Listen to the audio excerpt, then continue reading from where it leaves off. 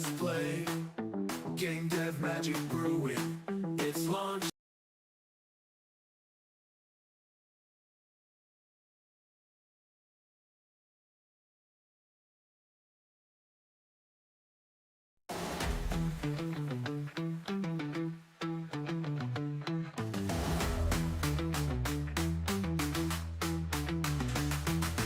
Freedom Forge is ready, time to press play.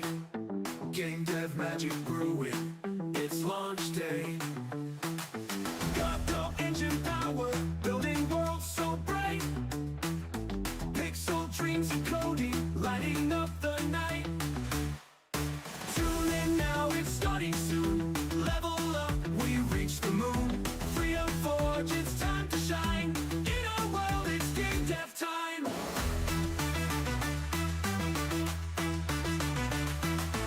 Heroes rise from pixels, every quest awaits.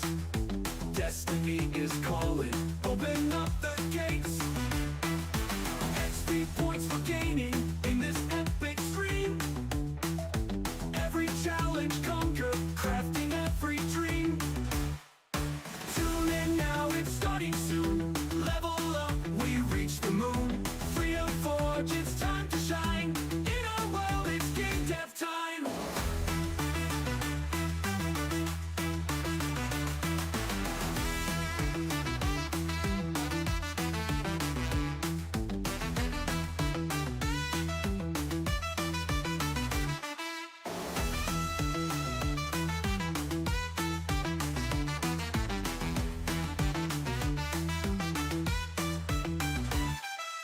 Heroes rise from pixels, every quest awaits. Destiny is calling, open up the gates. XP points for gaining in this epic stream. Every challenge conquer, crafting every dream. Tune in now, it's starting soon. Level up,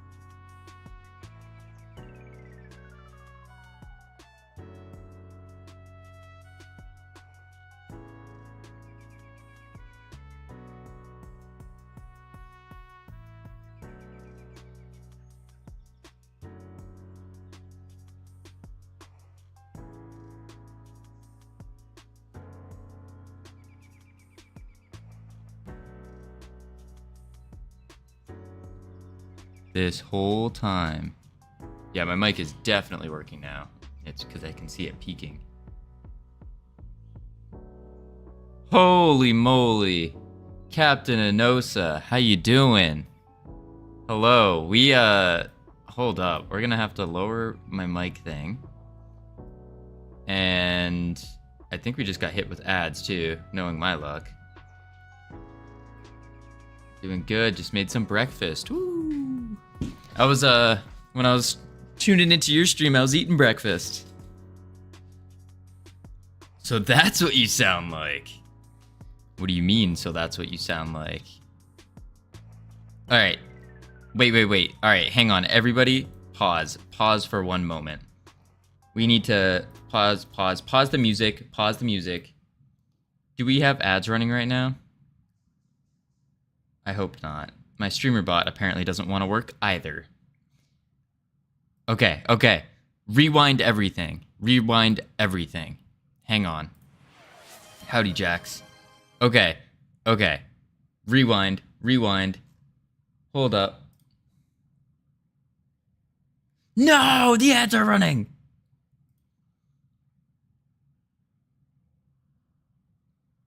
You know what? I'm just going to redo the intro while the ads are running.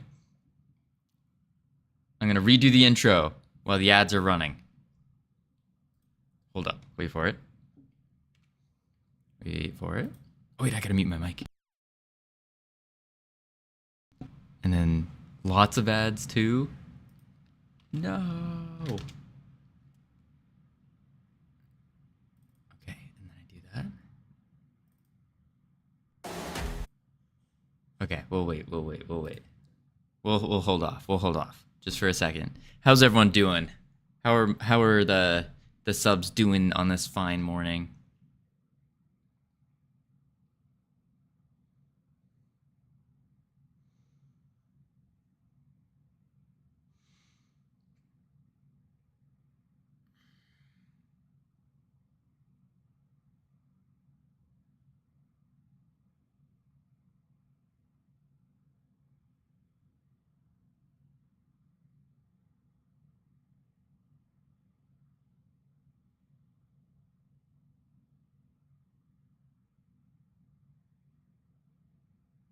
Wait for the ads.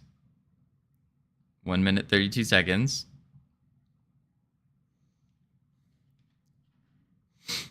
Oh man, this is embarrassing. Listen, I went off.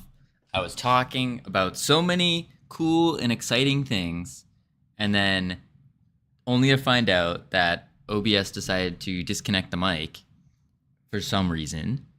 I think it was because I was messing around with the nested audio stuff, and yeah, now we're cooking now. Wait for it. The Ryun 2 dog raid. I like Ryun's classroom. It's pretty good. All right, 43 seconds, team, and then we take it from the top. All right. Let me actually think of something interesting to say, because I didn't. Yeah. Well, between us, while everyone else is watching ads, between us, the intro was really bad. Like it was bad. It wasn't good. It was not good. But keep that between us. Don't tell anyone.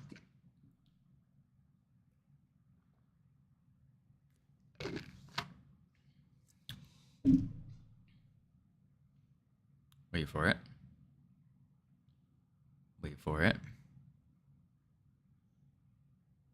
Any moment. Here we go. Ads have finished. Welcome back, everyone. All right, now that our mic is working, we got to redo this. Take it from the top.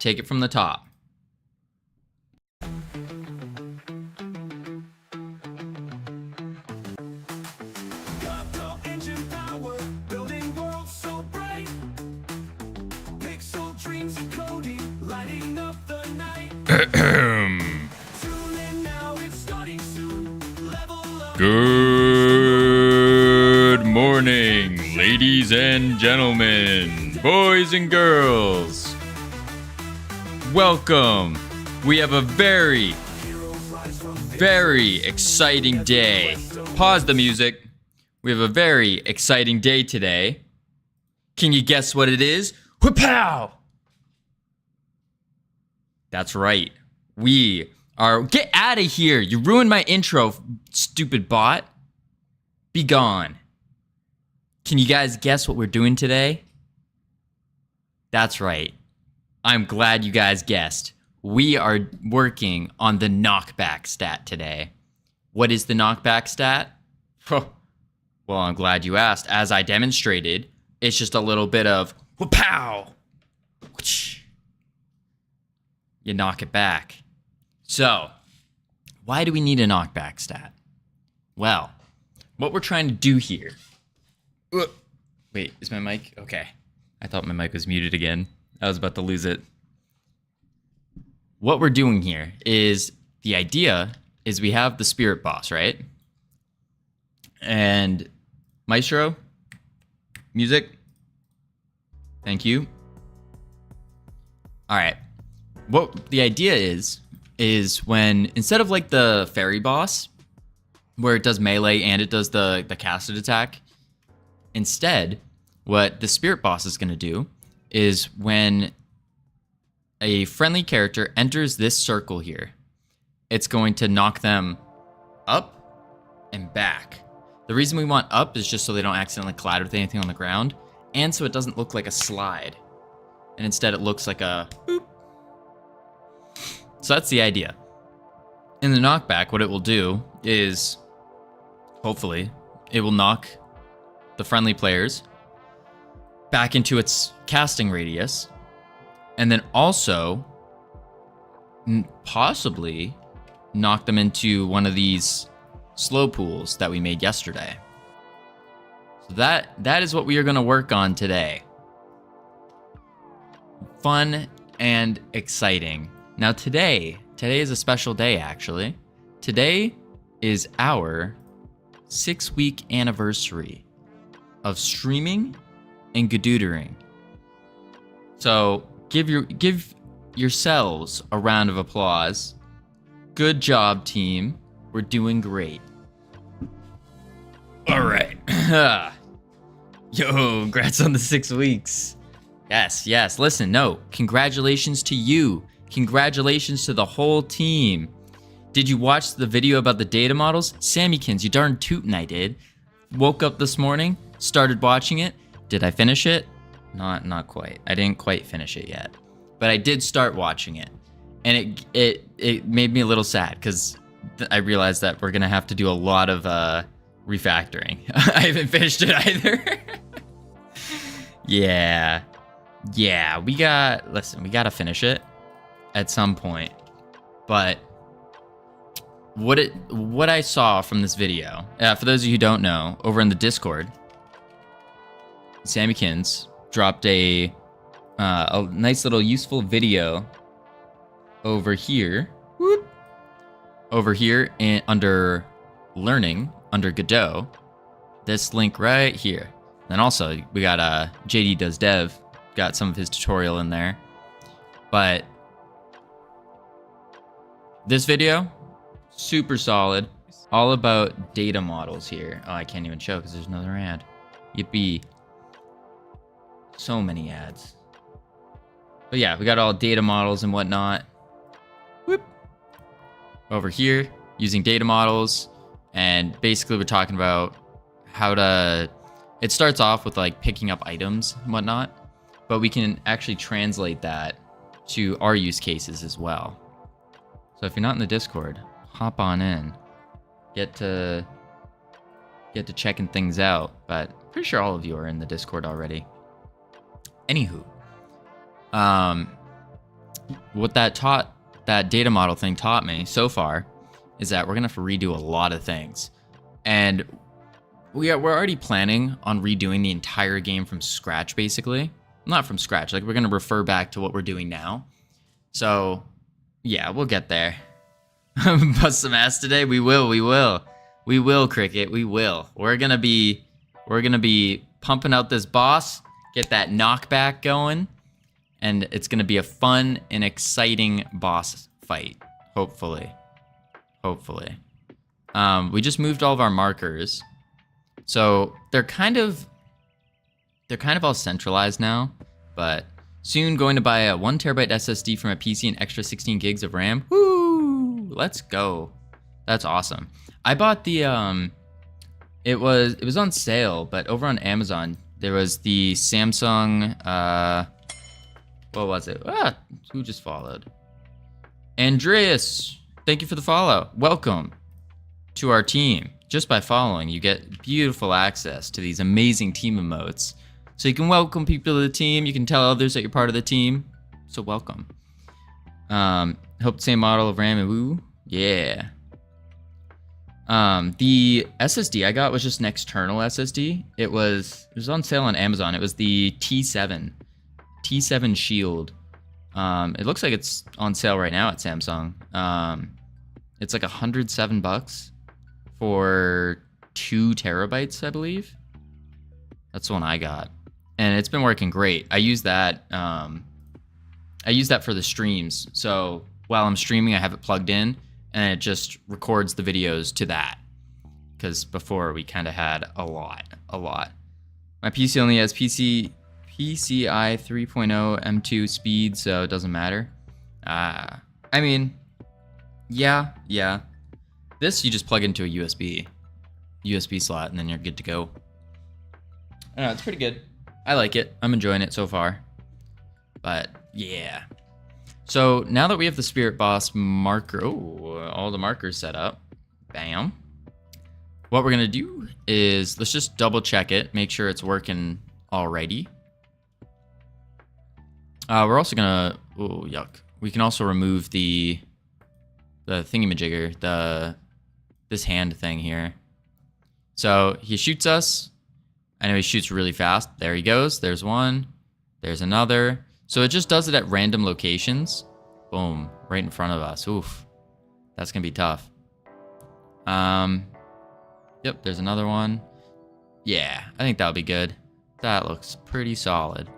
And then, of course, we need to add the like, haze over them. So it looks more like a cloud and looks scary and spooky. Even, I mean, the hands themselves already do look spooky, but yeah. I think what we might do is we might keep the overhead indicator, so this swirly thing. Because I was thinking about, like, I'd like to put the hands around our player model or whatever is slowed. So, like, if our companion is slowed, do that. But it's going to be very hard to see, especially when you're on a phone. So yeah, we'll see about that. But yeah, that's the play for today. Maybe when we finish that, maybe, just maybe, we might attempt the button problem again. I don't know though. Those buttons have been causing us so much pain, so many issues. What am I doing? We can delete this. Get it out of here. So let's go to our knockback stat here. We have the knockback here. So what we needed to do is a bit off topic, but are you Nico Bellic? Literally a game character creating a game. I've never heard of Nico before, so I don't know. Are you having a problem with buttons? Yes, Ironic. Major problems. But, wait. Ironic, I don't know how long you've been in here. I mean, I don't know if you just saw it, but look what we did yesterday. Since the entire Godot engine is on mobile, so it's worth to learn it that way. Wait, what? Check it out, Ironic. We got the Spirit Boss, and then it spawns the hands in random locations. And they stay there. Look at that. I mean, obviously we can change like how much it spawns, how fast, and all that, but pretty good. Oh, it's a GTA 4 main character. Oh yeah. We haven't. Listen, we are if you didn't know, we are a VTuber right now. So this isn't actually what I look like. It's just a very high def, professional looking VTuber model, something like that. Yeah, Aaron, I don't know what it is about you and trying to put Godot on. Yeah, it's a Vector 3 tuber. I don't know what's up with you and trying to put Godot on mobile and use it. I think using it on PC is a lot better. It is on the phone officially. Oh wait, officially it's on the phone. Wait, what? There's like an official release? There's no way. App Store? Godot. No, there isn't. If you're really wanting to get started, I don't see any harm in starting out on mobile. Oh, it's on the website. It's not on iPhone yet. Okay. Godot mobile. That's, wow, for Android. 4.2. That's wild. Huh. I don't see why you would want it on Android though. I feel like a phone is just easier. Maybe if you like all you have is a phone, it's good. That's interesting. Huh. Anywho. Well, what we're gonna do here, team, is we're gonna work on the knockback stat first. It works on Pi with lesser graphics. Can't commit to doing anything on it though. Yeah, I feel like that'd be very tough to do something unless you have like a tablet maybe. Maybe a tablet would be good for it, like one of those Samsung tablets. But even then, or I don't know. But what we're gonna do today is we're gonna get the knockback stat working. And then once the knockback stat's working, we might attempt the buttons again. Yeah, Godot's on the web too. Yeah. So this is gonna be tough. The buttons are the scary part for sure. Lolly, thank you for the follow. Welcome officially to our team. Just by following, you have full access to these beautiful team emotes. Let people know you're part of the team. Welcome them to the team. Yeah. All right. So, howdy, Infinite Coder. Howdy. So, what we're going to do here is turn down this music volume because that's a little distracting. Nope, not off. You just want it in the background. Just a little background ambiance, if you will. Perfect. All right. So, knockback. Our goals for the knockback is I've agreed to about a 12-hour stream. You're doing a 12-hour stream right now. Sheesh. Oh, 360. Already. Woo.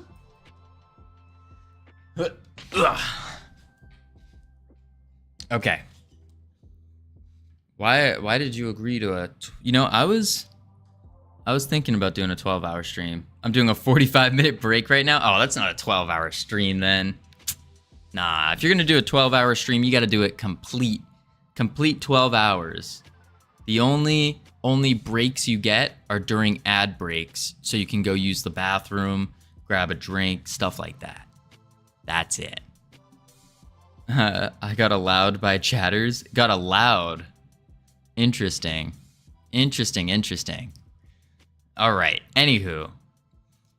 So first thing we need to do is the targeting is going to be handled by the boss's target finder. Got forced to raid Primogen.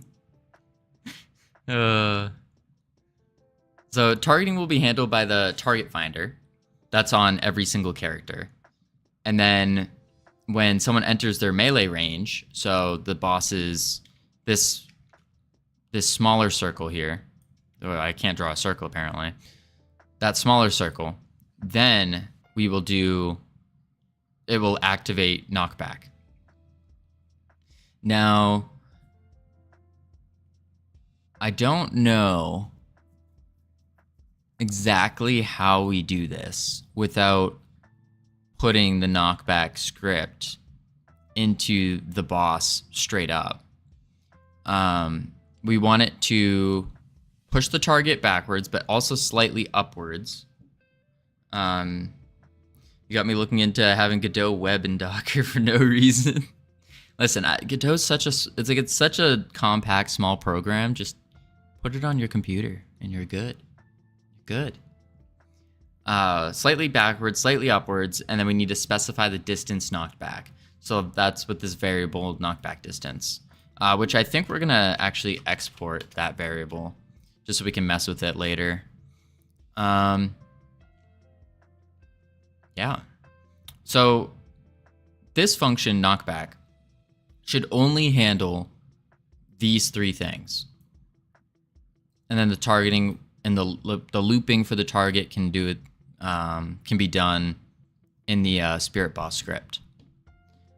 So maybe we do an argument of target, and then, but then the question is, if there are multiple targets, does it push all of them back, or does it just push one? I think I like the idea of pushing multiple. I don't know, 100 megabytes is awful lot for 32 gigs of RAM. Yeah. Does it get called per target? Pushing multiple sounds cool. I think pushing multiple does sound the best. It doesn't. I guess what we could do is we can chuck the targets into an array and then just push everything from the array. So it'd be targets in the array, like minus their position. Take the knockback distance and minus that or add that from the position away.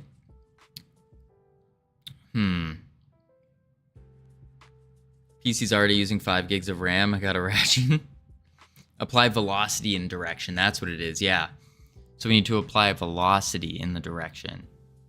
But our companions don't have a velocity. That's the other thing. They don't have a velocity. And what if our companions, because the way our companions work right now is they have like a snapback point. So let's come over here, bring that radius up. Let's grab our companions. So they're on spring arms right now. So they can go back and forth. So if I collide with something, let's go collide with, we don't have any walls. Hold up. Put them in the front here. Woo. Oh, what did I do? There we go. Game broke for a second. So if I collide with the wall, see how they get pushed back? Now they're on top. So if they collide with the boss, then they're just gonna get pushed. So let's move them so that we'll position them so that they'll collide with the boss real quick. See how they get pushed? And then you can kind of see, let's see if I can pause it in time. Nope. You can kind of see they have little markers just to show where they're getting pushed back. And it like freaks out and glitches all over the place. That's kind of an issue with the knockback because they don't have velocity. They're just constantly trying to go to the little markers. Yeah, there's the push. And you can kind of see, there we go. These white dots here. I don't know if you can see that. Ooh. See those white dots there? Those are where the companions are trying to get to. So it's a little bit of an issue. They don't have, I guess, unless if we haven't knocked back the marker, then they're going to be like permanently stuck there until you move them back. I don't think that's a mechanic we want to introduce. That would just be annoying. Not so much if it's like a game or on a timer. So it knocks it back for a set period of time and then they pop back. Potentially.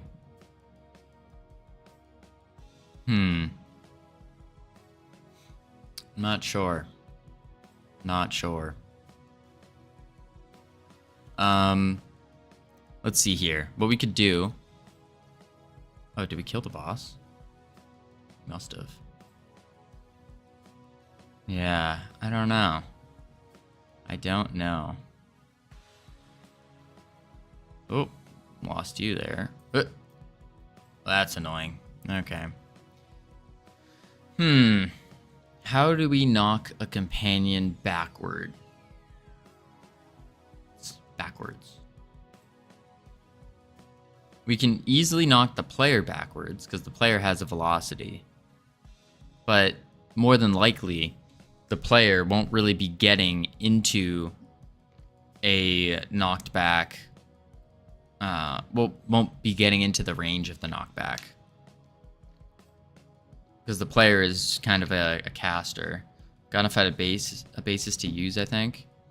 Yeah, we gotta figure out, unless we remake our companions so that they do have a velocity, and then they just go to a marker instead of the spring arm.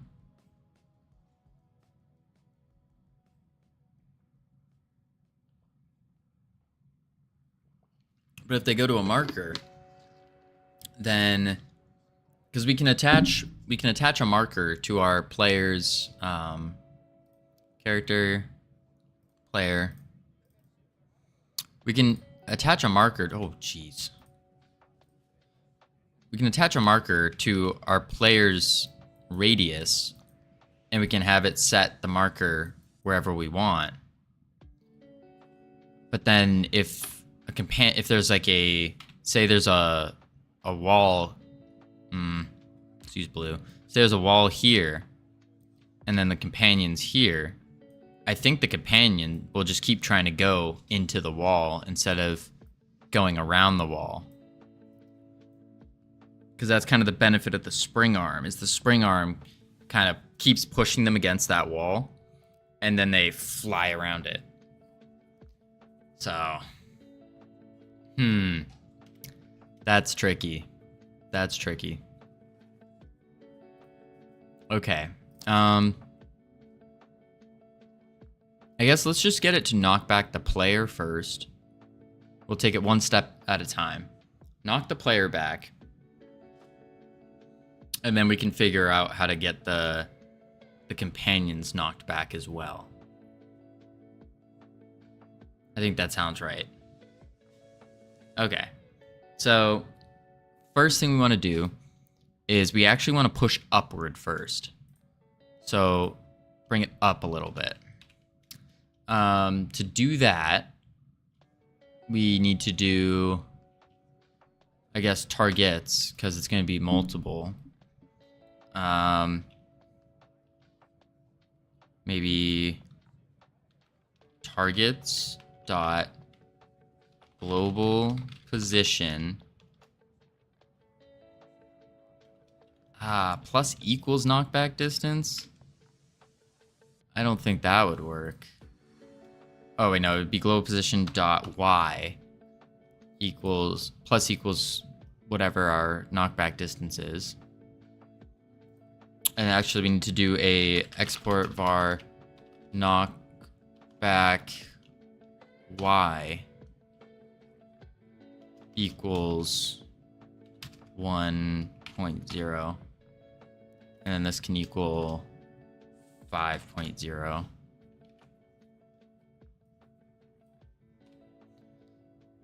Yeah. Oh, but we needed a vector 3, don't we? Not sure if you saw my question from last stream because I sent my message the moment you ended it, but do you think streaming your game development journey has boosted progress on it? Ooh, I did not see that. 120,000%. It most certainly has boosted progress on this game for multiple different reasons. First reason is we've gotten super fortunate and have attracted brilliant minds such as yourself, such as Jordster, Ironic, and the list goes on and on and on. So we've gotten a lot of bright people here, and they've been monumental in helping. And then the second one is, especially if you have, the key is you need to have a consistent streaming schedule, whether that's you stream once a week, twice a week, 3 times a week, or all the way up to every single day at a very specific time. Mostly starting at a very specific time. Ending at a very specific time is also important, but I think it's a little less important, as long as you're within a decent range. So we usually end anywhere from like 3 p.m. to 4 p.m. CST, or Texas time.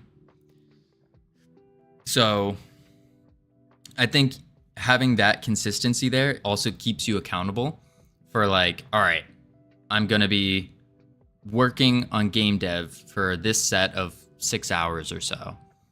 I wouldn't recommend streaming longer than 6 hours at a time, just because it can't, especially if you're streaming every single day, because it does get very difficult in a sense. It's more difficult for sure, streaming and doing game dev, but I think the benefits outweigh the difficulty.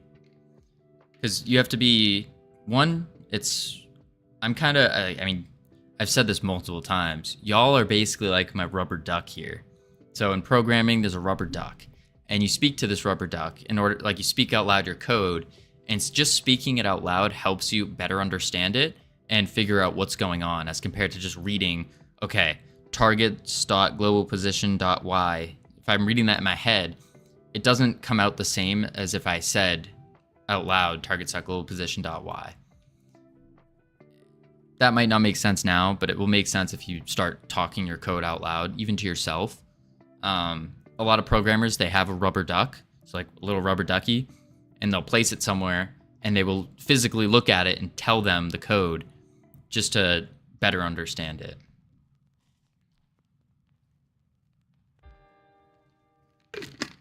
So the benefit is that our rubber duck speaks back. So you guys speak back, which is great. Yeah, I think we leave it like that. Yeah, the difficult part comes from, one, when you're going off on tangents. That one can be tough. So you're kind of starting and stopping. And then another one is when you start getting like redeems, channel point redeems, those become very very difficult because you're physically stopping to do something else. And as you can see here, I'm trying to type while talking, and that also doesn't work very well. That's quite difficult. But I think if you can get used to it, I think it's well worth it. Well worth it. Forgot an S. Oh, see what I mean? See what I mean? Talking and then trying to type. It just doesn't work too well. There's no way this is it. There's no way. That would be too easy. Let's see here. Try it out. Yeah, I mean, okay. I think, yeah, maybe. So let's go to our spirit here. And let's add a...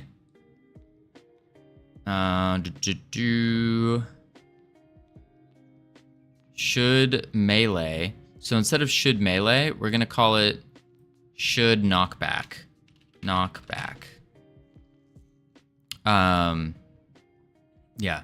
And then come over to here, should melee, should knockback. We can keep the state. We'll switch the state over to knockback, just so it looks better for us. Knockback.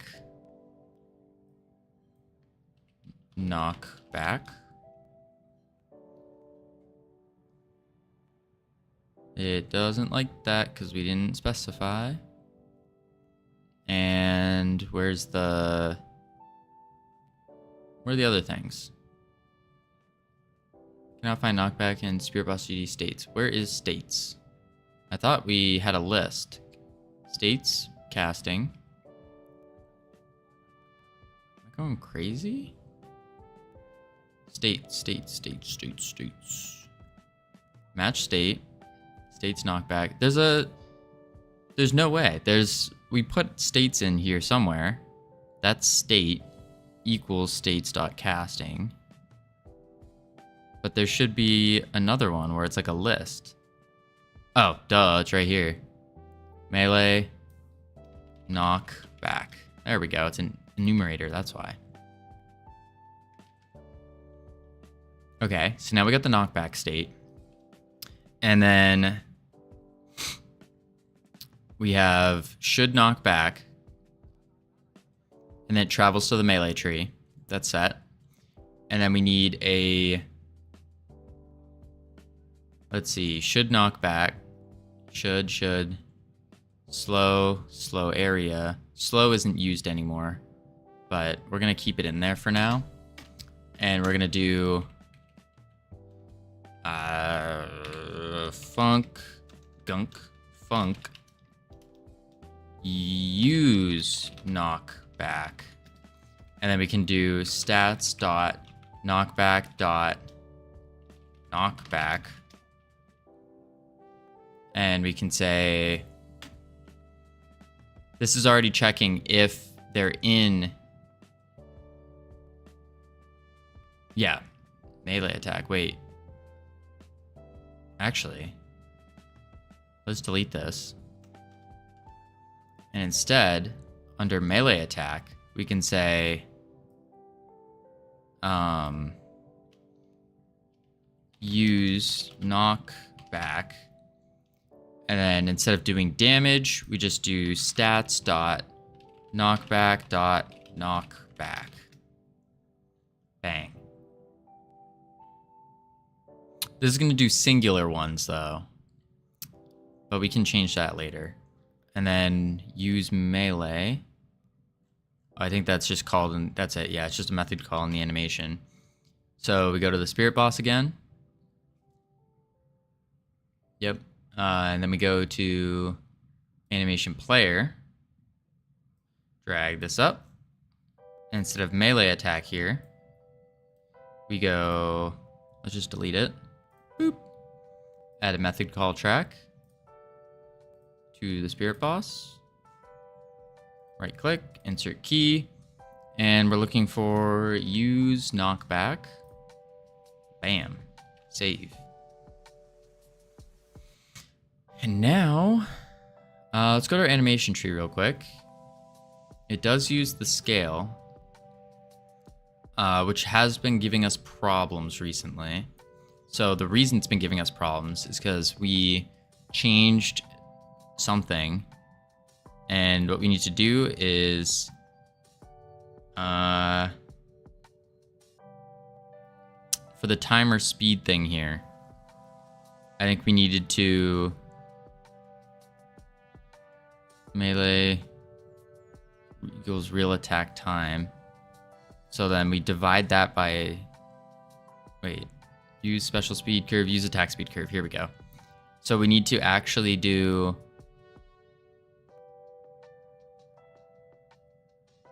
animation tree set, attack speed. Oh, Ani, hello. Oh, shucks. Hitting us with the yeehaw. First one of the day. Alrighty. So what we're gonna do here, folk, is actually let's just play it, see what happens. I don't reckon it's actually gonna work because of that. Is that better than running for a hello? Indeed, it is. Indeed, it is. Although I did give you, I specifically made you that howdy there, just for you. But you don't want to use it. All right, let's see here. Yeah, it ain't even trying to use its thingy. So what we'll do, there you go. There you go. Howdy. All right. What we'll do here is we're actually just going to we're gonna go to the spirit boss. We're gonna disconnect this. So whoop, whoop, There we go. And we're just disconnecting it for now. We can re-add it and whatnot. There's a little bit of refactoring that needs to go on there. Which shouldn't be too big of an issue. As we've done it like 12 different times. 13, 14. Oh, there we go. Alright. Non-existent function, knockback, and base float. Interesting. Very interesting. So now, I think we didn't even add the knockback, did we? Let's see here. Bosses, knockback. We do got a knockback. Wait a minute. We don't have the knockback. If we check out our character stats, which we need to go to the resources, stats, character stats. Yep, there we go. We didn't do knockback yet. So we just do as, I reckon we just call it knockback stat. There we go. Hit save. And then we head back over to the spirit boss. And yep, there we go. Knockback Y, we can do 1, distance 5. Perfect, perfect. Now it should be in there. Now it should be in there. I reckon. Oh, shucks. Alright, knockback call. Expected at least 1, but receives 0. Oh, okay, that ain't too bad. I mean, just do body. Because we're calling for body in. So we can take that body and put it in.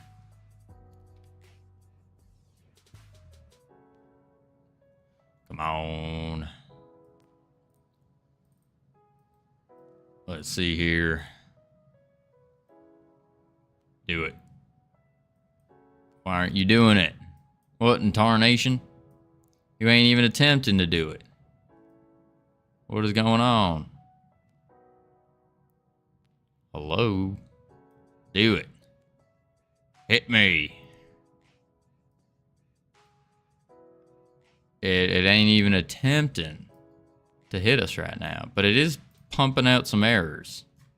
So let's check them out. Slow area. Global. That's fine. It's just saying that it's adding a bunch. No, we don't want no cheap viewers. We only want high quality viewers here. High quality. Let's see here, folk. We got Spirit Boss. And then we got Spirit Boss, Animation Player. And it should, yeah, use Knockback. But why? Why ain't you working? If we hit, let's actually move that. All right, let's see if this runs. It should. Yeah, we saw it run before. So why does it not want to work again? Let's head to the script.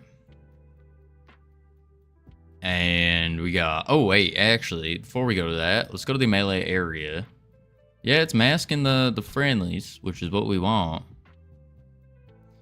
Is it not actually seeing them? It's gotta. There's no way. No way it ain't. No way it ain't. My Unity project is 10 gigabytes, but 9 kilobytes of scripts. Shee. That sounds a little intense, no? 10 gigabytes. Holy moly. What kind of game are you making over there? Making one of them MMORPGs?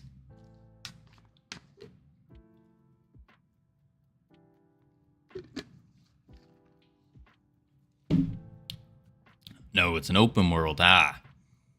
So it is. It's an open world. Yeah, those tend to be quite big. Quite big. Hit me. Wow, it just don't want to hit us. Am I missing? What am I missing here?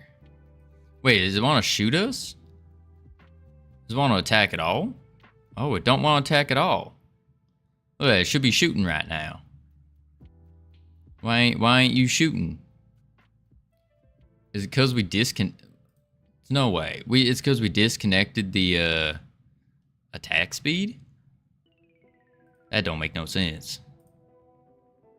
Oh, wait a second. I know why. Here we are. Well, no. That should still be animation attack, animation cast. But maybe it's this time scale here as well. Let's try it out. Quite possibly that could be the issue, because we didn't refactor all that time scale stuff yet. We just want it to work, and then we can start fine tuning the speeds. Nope, that still ain't working. It was shooting us before, right? Yeah, it was. But now it ain't. Interesting. 58 debug errors. That's just adding every time it adds a thing.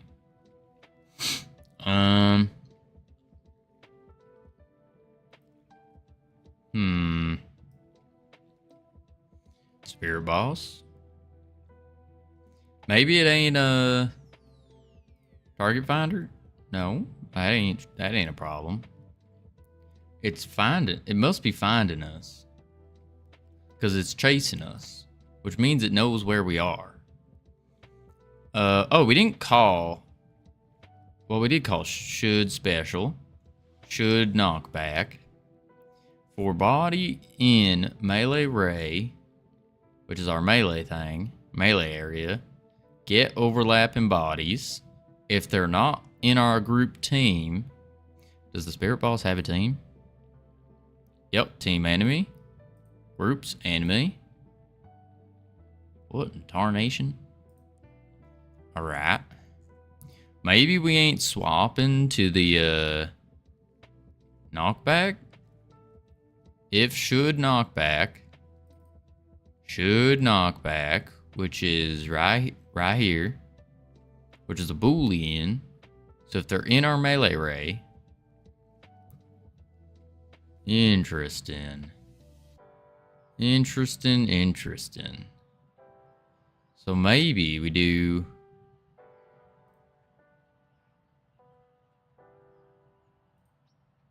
Do we need? Oh, we probably need body entered and stuff, don't we? I didn't think we did though, because we have get overlapping bodies. Wait, I don't need a howdy anymore. Yeah, it shouldn't, because we have get overlapping bodies, which is a built-in function to get any kind of overlapping bodies within it. And then it's only looking for the player bodies. So I don't think these markers count as bodies. No.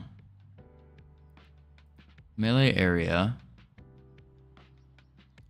I mean, we could do on body entered and exited. Or on body entered.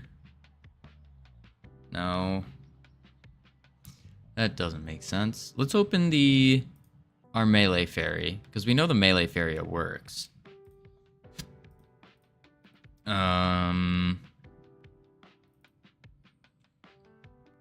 Melee area. So the melee area doesn't have any signals. It's just masking for the ground friendlies and stuff. Interesting.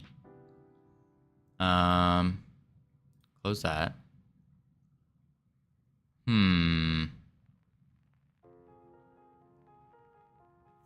The fairy boss. We know the boss's melee works. Melee. Animation. If should melee, then it goes to that. I wonder if it's swapping states or something too fast to be able to do anything. Animation, travel, melee tree. And then if it should cast, it just goes to the casting. If it should melee, it goes to the melee. And then should melee is for bodies in melee ray, get overlapping bodies. Did we not set the melee ray? Melee ray? No, it's set. Melee area. Ranged area. So why? That's strange. It was working earlier. Like we saw it shoot at us. What did we do differently? We removed the... Oh, wait a sec. We have the casting speed curve, which we're not currently using right now because we disconnected it. We disconnected all three of these. Except we didn't disconnect the special speed curve. Did we? But that's the only thing that's working. Yeah. We didn't disconnect the special speed curve. Interesting. So let's reconnect the time scale here. And let's see if we cast. That's very strange. Very strange. Alright, this is kind of annoying. There we go. Yeah, now it's attacking. Huh. Okay. So we do need that then. Alright. But what if we... I'm curious. What if we mess with this? So the cast speed curve. And we do it the proper way. So we'll just comment that out. Go like this and go real attack time. Like that. And then divided by 100. Oh, it doesn't like 2 arguments. Isn't that... Wait, how did we do it with the other ones? Where's the boss? I thought that's how we did it with the other ones. Animation tree set. Oh, we didn't. Interesting. Very, very interesting. Okay, undo both of those, I guess. Save. Back to the spirit boss in the animation tree. We'll reconnect the timescale here. Oops. Boop. Save. Cast is connected. Special is connected. Okay, they're all connected. Now let's go to play.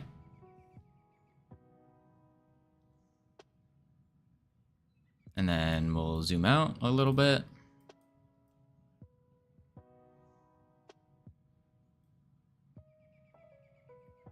Huh. Now it's not working. It's not even shooting anymore. So it's having a problem. Something to do with swapping states, maybe?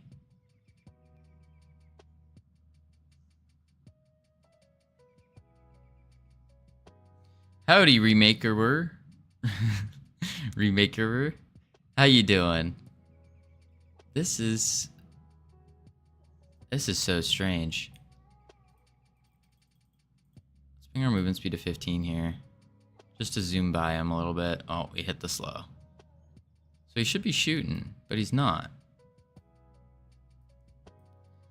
But it's only when he won't shoot. Yeah, it must be something to do with state swaps. So let's do it in the physics process. Let's print key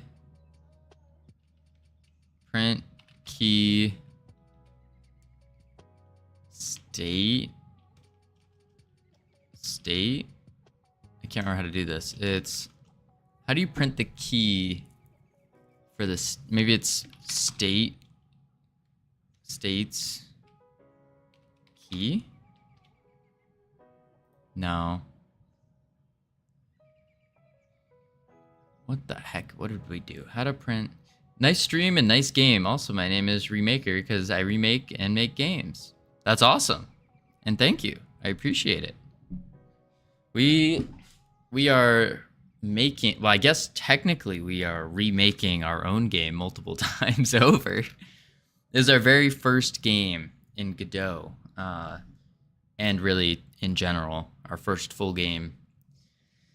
And we kind of, for our first game, we kind of overscoped just a little.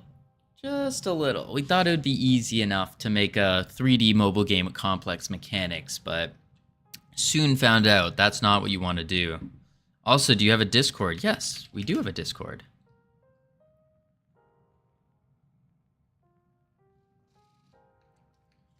I make pixel art. Cool.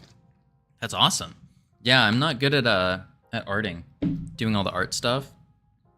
Not really good at any of this yet, but it's a learning process. We're learning.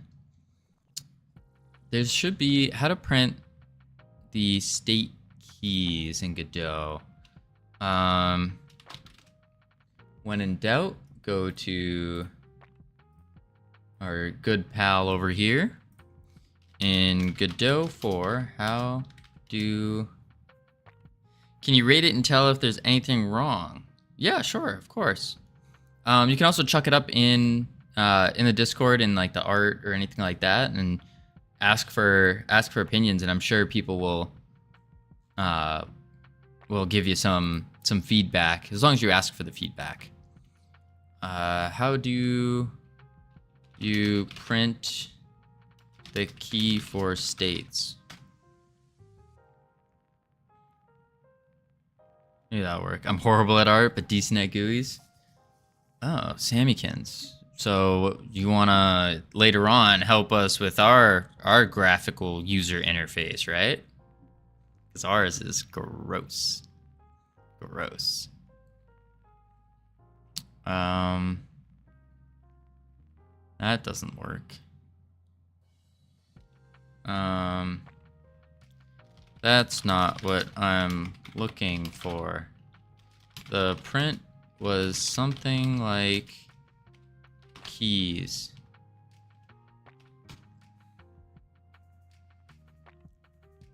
Internal key representation for a state machine. That might be. That's not right. State keys. State keys? That doesn't... Something ain't right. Let's go to the fairy. I think the fairy actually has it. Unless I deleted it. Nope. State text. States.keys. State. I think this is what I want. State.keys. State. States.keys.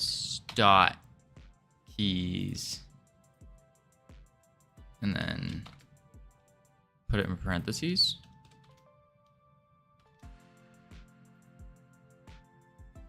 There, I just posted it. Yeah, I'll check it out in a bit.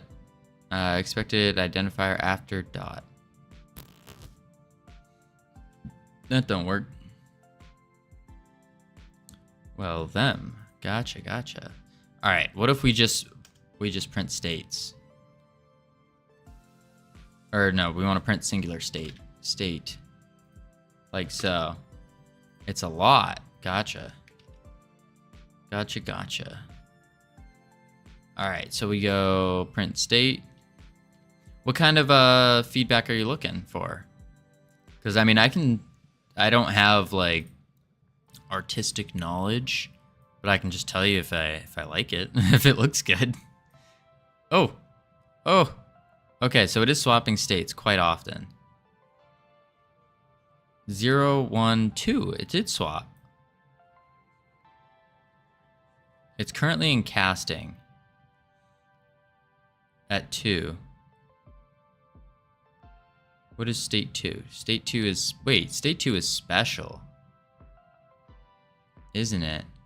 Also have inspiration from Idleon, the game on Steam. Ah. That's awesome. Okay, so that's... interesting. It's staying in state 2. State 2 is 0, 1, 2. It's staying in special. It's not going back after the special. That's our problem. So state special, animation, where We had a ooh. No, we have it right here. And when it ends, when the special ends, we should do finished special. Maybe we don't have finished special in the oh, that's the wrong one. Finished special in the animation here. Finished special. Ah, we don't. That's the problem. That's the problem, team. Oh, ads are running. Oops. Add track, call method, that. And we need to do insert key, omit.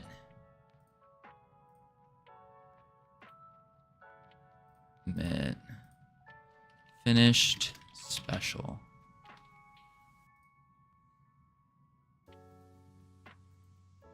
Turn that on. And let's delete. Oh, delete slow's already stopped. We're set. Save. Now it should. I'm kidding. I love it here. I hate it here. I'm kidding. I love it here. But damn the ads. Oh, I'm sorry. I'm so sorry. So sorry. We decided as a team that 3 min every hour was the best. But you don't have ads. It might be where you are. Some locations don't have any advertisers. And so yeah. This could just be where you are. But what I can do actually while ads are running, let's pull up your pixel art here. Holy guacamole. Oh my lord. That is a lot. Bam. I want 10 minutes of ads? Hickatile, you're crazy. You're crazy. Wow. Go to YouTube, yeah. So true, so true. Speaking of YouTube, is my music's playing.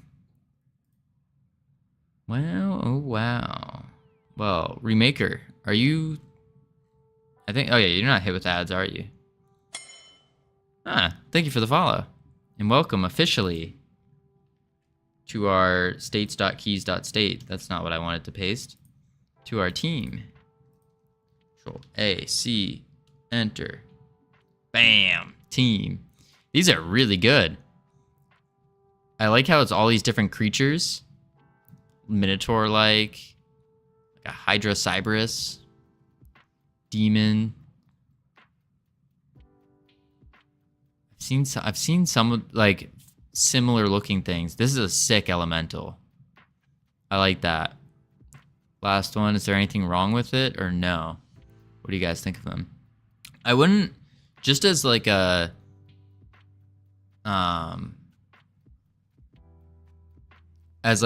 when you ask for feedback, I wouldn't specifically say the words, is there anything wrong with it?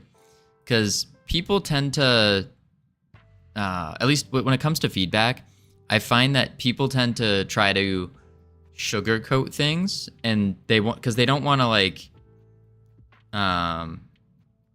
they don't want to hurt your feelings and stuff, even though that's kind of what you want them to do for feedback. So I would never ask a question, or I'd try to avoid asking a question that gives a yes or no answer to, is there anything wrong with it? I would ask more open-ended questions that can leave room for them to kind of interpret and say things. And then you can take whatever they say and extrapolate the important info out and use that as like a way to benefit. But my honest opinion with these is they look phenomenal. I'd have to see what game you're using them in, because that's kind of the big part, is it really depends on where you're using them. Like if you put these in our current game, like they're probably not going to look good because it doesn't make sense with the color palettes and whatnot. But as individual sprites and stuff, these are amazing. These are phenomenal.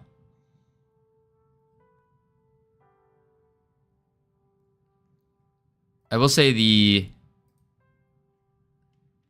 this guy just looks freaky right there. His bug eyes with the antenna eyebrows here. That's spooky. Looks a little spooky. I think the purple might be a little bright.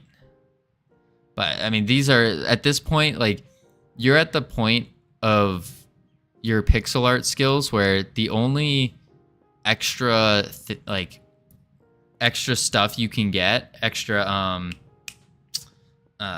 what do you call it? Yeah, secret mob or NPC. Yeah, the only extra like criticisms or constructive criticisms you could get, you're at the point where it's all just very nitpicking stuff.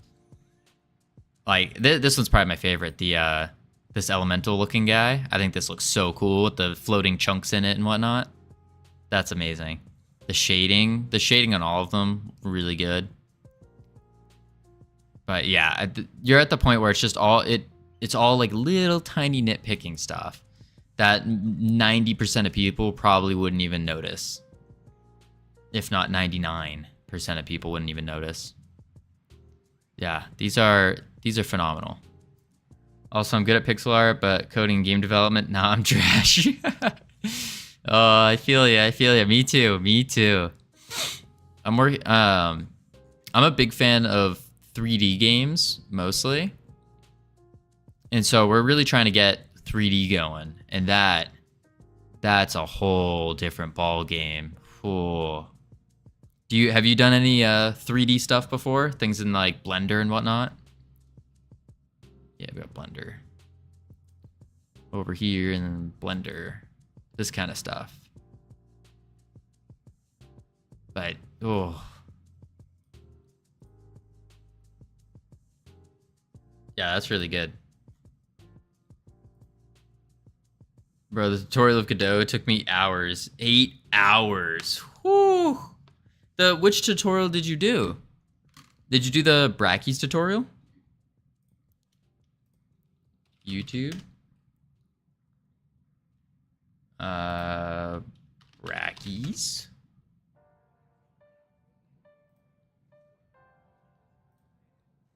Because when it comes to Godot tutorials, you just can't beat the Brackeys tutorial. You just can't. It's such a basic, easy to follow, and well put together tutorial. That's like, that's the one. That's the one. It only takes you about an hour and a half to 2 hours to do, and you learn just about everything you need for like a 2D platformer game. But the key to it is once you finish the tutorial, try to add more things to it. Try to add some of your own sprites to it. Add their animations. Just try to add stuff to that project on your own. And that's really the key there.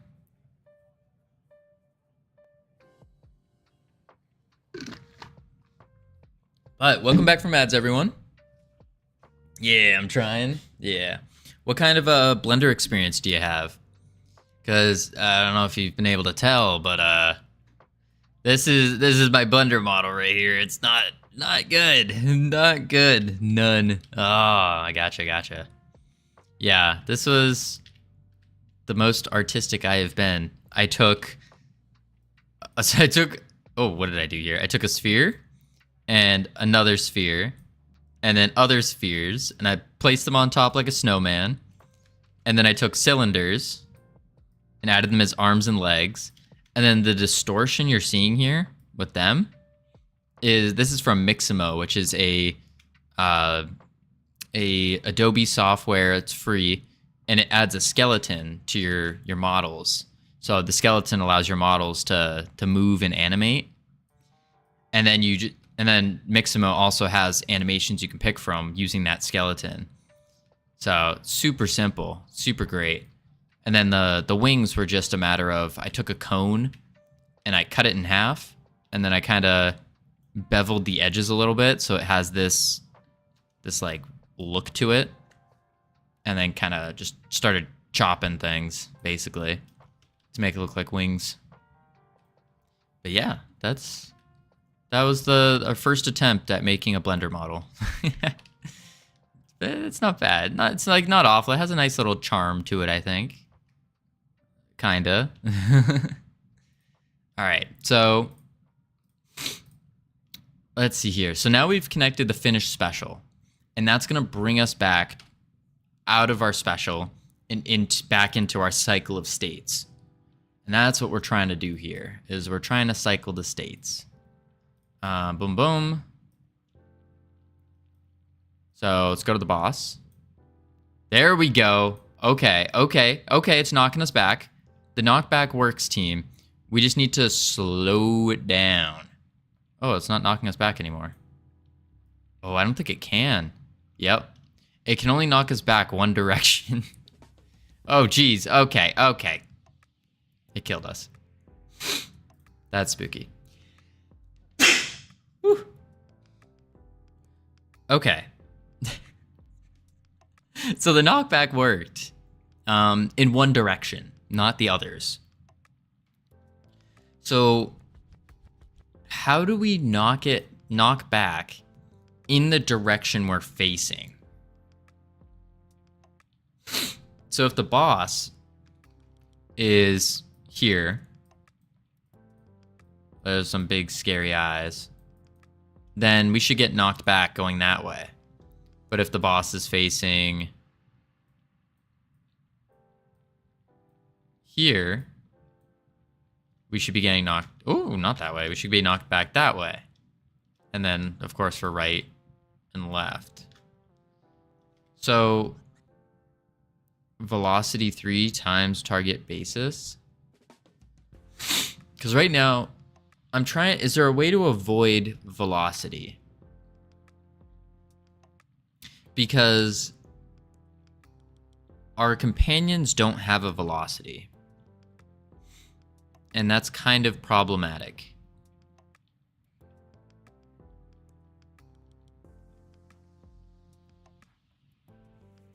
That's why I was thinking we add it.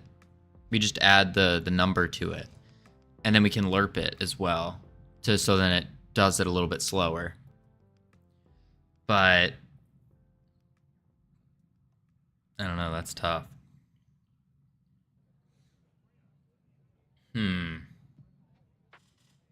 Knockback distance. What is target dot basis? I don't think I've heard of that before. Target. Oh, I have caps lock on. Target dot basis. Basis is built-in variant type, 3x3 matrix, represents 3D rotation, scale, and shear. Frequently used within a transformed 3D. Basis is composed by 3 axis vectors, each representing X, Y, and Z. Basis is orthogonal. Okay. A basis is normalized in the length. Basis is uniform by the scale. I don't know. Let's see here. Okay. This is what we'll do. Man. Oh, global position, knockback. All I know is it's nice for portals. Velocity to unique direction / basis. For portals, like you have a portal A, and then it goes to portal B. These are the kind of portals you're talking about. And if you run that way, then you'll be still running that way when you exit. Is that the kind of portal you're talking about? That would make sense. Which also, that's a whole another can that we're about to open. we got portals in this game as well. So if you run straight at a 45-degree portal, you'll be forward but global 45. Magic. Gotcha. I just don't know. how to do this without velocity. Okay. Targets dot.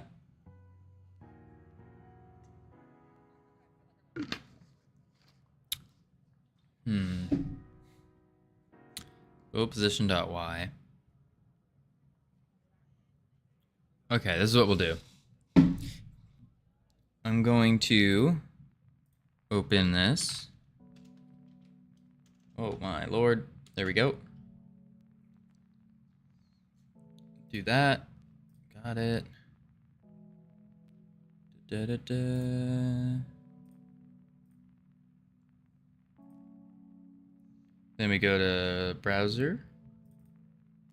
All right, I'm gonna go grab some programming juice real quick, team. I'm gonna be real fast, real fast. Boom, be right back. And then I'll start this up for y'all. And let's pause that music, yuck. All right, I'll be right back, team. I'm running. Here, let me turn the background thing off. There we go. All right, I'm running.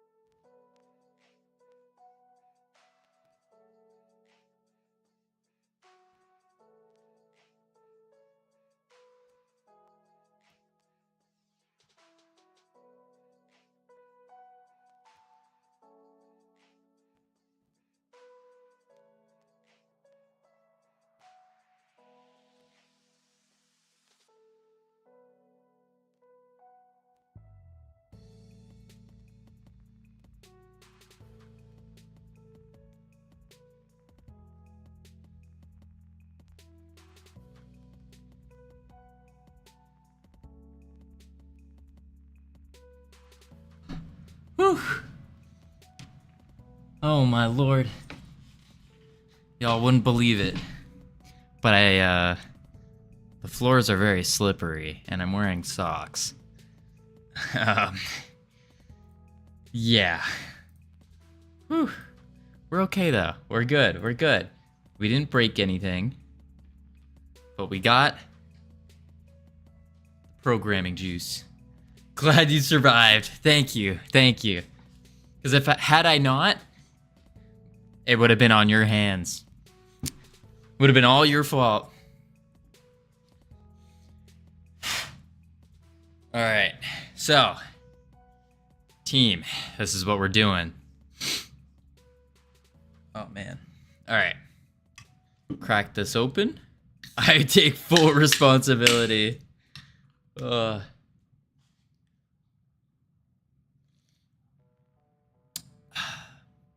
Not sponsored. Not sponsored. All right. So, what we'll do here is we got it to knock us back, but not in the position we wanted. What if we don't do global position and we just do regular position? Because I don't think I quite understand the difference yet. I mean, I know global position like keeps it there, but I don't know. What is the difference? Okay, knocks us. Oh, but it still won't. Okay. It only knocks us when we go one way. Ow. But it won't knock us this way. Wait. It's not even that it won't knock us. It's not even attempting to. Oh. Wait a sec. Let's go to debug, view collision shapes. That is interesting. Maybe the melee ray, so like the circle that says like to melee, maybe that's not working. Let's see. It's not. That's why, watch. And that's why when we go in front of it, now it will yep. Hold up. Why aren't these rotating with it? Are they not attached or something? Let's look at the melees here. These guys. Yeah, these guys. It seems to rotate. Oh, geez. Oh, okay. We died. Maybe we connected the areas wrong. Because they should rotate with whenever the character rotates. Let's see. Melee characters? It doesn't do it with them either. Hold up. Yeah, and then they won't smack us when we're above them. Wait a sec. If we're above these guys, they won't shoot either. Oh my Lanta. That's a problem. That is a big problem, team. Very big problem. Okay. So how do we... Maybe we connect them to the armature? And that way, when the armature rotates, these rotate with it. I wonder if that will break anything. Let's do it on the red fairy first. Let's do it on the red fairy. Yeah. Because we have... Unfortunately, our slap bone doesn't really do anything. It just looks cool because we got it connected. Okay, so let's do melee area. And let's connect this to the skeleton here. Melee area. And then we need to jump to the save. And we need to go to the script here under enemy class. And then for the melee, we have to go to the variable called melee ray. Melee ray, area 3D. Okay, that doesn't matter because it's connected. We're gonna have to reconnect it though, because we just moved it. Rig, ranged ray, don't need that actually. Close that. Melee area. Okay. Save. Play. Let's see if that worked with the little guy. Little guy. Boom, bam. Then we do... Is it rotating? Whoa! For body in get melee area. Okay. But we don't need to get melee area anymore. Because it's just a variable called melee ray. Melee ray. So let's delete this and do melee ray dot get overlapping bodies. Save. Play.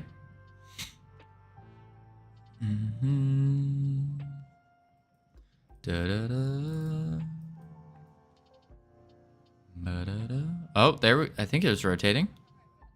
Yep, now it's rotating. Okay, so we have to connect it to the armature. That's the trick. Connect it to the armature. All right, now we gotta, oh boy. So we got to connect both of these to the armature as well. In there. Got it. And then we have to let's go Spirit Boss. And let's get the melee ray, ranged ray. Reconnect them. Melee ray, ranged ray. And then melee ray. So instead of melee area, it's just melee ray. Save. And then we got to make sure the collisions are good. 2, 3, 2, 3. Perfect. Melee ray, ranged ray. Any more gets that we don't want? Nope. Seems solid. Okay, now our boss should start smacking us. Oh, that's not good. Melee area / timer. Okay. So it's not at the melee area anymore. It's actually armature, I think. Right? Armature / skeleton / melee area / timer. Okay, so armature / skeleton skeleton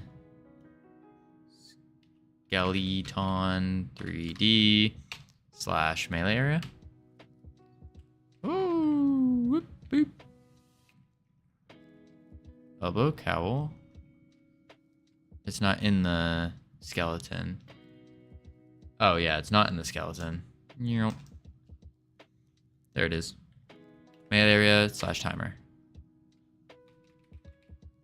Now that should work. And then this range timer also needs to be in armature / range timer. Ranged area timer. Save. Play.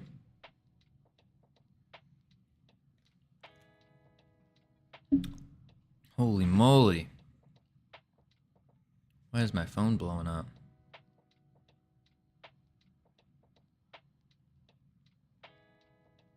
No, let's just ignore that. Bam. Bam. Why don't I hear the music? Okay. Alright, now we go. Oh, wait, this guy already works. Get out of here. Leave me alone. Damage. No, add damage. Okay, there we go. Get out of here, punk. So, yep, now it's connected. Oh, it's still... Okay, it still knocks us backwards. Okay, so it will still knock us in a direction, unfortunately. Run! Run! Okay, we actually should make... Ooh, wow. That boss is difficult. Ooh. I think what we want to do now is... Heck. I kind of think the... What do we think here, team? Do we also make the knockback do some damage? I almost feel like we should.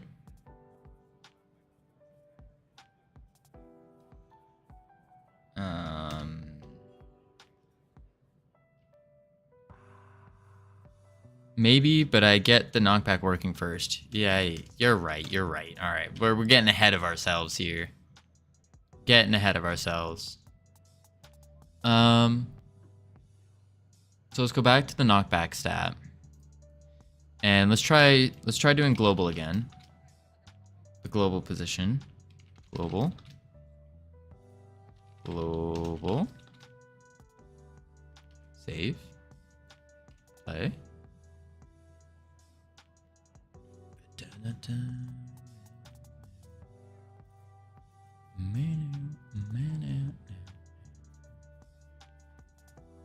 Okay, it's still knocking us backwards. That's unfortunate.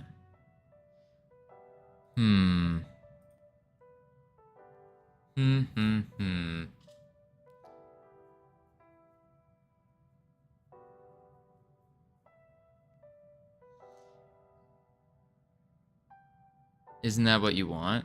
Well, yes and no. It's knocking us back, which we want. And then we can lerp it to kind of make it smoother. But it's only knocking us in one direction, which is down. No matter where we're facing. So if the boss is facing this way, it's still knocking us that way. Oh, that way. And that's problematic. That's problematic. So we need to get the direction we're facing, maybe. I don't know how to get the direction that we're facing and then push them back along that.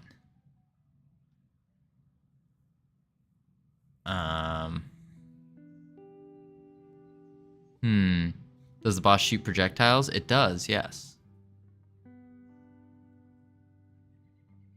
Oh, are you saying it might be in the... Our answer might be in the projectile. Spellable. Bam. Var direction, global position, direction 2. Target global position. Is it the projectiles that knock you back? No, no, no. It's like a separate attack. So it shoots projectiles, and then when you get too close to it, it will knock you back. So it's kind of two separate mechanics.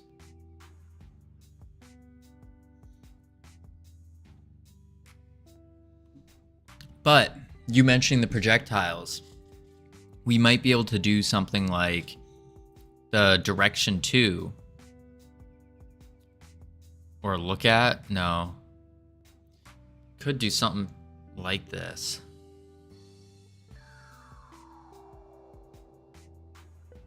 Maybe we make the boss look at them. No, that doesn't make sense.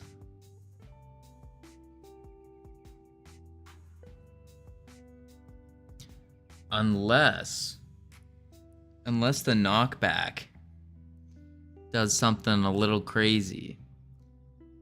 And no, because even then it's still not doing the... Never mind, that wouldn't work.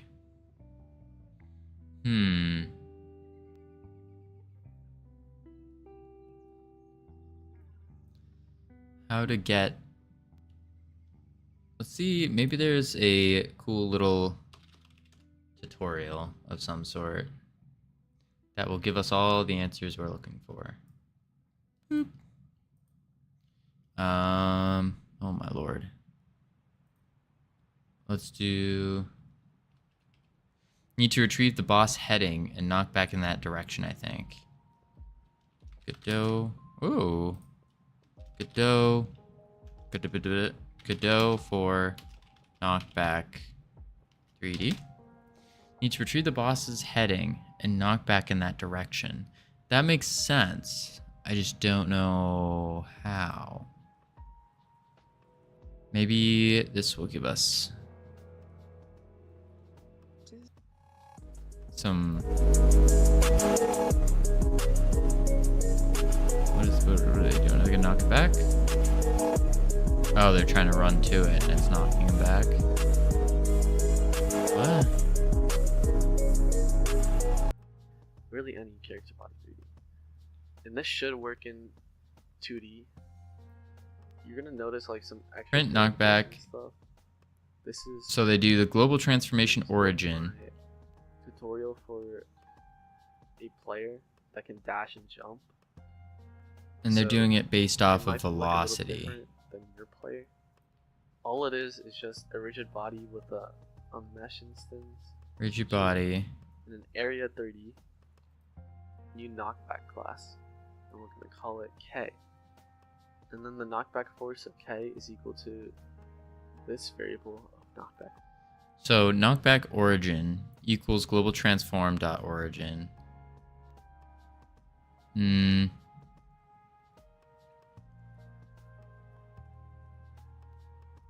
Knockback force.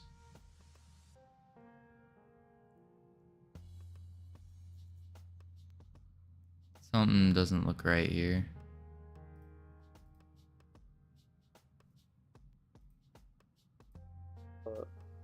Shock of grenades.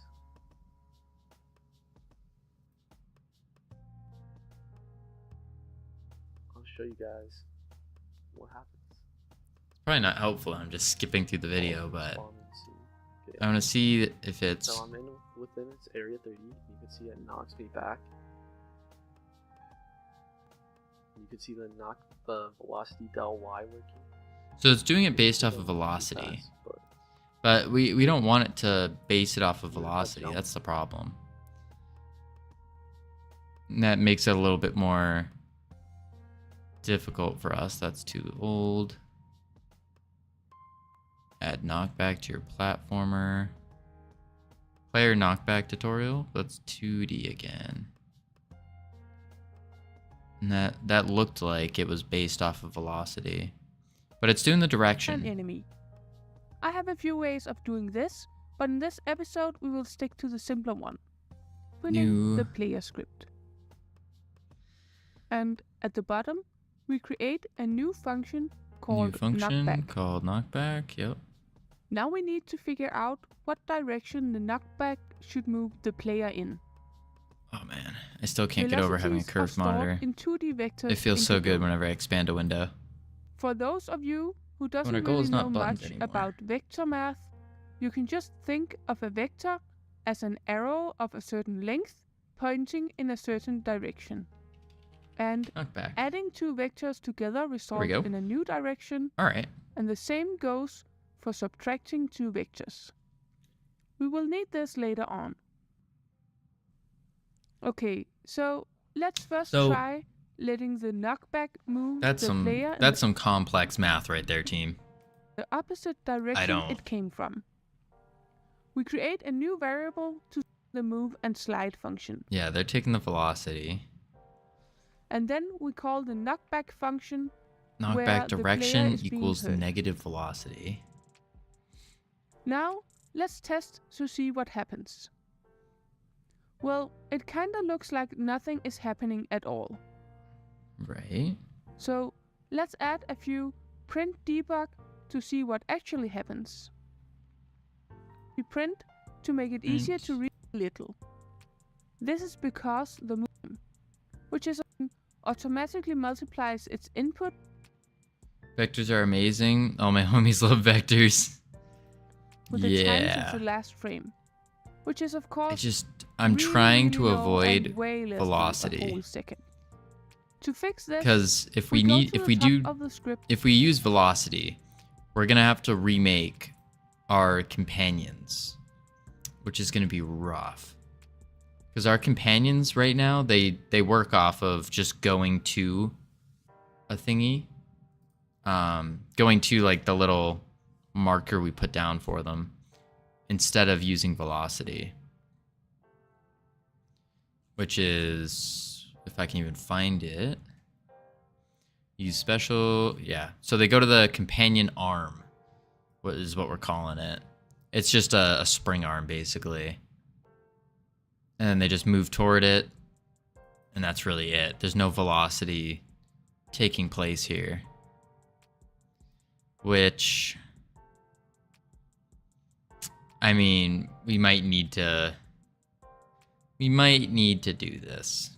Just might. And add a new export variable called knockback power and set it to 500 as a start. Then back in the knockback function, we first normalize the velocity and then multiply it with the knockback power. Knockback. Now we test again, so and you we normalize can see the velocity. that the player is moved back when it moves into the enemy. Huh. However, when the player isn't moving and gets hit, nothing happens.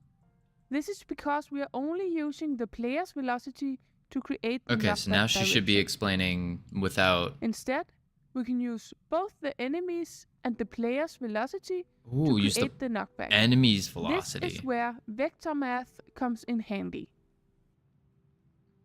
Imagine the enemy moves in this direction.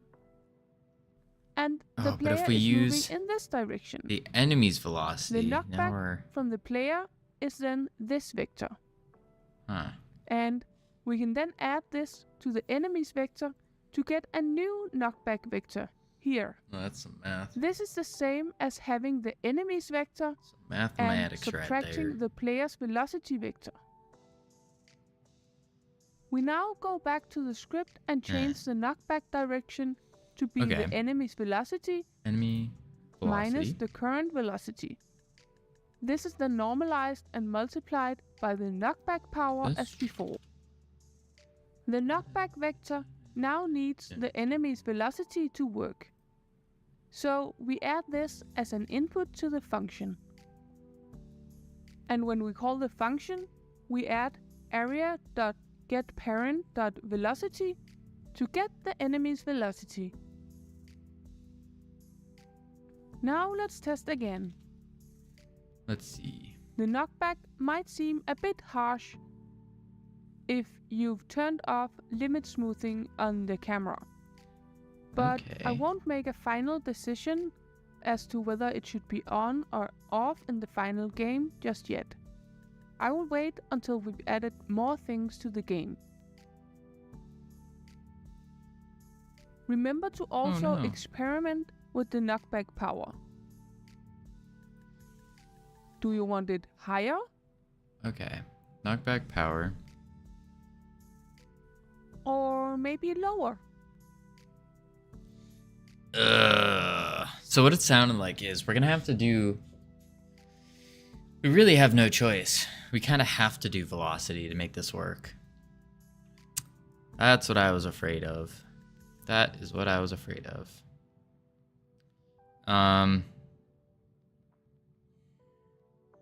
Which means we need to give all of our companions velocity as well. I guess, alright, what we'll do is... we're gonna have to do the velocity, so we can do...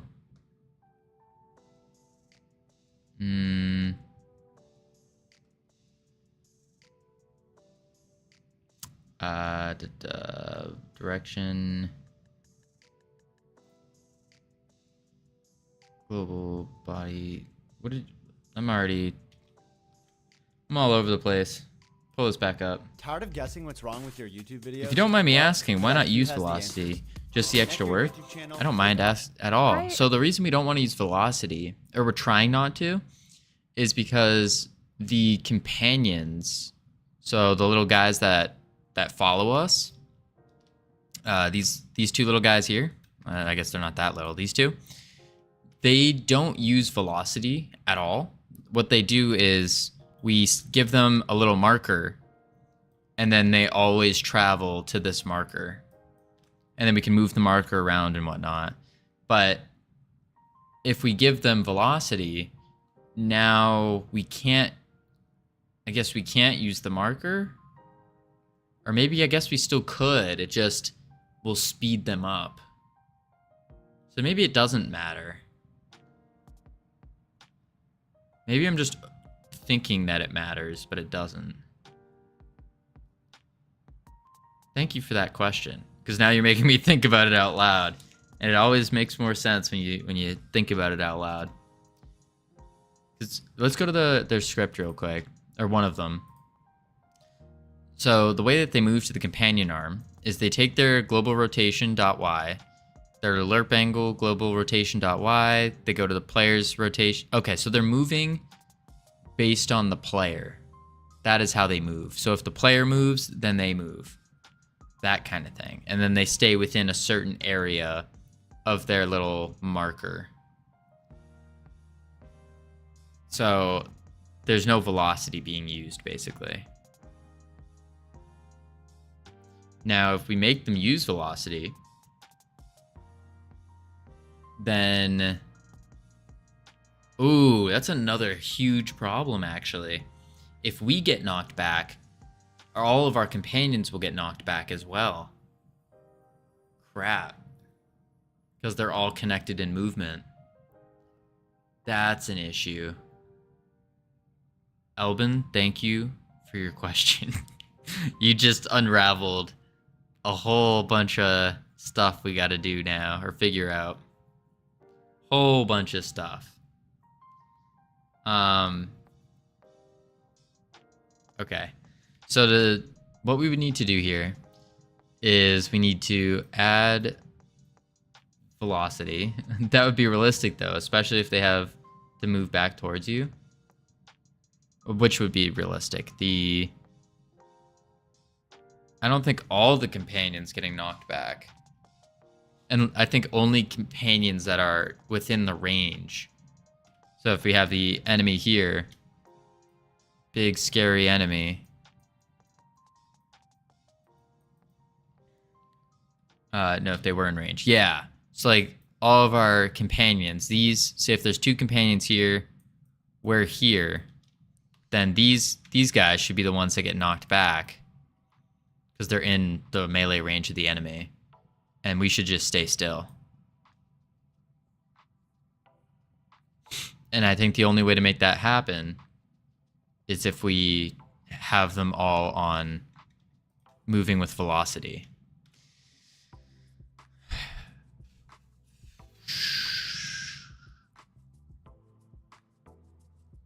So,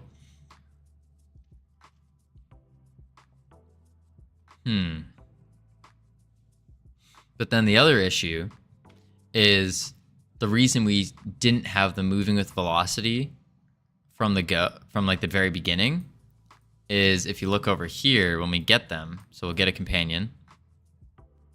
When we go to place it,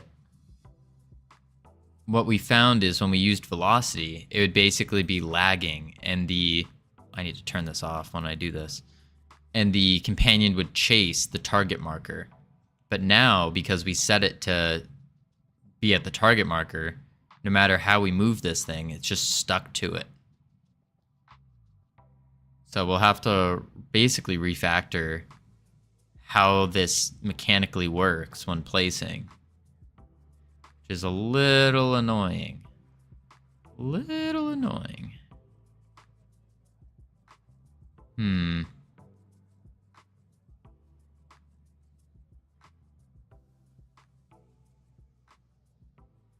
Yeah, that's where the problem is. That is where the problem is.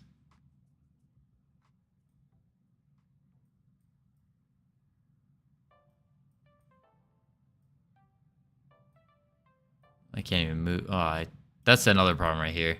There we go. Oh, jeez. I mean, it's knocking us back. The knockback itself kind of works. It just knocks us back in a weird direction. See? We're always knocked back in one direction. Ah! Oh my lord. This boss is too difficult. It's knocked us out of the map. Oh, jeez. Stop. This is a tough boss. Holy crap. And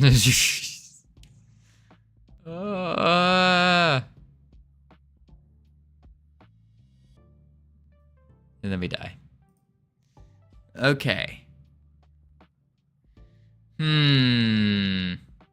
Interesting decision that the companion is magically locked to a location. Yeah, we thought that would be the easiest solution. But the other thing is, the problem with making like a bigger game than intended, because the whole idea with this game is, oh, it's our first game. We'll just make a little mobile game. It won't be that complex.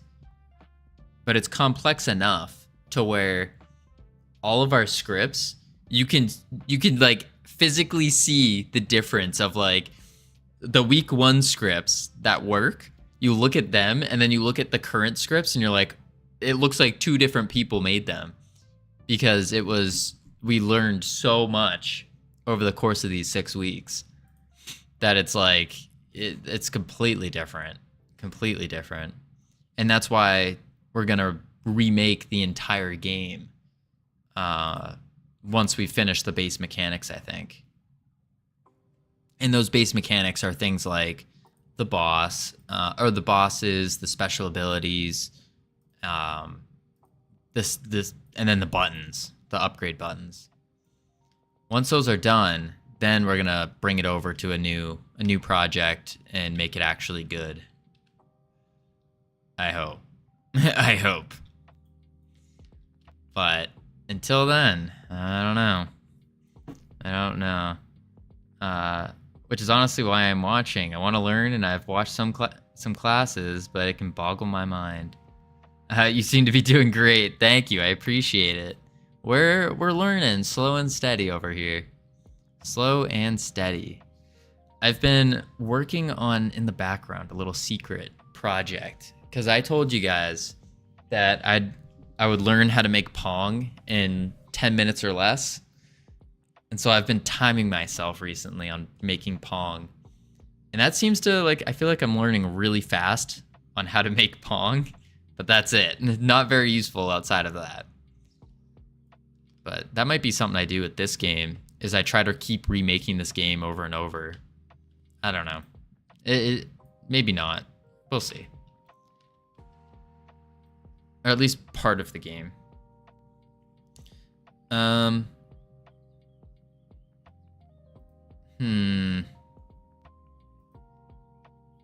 Maybe we take a little break from the knockback on the boss, and we add something new, something special.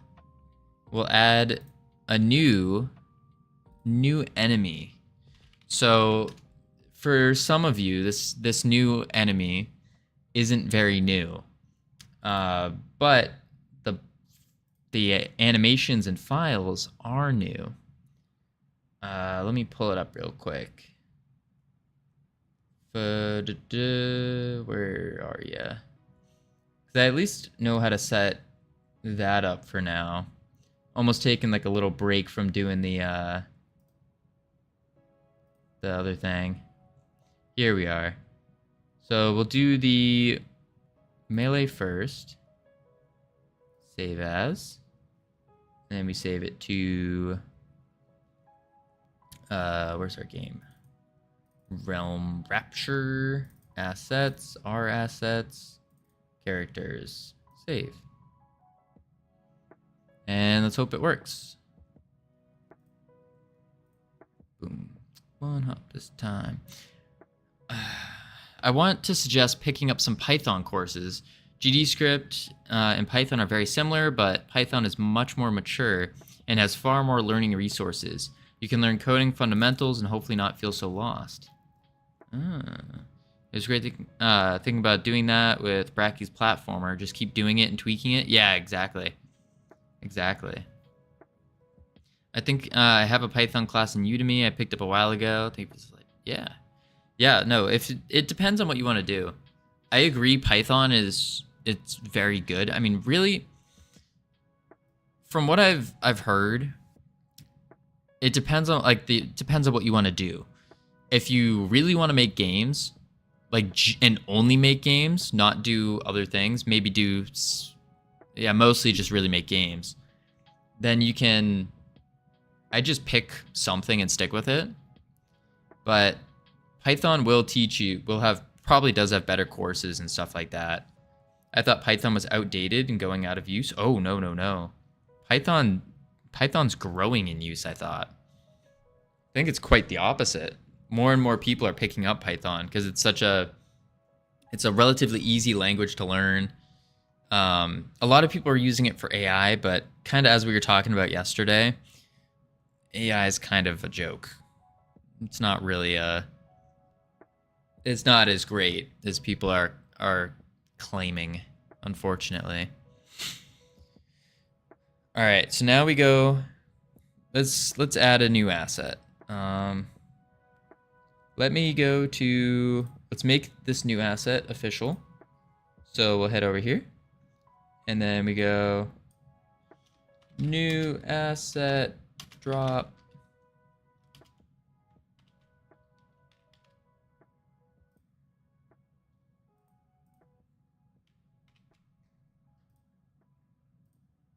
Done. Yeah. I mean, what I'm trying to do here is, since all I'm going to be using programming for now is game development, So I'm just trying to throw everything I can into learning purely GD script. And then eventually the hope is that by learning one programming language to a very high level, it will make transferring over to different languages much easier, because programming is really just about understanding the logic. And then once you understand the logic, then it's just putting the syntax into play. So how you word things. Is it called var? Is it called variable? Like, how do you actually type it out?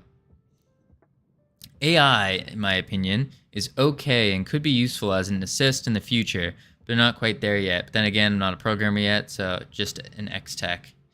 Cue the 45-minute long AI conversation. No. I'll hold back. I like AI. I like the idea of it. I think it's cool. It's just after talking to everyone yesterday, it's like, yeah, I don't think. I don't know.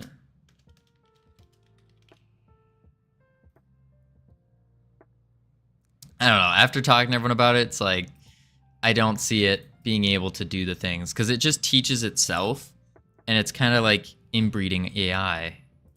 It just won't work out too well. All right, so let's go to this. Import. Re-import. Oh, I didn't mean to re-import. That was dumb. I take it back. Advanced. All right, team. This is what we're importing here. We got... Oh, jeez. Oh, jeez. What the flip is this? That's a lot. Okay. What we got here is a new model that we need to turn on looping for. There we go. I've been doing the Godot for a bit, trying to learn it. So many folk do things in different ways. So I'm hoping to see the scope and imprint the options in my mind to help me move forward. Yeah, that's sweet. New inherited scene. Go to 3D. And yes, that's what we're doing. We are adding in a familiar, a new enemy, basically. This is the familiar enemy. What the heck is all this crap?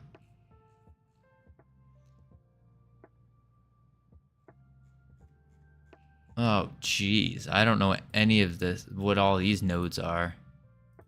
Extra bones? Tweaks? Holy moly. Hey, ironic. Do you happen to know if I can just chuck these into a, it's like a node just to organize them? I'm not quite sure what they are. Just extra spines, it looks like. Oh, okay, don't look at that. Don't look at that, Sammykins. Don't look at it.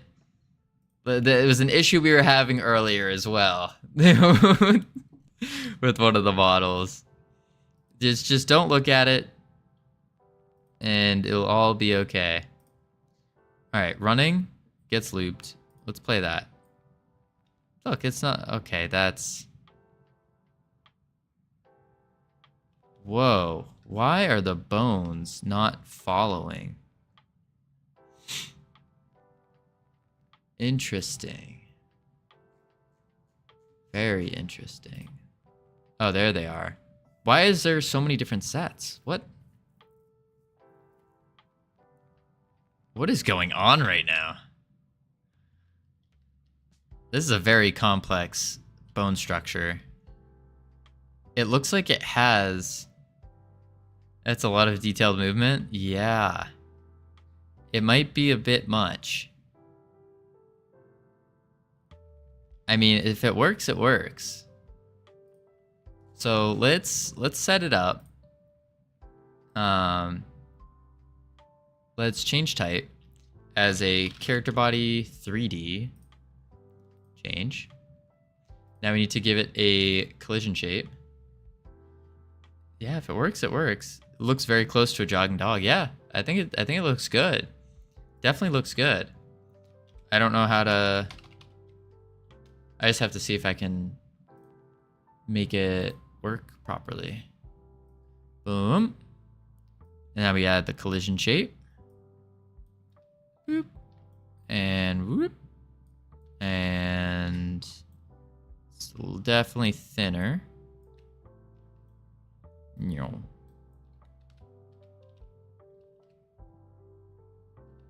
Perfect, I think. Maybe whoop. Yeah, that should be good for a collision shape. Oh, and we got ads. We got ads. I wouldn't collide with the tail. Okay, yeah, we don't have to collide with the tail. That probably, yeah, probably doesn't make sense. We do need it to go to the ground. Wait, is it not on the ground? Uh-oh. Armature. Actually, crap. We're gonna go. That's really annoying. Back to the animation player. And let's just turn on the idle. Okay, it is on the ground. Phew. It's just when it's running, it wasn't. Perfect. Okay. There we go. Leave it like that. So, what we're gonna do here is we are going to add an animation tree like so. And it's going to be a node state machine. All right, there it is. Let's change the perspective there. Okay, doesn't look as bad. And now we have to do the magic.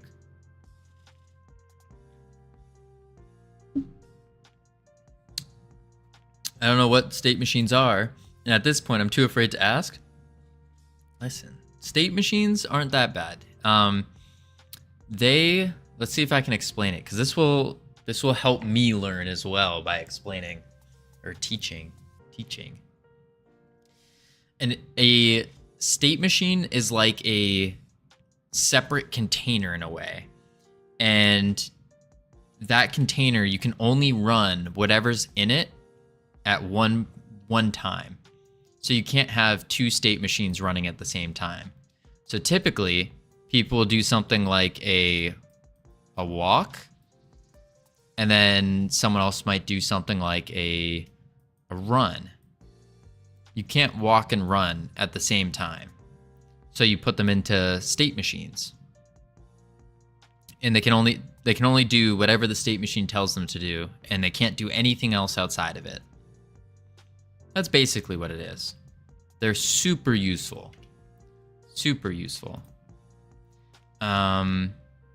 This is an enemy, so we're gonna copy this tree, which is the boring one. So idle, run, and attack. Add animation, idle, run, and attack. Is it attack or attack one? Attack one. And the reason we're naming them the way we are is because we're just reusing a script. Welcome back from ads, everyone. We're just reusing a script, so it's that's just the way our naming conventions turned out to be. Yay! Back from ads. Woo! Oh no, wait, Sammykins, does that mean you didn't hear my explanation of a state machine? So basically, oh, I heard, phew. I think that made some sense. Maybe a little bit, hopefully. I popped out picture in picture and mutes the ads. Oh, that's a fancy little trick. Okay, so we're gonna do, I think it's what are our switches here? So now all we're doing is connecting the states.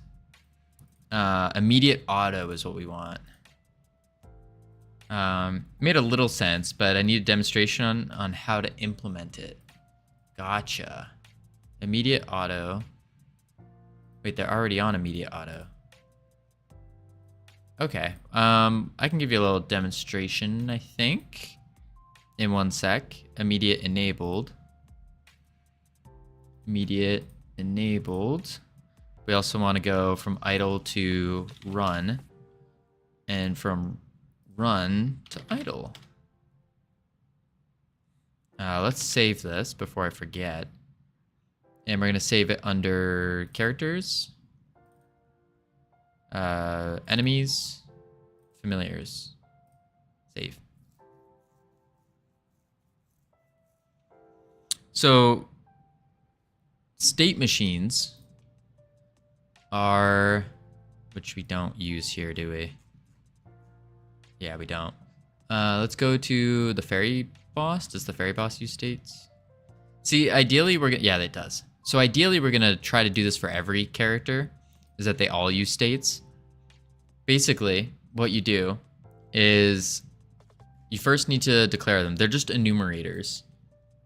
And what is an enumerator? I don't remember the definition of an enumerator. Hang on, we pull up.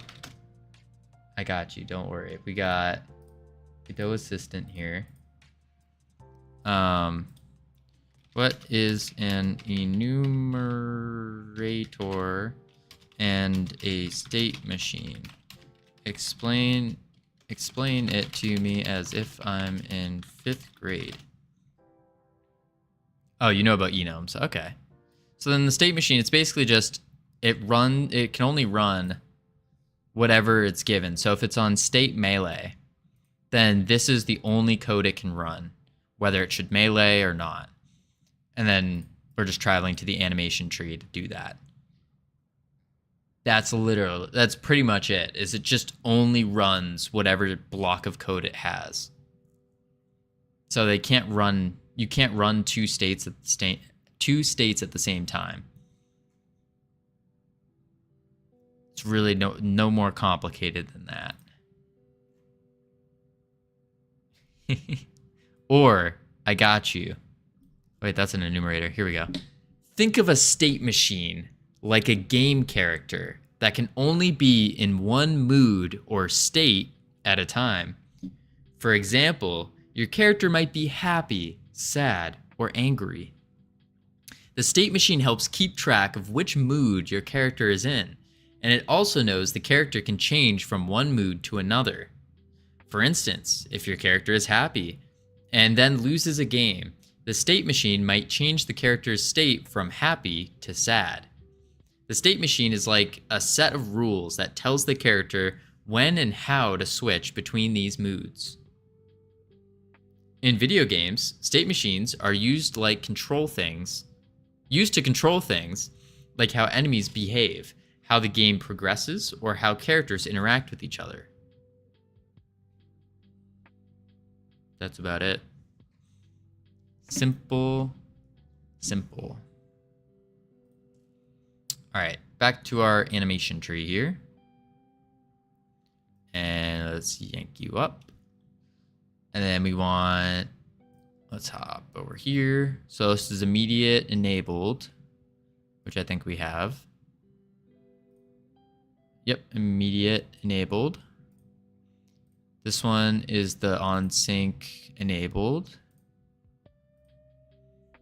Sync enabled. Bam. And I forgot what this one is. This one's probably immediate. No, at end auto. At end auto. Auto. Save. And then we need to also add a separate state for death. When it dies. And we connect this up to the start. Bada bing, bada boom. Easy peasy. Yeah, there we go. And then run. Attack. Perfect. Perfect. Now, complex part is we need to do... Holy moly, what is all this spine stuff? It's like it has 2 rigs. Hey, Team Tanakyoko. What's up? How you doing? All right, so let's add a target finder. Let's add I was currently doing something until I was watching some anime today. Ooh, which one were you watching?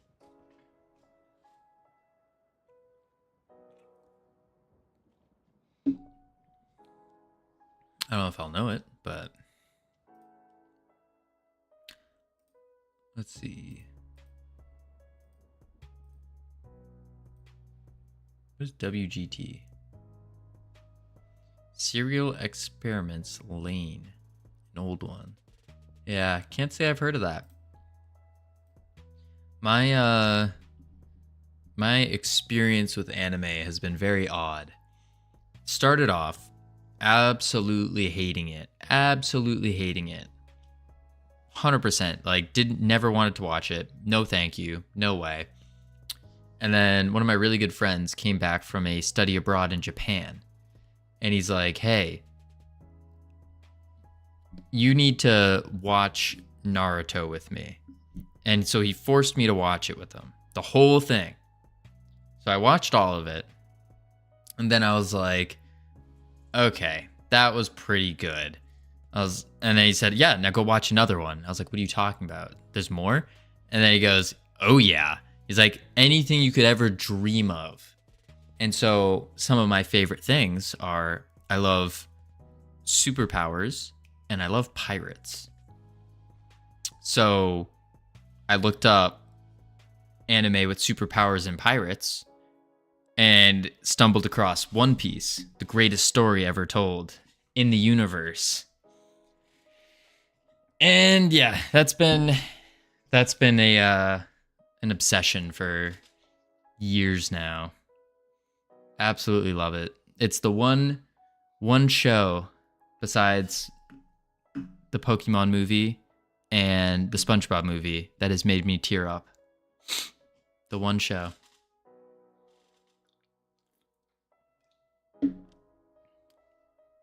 All right, animation rig. And then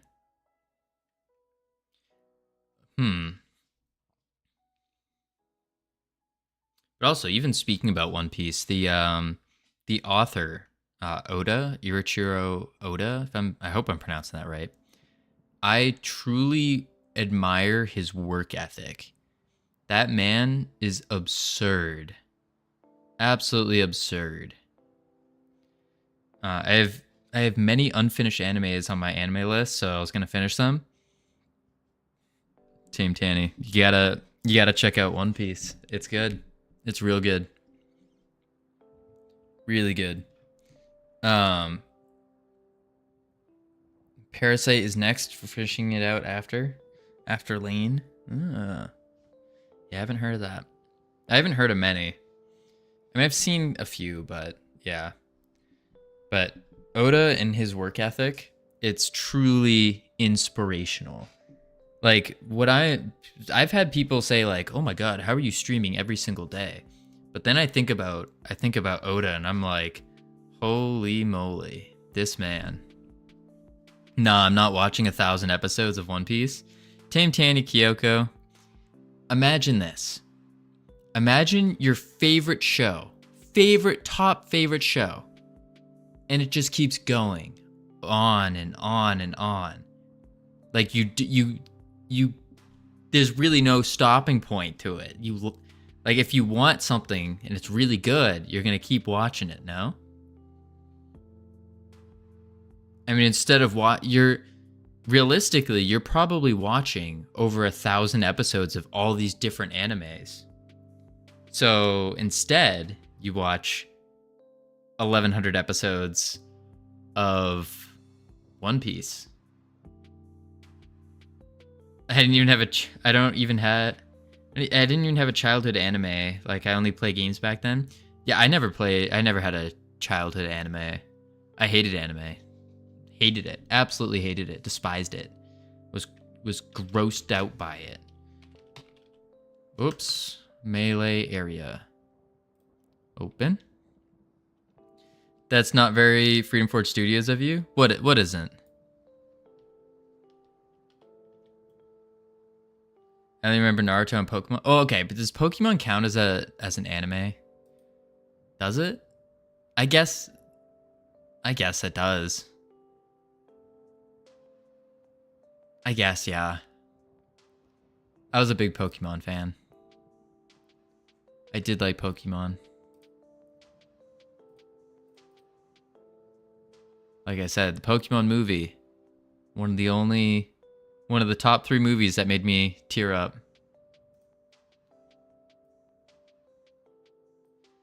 Half-Life was considered a childhood material since I played that first. Yeah. I actually have not fully played Half-Life before. Any of them. We need to change the size of this. Even CS 1.6 as well. I wasn't learning well with the learning curve. See,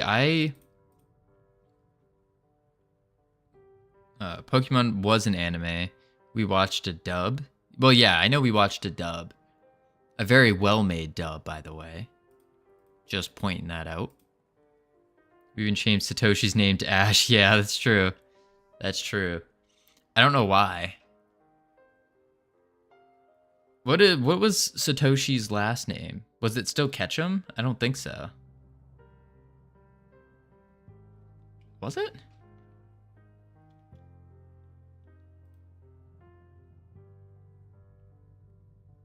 Back then, we wouldn't want to hear those names.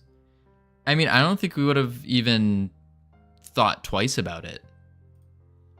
I know I wouldn't have. I would have been like, oh, that's an interesting name to have. And that's about it. I think I remember about tag-along dubs in TV, but I might find them in the archives. Also harder for kids to remember. Oh, that's true. Yeah, Satoshi is definitely a harder name to remember than Ash. Ash Ketchum. It's pretty brilliant naming, if I do say so. Alright, we can just leave that like that for now. And now we go here. We want to attach a script. And we're going to get little wonky enemy class open load. Then we hop over here. He's a melee. So we have to assign the melee area. Animation tree. We assign that. Stats. Make a new stat. And we add health. Sure, we'll add defense. Attack speed. Attack range. Movement speed. We don't need a knockback. Ooh, we need a health bar though. Yikes. So we need to do English dubs are common, so I think the dubs in other languages might be considered rare as they only appear in TV. Yeah. I do remember the there was one point in time when Naruto was first coming out. I remember as a kid, I happened to see an episode or two, and it pissed me off because I would see them and they would talk, but then their mouth would because they never like actually dubbed over the mouth, so they'd be talking and their mouth would still be moving. It'd be like, "Hello, how are you?" It's like, no, I don't. That was so annoying. I couldn't watch it. Could not watch it, and that's what put the first like bad taste in my mouth.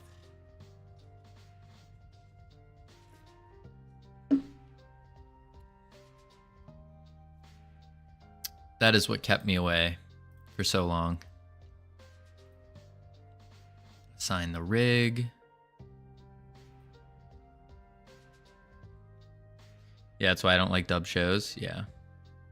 Well, nowadays it's not bad. Like they fix the melding of everything. Though Netflix has done some creepy IRL lip dub stuff.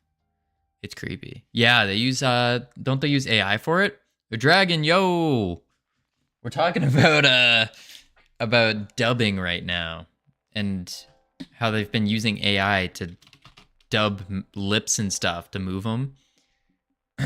They also have like you can change eyes and you can change different features. It's really freaky. I'll just consider dubbed animes as a stale and neutral feeling for me. That's fair. That's very fair. I know a lot of the times they kind of mess up on the translations, and some things just don't make as much sense or have as much impact. And not to mention, like, I hate to say it, but I think the Japanese voice actors have a little bit more pizzazz to them than the English ones. The English ones don't sound as excited or like as animated in their voice. But also, like, how could they? Because foreign usually sounds cooler because the cringe stuff they say isn't as cringe to us. Yeah, I could see that. But it's also just like their voice fluctuations. You notice the Japanese voice fluctuations have a lot more power to them. And I think that's mostly due to the US voice actors or like English voice actors, I should say, don't have the same experience as the Japanese ones. The Japanese ones have been doing it for 20 plus years, and I think US has only been doing it for 10, maybe.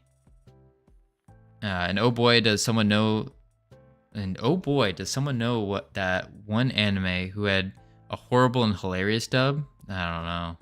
A lot of them had a horrible and hilarious dub. I don't know how into it they are. That's just based on who they can afford or how into it they are. Yeah. I mean, that too. All right, we need to add a health bar. And so to add the health bar, we literally just grab the sub viewport, copy, head over here. Really what we should be doing is just making that sub viewport a scene. But, you know, we're good. We're chilling. Sub viewport, health bar. So now we have to add here. And we go team. Where's health bar? Health bar, sub viewport, health bar, open. I think that might be, but I don't recite anomalous information. Anyways, I gotta go back to watching. Sounds good. Thank you for stopping by.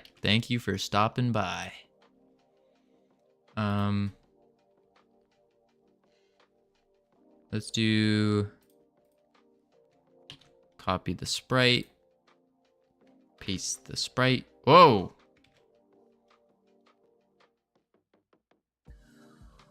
Paste the sprite. Hop to 3D view. And we gotta drag it down. We're gonna have to resize this bad boy.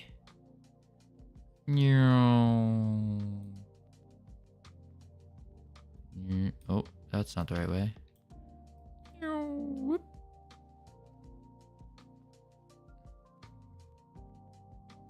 There we go.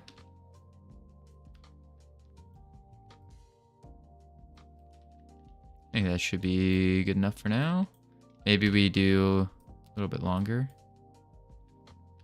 Yeah, I think that's fine. Save that. Woo, a bar. Yeah.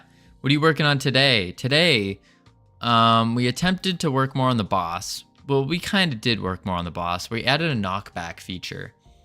It's just the knockback only knocks back in one direction instead of in whatever direction the boss is facing. So none of those directions work. Only backwards does it work. Or this way, down, south. So we got to figure out how to do that. But to do that, we're going to have to knock back based on velocity. So we're kind of taking a break from it, and we're just adding a new enemy, which is the familiar here. And we're going to see if that works. Because before we were having a lot of issues with it. And so we had the model remade. And now I'm a little worried because I don't know why all this rig stuff is outside. But we'll see. We'll see what happens. Now we just have to hook up all of the connections, I believe. So all the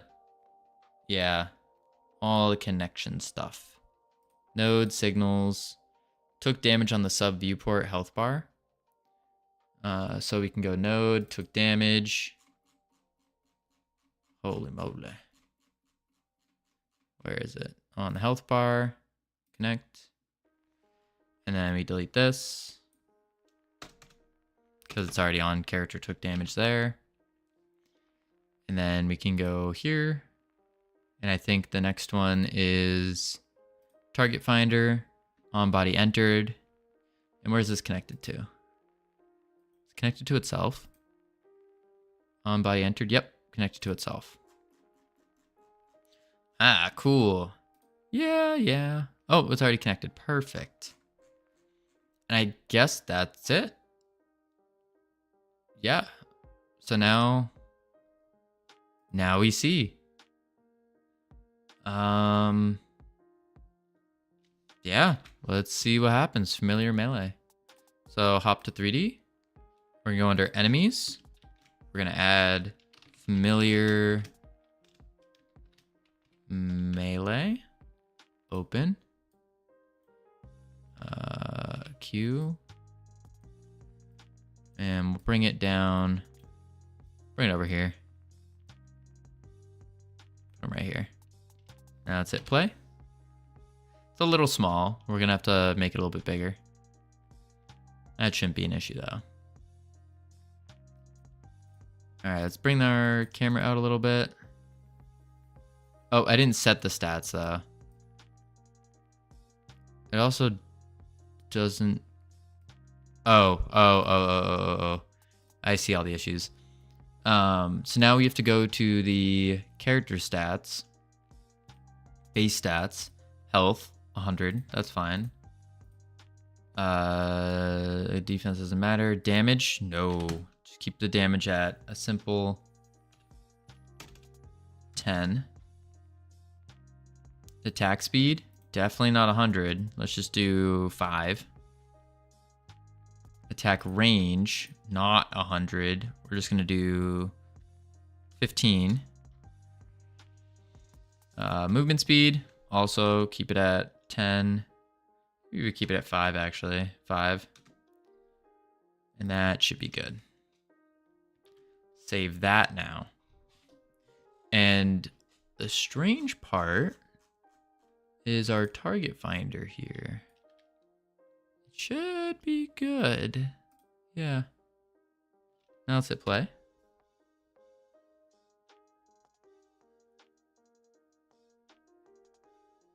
All right, let's back the camera up a little bit.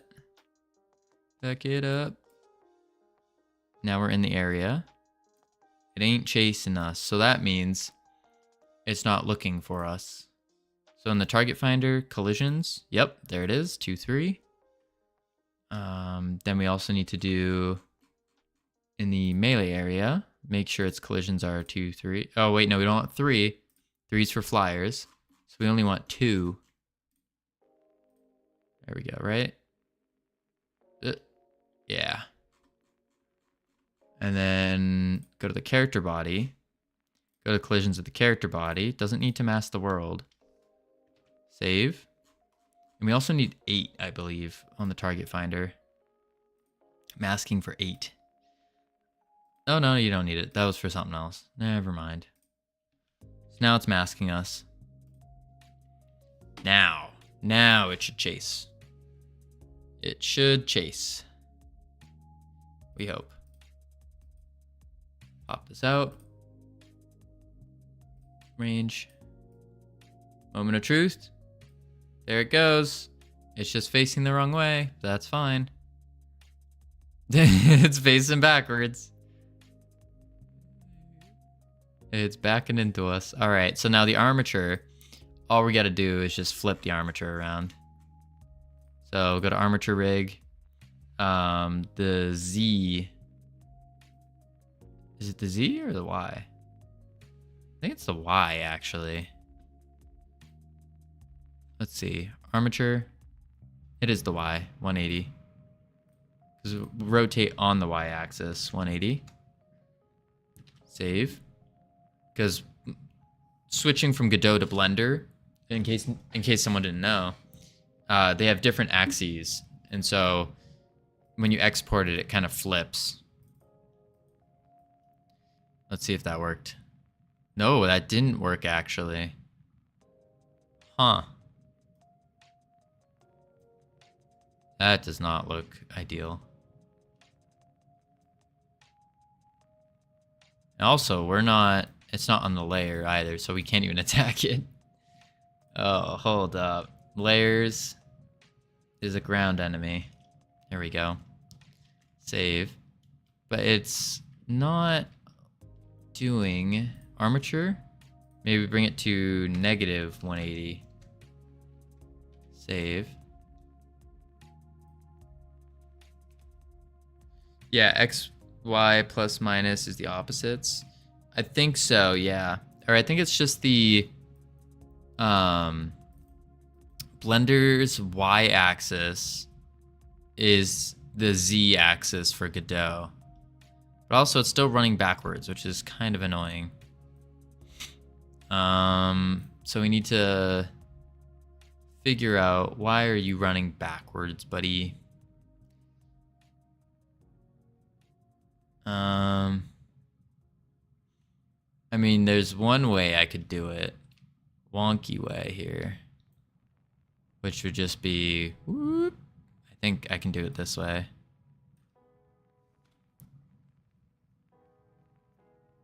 But it might just be running improperly.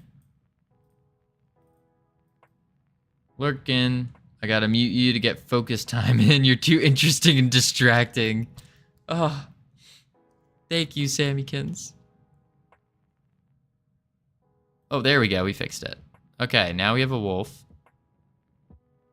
And does it bite us? It doesn't actually hurt us, though. It's trying to, but it can't.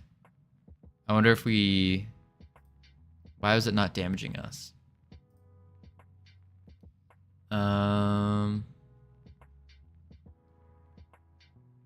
Let's see here. Damage? 10.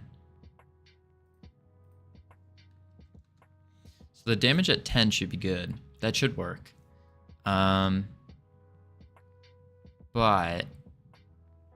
it wasn't actually damaging. Like, the damage was not going off. I wonder why.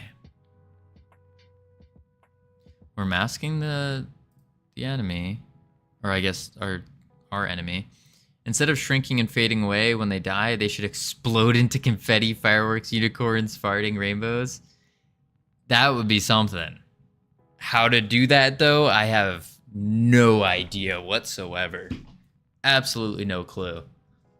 Eventually, maybe we'll add a little secret viewer-only code where if you watch the stream, you'll know the code. You enter it, and then it can enable the explosions instead. I think that'll be what we'll do. Now get back to work. Get out of here. Shoot. Go focus. Okay, bye.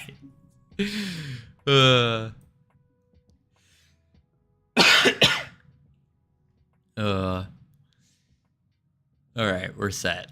So we got the ground friendly. Oh, I'm choking. Oh no.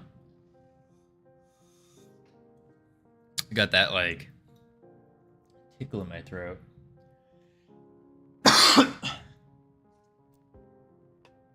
We're good. We're good. All right, no more of that.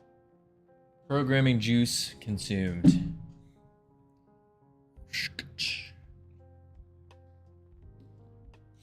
All right, we got attack speed curve, projectile, death animation, blah, blah, blah. And then we do... Why isn't it doing damage to us? Shouldn't be anything in the script. Died? No. Took damage? Oh, because we didn't connect the animations. That's why.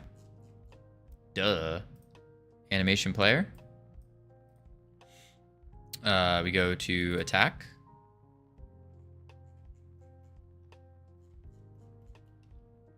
And then we zoom in. That should be good. We gotta turn off the animation tree when we do this. And the reason we're doing that is so then we can actually play the individual animations. So when we hit play here on the attack, there it goes. Now, we're gonna pick the exact point we want for the damage, which I think is just right here. Open. Yeah, I think right there is where we want it. So we add a track, call method track, based on the familiar. Holy moly, holy moly. Right click, insert key. And we're doing melee hit, I believe. Right? Should melee, no. So yeah, melee hit. Open. Perfect. Save. And then that's it. That should be it. Now, we'll see if we do damage. Play. And moment of truth. Are we doing damage? Oh, we didn't enable the animation tree. That's important. Save. Play.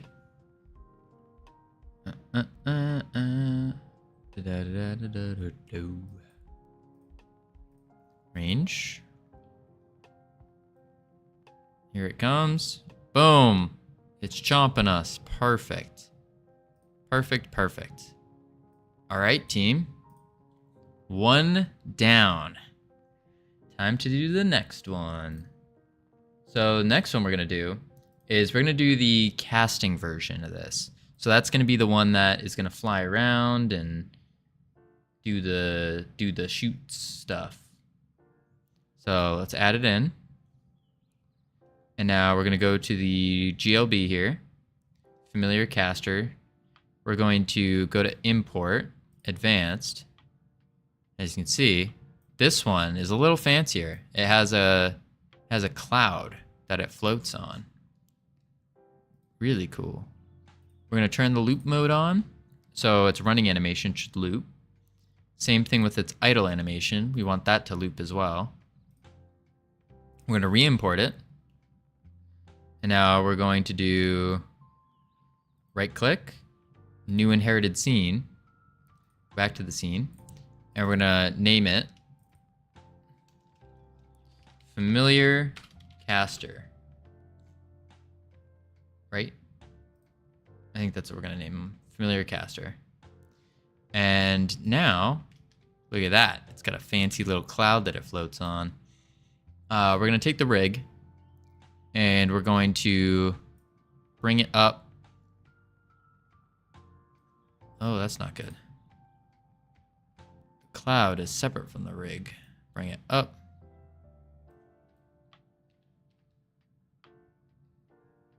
I think that's fine. Maybe we bring them both up a little bit more. Bring it up. Up. There we go. Now it's flying. Perfect. Let's do... There's the skeleton.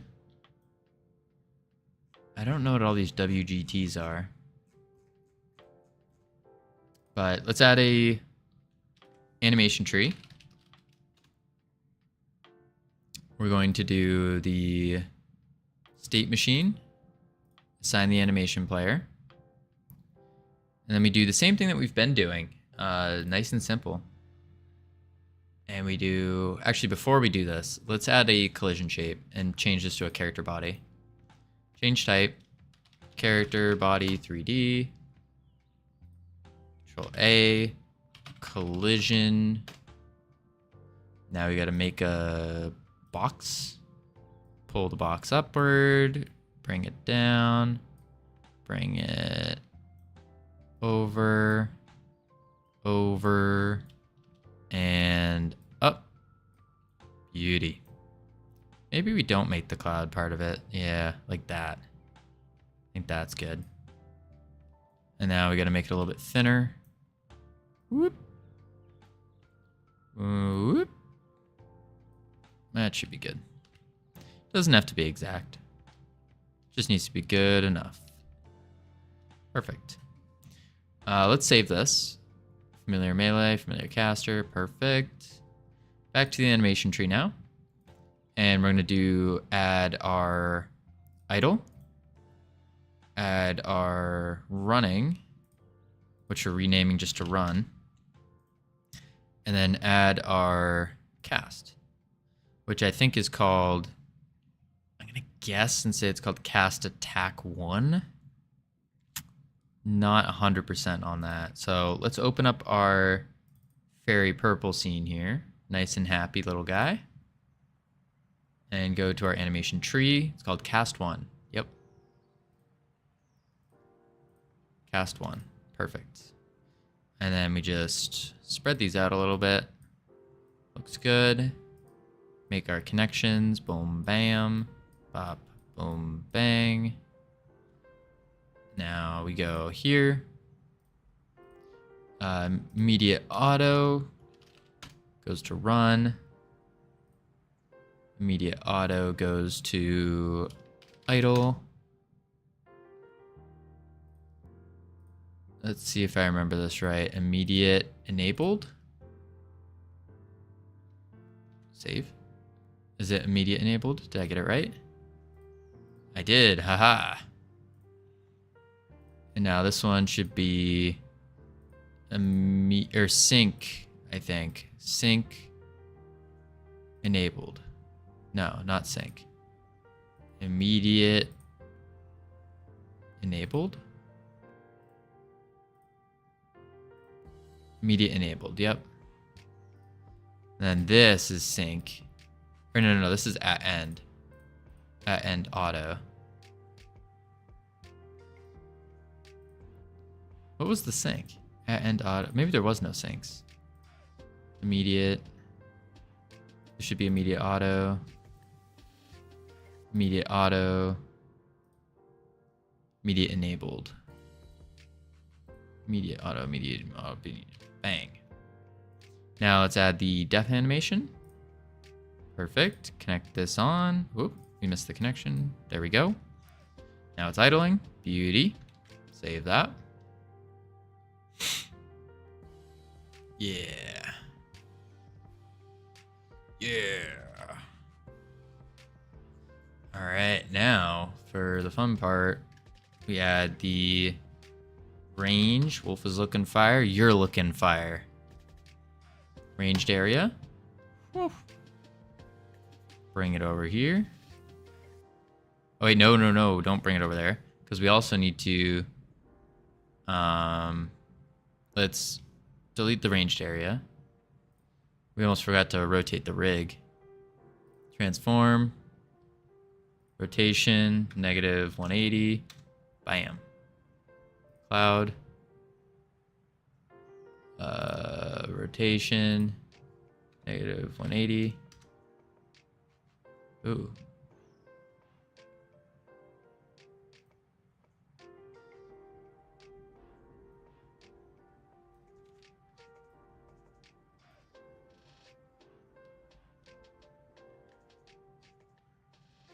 Interesting. Cloud is not rotating. Wow, Wolf looks insane. Did you make it? Mr. Has Much Hair Now? No, I did not make this. This was our buddy Copeland who made this. He's a guy you usually will sometimes see in the background. He's been trying to work on learning Blender. Okay, this is not rotating. I'm gonna regret doing this probably, but I think it's the only way. Oh. Okay, I guess that works.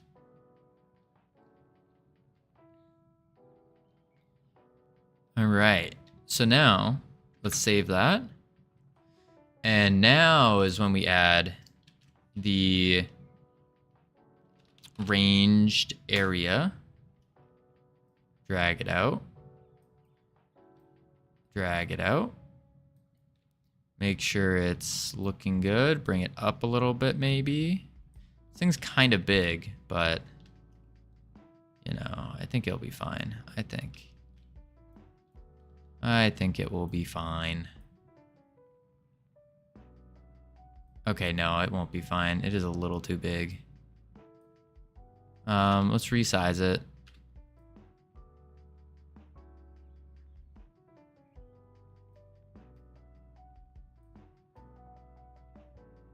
I don't know what I'm doing here. Life is not good. My internet's out. Oh no. Using mobile data at the moment. Oh no. I mean, do you have unlimited data? There we go. Probably not, I guess. No, I don't. Oh, yeah, that's rough. That is rough. UK doesn't do unlimited? That's awful. See, this is why you need to come to the US.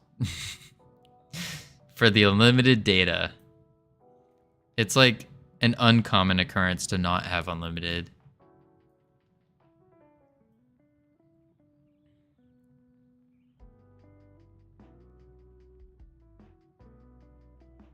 Then we need to do target finder.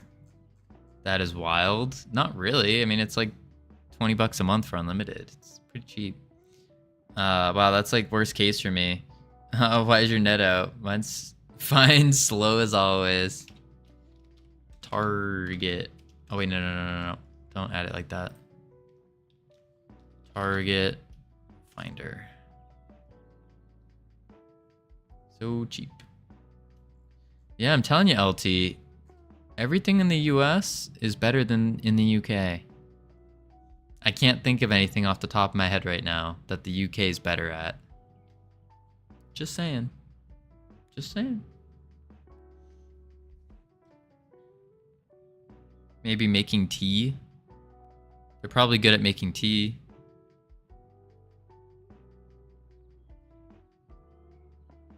UK 100x better.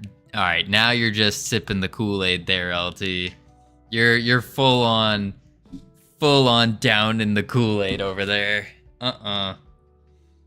That's some wild talk.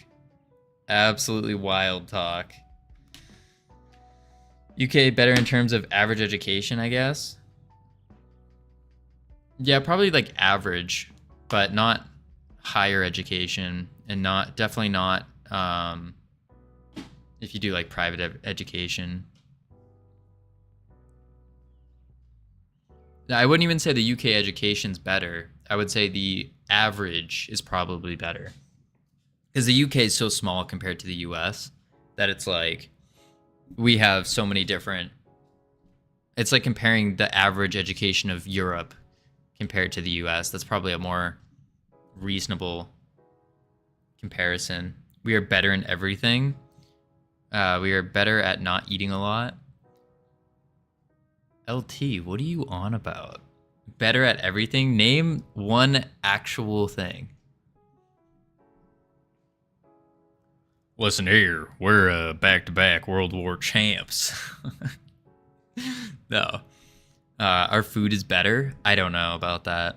I genuinely can't even talk about that because I haven't had like UK food. Our country's got better equipment. What kind of equipment? We have bank transfers too? What? We are in current century. Beans on toast. Oh yeah, they got beans on toast. I don't like beans though.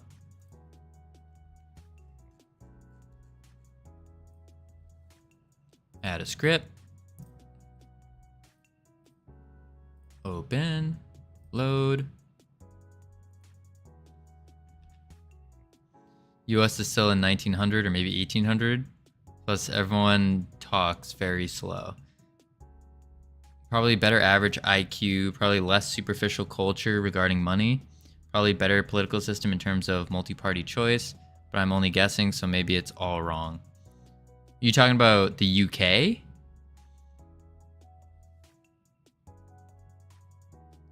I don't know about that one. I don't know about that one. I'm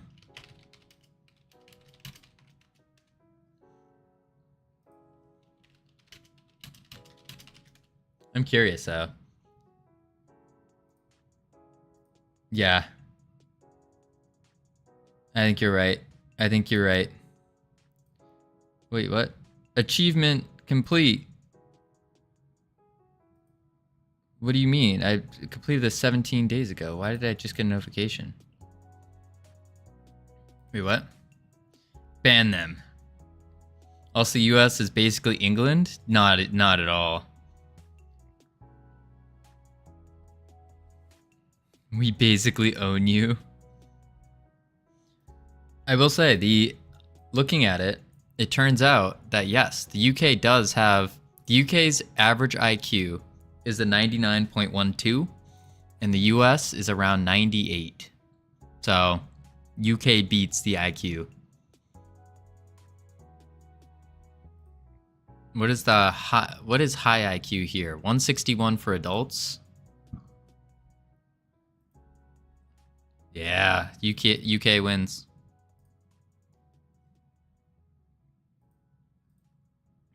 Japan destroys us all, though. That's interesting. I don't want a video.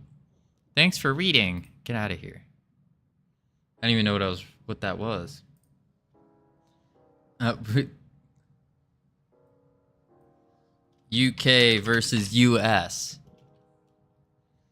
As a US citizen, I will not say we have it better than anyone else. Too many money-grubbing bigwig rules here, and it's sad to me. Too many money-grubbing bigwig rules here. I see what you mean. Too many. But I think that's it. I think that's a pro and a con. A pro and a con. Let's go, team.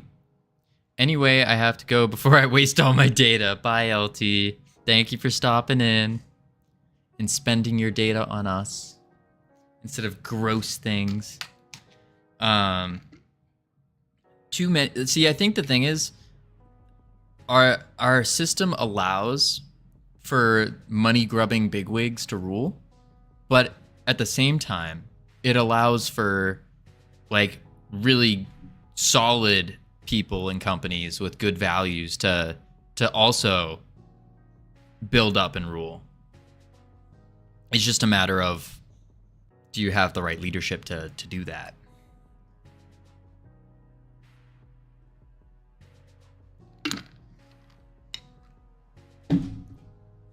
So that's the thing.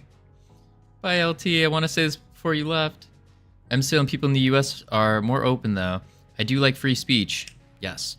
I do like basic control of police. That's impossible in many places in Europe. Yep. Where suing police is near impossible. Yeah. Unless they get bought out by worse companies first. Big point, Hypnotic. If the companies with really good values end up getting in a difficult situation and they end up selling themselves to a worse company, yeah, that's an issue. But I think the US does have a lot going for it. True, it's a failing of mine, though, to climb the ladder. It's just not me. Yeah, climbing the ladder is definitely not for everyone. It is, like, that's the thing about the US, is everyone can do it. Everybody has the ability to climb that ladder, whether it's the corporate ladder or the entrepreneurship ladder. They have the ability to do it. It's just, what kind of tough do they want to go for? The Captain Coder said it really well. It's pick the struggle that you're best at. Everyone's going to struggle no matter what. Just pick the one that you're best at, or you don't mind struggling. So, for example, me personally, I enjoy the struggle of entrepreneurship and trying to build up a company, and that's what we're doing here at Freedom Forge Studios. We're trying to build something that is away from that dark corporate greed stuff, and we're putting for our specific case, we're putting the player's experience above our revenue, where with many other companies it's completely reversed. We're talking about overall more broad view. Yeah, we're talking about, I mean, a more broad view, sure. But personally, if we could come together as a human race and cherry pick the good things each of us has, we could all be better off as a planet. Yeah, but I think there is an importance with when it comes to having some kind of separation, because without that, then we don't have the beauty of all different cultures. And it's a tough spot, because in order to have good, you have to have bad, or else you're never going to actually appreciate the good. You're never going to experience the good. It's just going to be normal, which is going to be turns into bad. So it's a difficult balance that needs to be achieved, which I would say is nearly, if not impossible. I haven't come across any such thing as something being perfect in every way. I don't think that's a thing. Death. But I think it's an interesting concept. Bolt. Spell bolt. Attack speed curve. Quick load. Attack speed. Projectile. Projectile speed. We are a very long way before we can find that balance. Yeah. But that's kind of like the human struggle. Like I don't think we're ever gonna find that balance. We can work towards it for sure, but I don't actually finding it. I don't think we will. Maybe I'm wrong, but yeah. The big thing is we can control the things we can control, and that's the important part.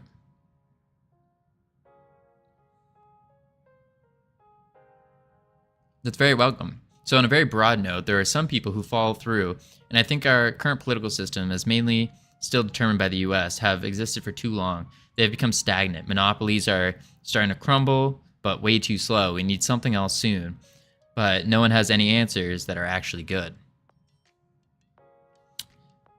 Yeah, I feel like technically speaking, like I don't want to get too deep into politics, but our political system isn't a two-party system, or it's not supposed to be. It's supposed to be many different parties, but it's just kind of evolved or devolved into two main parties. And then, yeah, you have the independent, but the independent has never really gone above into any like very substantial numbers before. And then the problem with having only two parties is that it turns into this pendulum of which side is going to go more extreme. And it just keeps going back and forth, which is never a good thing. I think I don't know, I think it's an interesting topic for sure. But let's see here. We need to get the sub viewport, which I really should be making this sub viewport a flip. I really should be making this sub viewport its own scene and then adding it, but man, sprite, copy, familiar caster, paste. Yeah, perfect. 3D, nice. Let's take this sprite, we'll drag it down just a little bit, and we will resize it. Probably like there. That should be good for now. Save all that. Come back up here. Caster. We need to assign the health bar. We need to also set the took damage to the health bar. Health bar. Connect. Delete this. Save. Would you mind shaving your head again? I don't want to watch ads. Listen. We're trying to grow our hair back so we can look more acceptable for you guys. What would be more pleasant? Seeing a guy with some beautiful hair? Or just seeing some bald bloke? Listen, I think the hair just looks better. It looks better. I mean, you can also Zoomer Boomer Tumor Cat. You can also, if you have Amazon Prime, you have a free Prime that you can connect to your Twitch. If you don't have Amazon Prime, you can also sub. But I do know they boosted up the sub. I don't know. Eventually, we'll see. We'll see. I think our first Twitch payout is coming soon, and so once we get the Twitch, ads came. The ads came. I'll have to hold my words. All right, we'll check on the Wordle real quick because I need to run to the bathroom again. As always, so much water. So much water. I'll use my Prime, this time without any reward. Wait, you mean without any... Oh! Whoa! Zoomer Boomer Tumor Cat! Wait, without... How did that... Wait, what? How did you use that Prime and it didn't pop up? What? What just happened? And why is our game not working?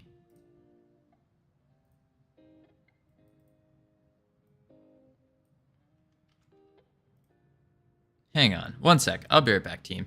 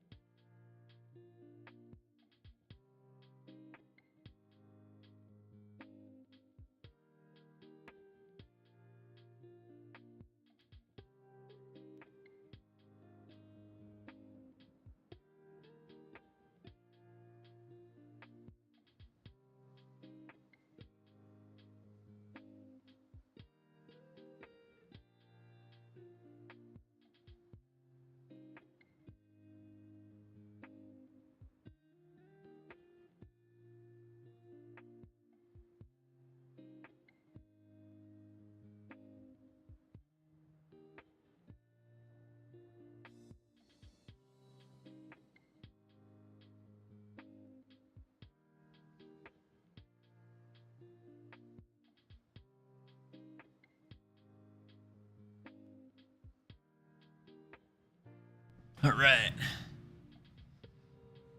Bang. What the heck? How? What? Which is... Am I going crazy right now? Zoomer Boomer Tumor Cat. Did you just sub?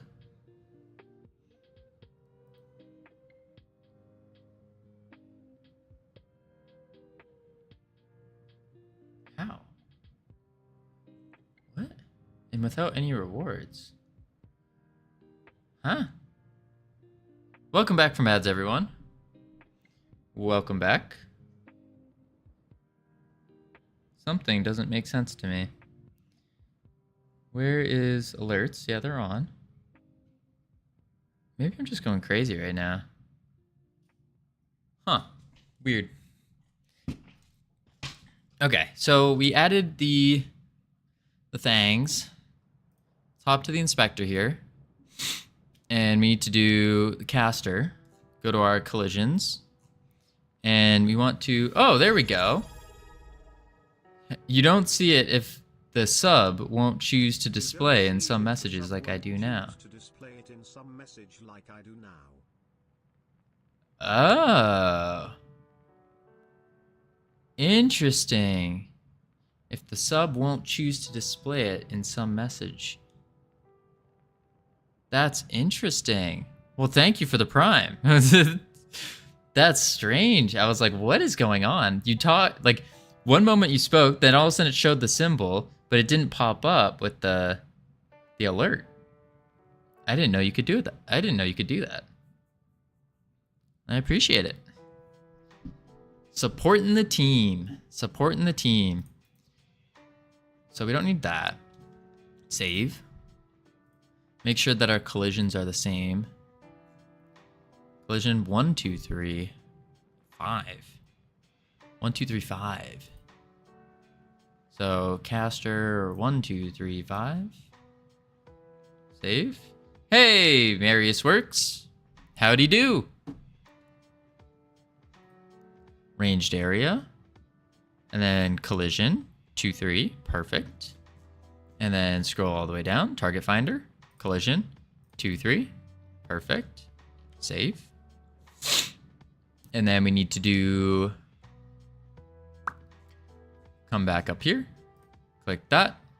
Go to... Make sure... Oh, we got to put all of our base stats in. Damage, we want not 100. That would one-shot us. Attack speed, not 100.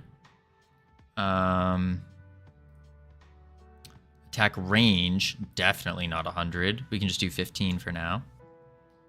And then bang. Adagon, howdy howdy. Marius, I've been doing some Godot. I'm a UE dev by default. I'm impressed by the engine. Yeah, no, so this is our 6-week anniversary of streaming and using Godot.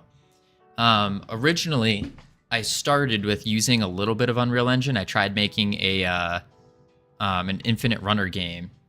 But yeah, Godot is phenomenal. I haven't run into really any issues whatsoever. It's done everything I need it to. The thing about Unreal though is Unreal has like better defaults for 3D, and then also has the ability to do like super high-end graphics relatively easily compared to Godot, at least. I haven't seen really any Godot games with the hyper realistic graphics. Yeah, really great. To leave your comfort zone. I've been loving Godot, especially the scripting language is so simple. There's one. Oh, there is one. Yeah, link it. I don't think I've seen one. Might have saw like snippets of something, but not. I've seen water and stuff like that. But the other thing is, it's just so difficult compared to Unreal. I'd personally do 2D in Godot and 3D in Unreal. Yeah. I mean, so this is our first game, and we decided to go with 3D because I just personally enjoy 3D more. Road to Vostok. Let me pull that up real quick. Road to Vostok. In Godot. Oh, wow. This is Godot? Huh. Wow. I wonder how difficult this was in comparison to like Unreal. We need more games that don't feel like the same UE default suit. Yeah, that's very true. I don't mean to take anything away from anyone using Godot from 3D. Oh, no. That's not how I took that at all. Wow. Yeah, no, because I agree with you that I think Unreal is pretty good it was better at 3D, but yeah, I'm just trying to, so far with 3D, it's been doing everything I need it to and everything I want it to. So I'm pretty happy with it so far. Plus it's just so, the language is just so simple compared to C++.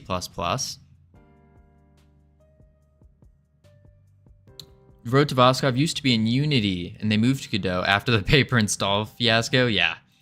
I mean, I was going to try Unity because the Unity community is probably the biggest one.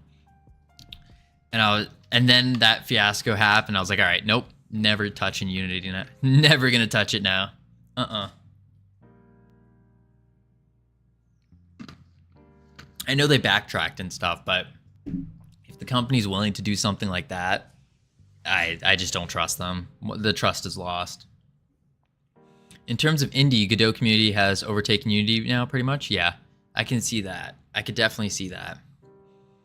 That's insane. I find documentation engine structure in C++ very inaccessible. How did you start? Regarding 3D, Godot can do it, as you can see, but it lacks features. It doesn't have advanced particle systems. Its post-processing is coming along only just recently. Its 3D inverse kinematic system is non-existent currently. Also, no mesh streaming, no built-in terrain system. They're 3 great plugins though. Its physics needs work, and you are better off using the Jolt. Yeah, physics engine for 3D, but it will get better in everything very soon. Yeah.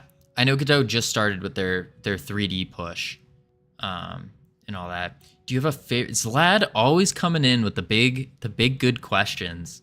Zlad, do you come up with these questions like on the spot, or do you have questions that you write down or something? You're always coming up with solid questions. But I don't really have a favorite game designer. Yeah, I don't really have a favorite. I don't know, what would be some examples? Toby Fox. What are some examples of game designers? Game designers. We don't want that.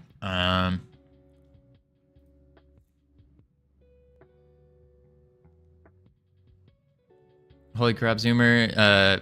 You possible split that into multiple messages?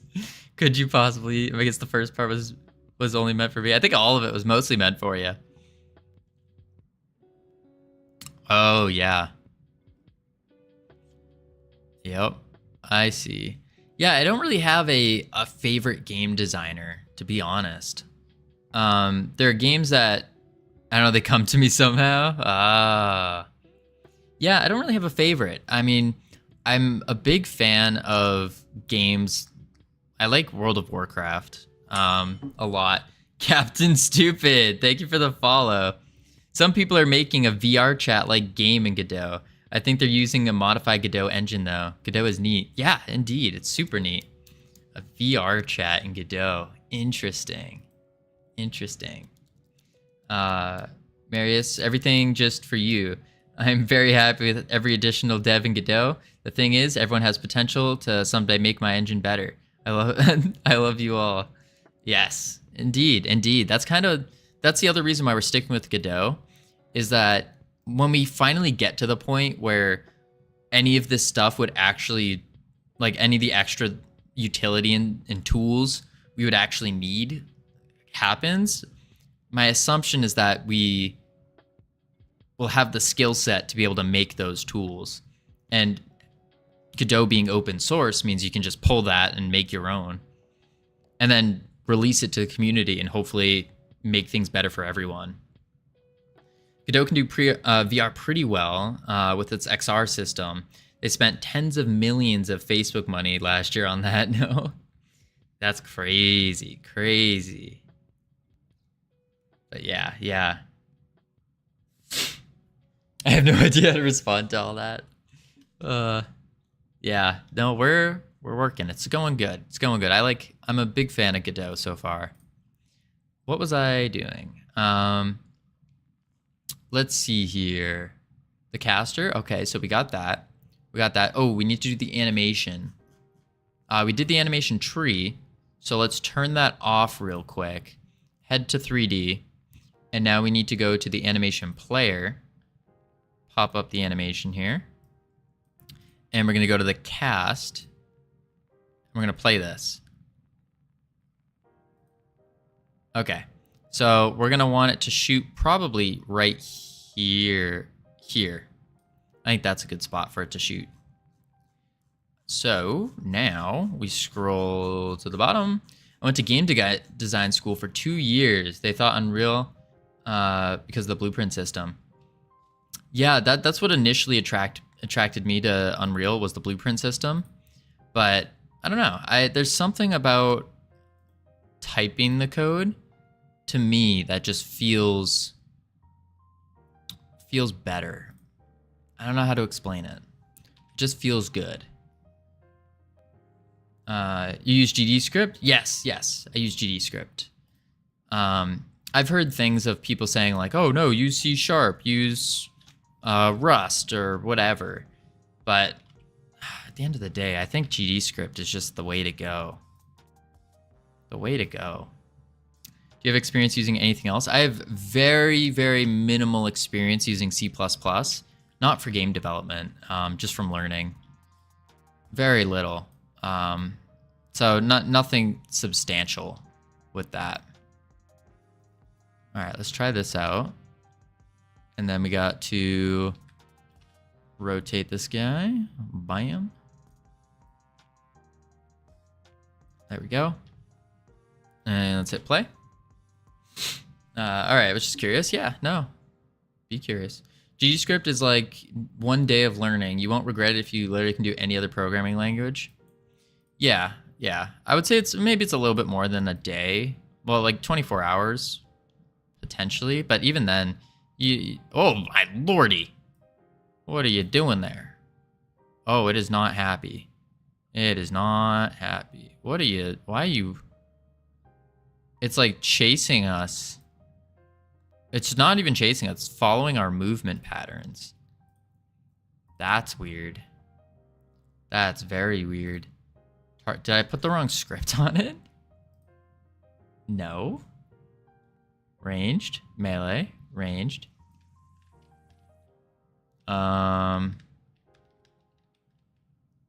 Enemy. Maybe it's masking. Elska from C++, so it's similar. Yeah. Core programming concepts are the same across languages, especially within the same paradigm. Yeah, that's what I've been starting to learn. So why is this guy being weird and broken? That's strange. Target finder. And it's going there.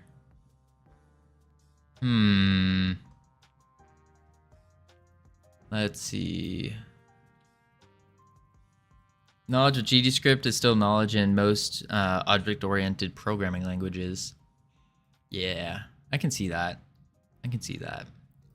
Is our rig? No, our rig's rotated. Our caster, they are on the layer. They are ground. So why is it not chasing properly? That's the question. Why is it not chasing properly? Oh, we didn't turn the animation tree back on. That might have something to do with it. Let's try it out. Play.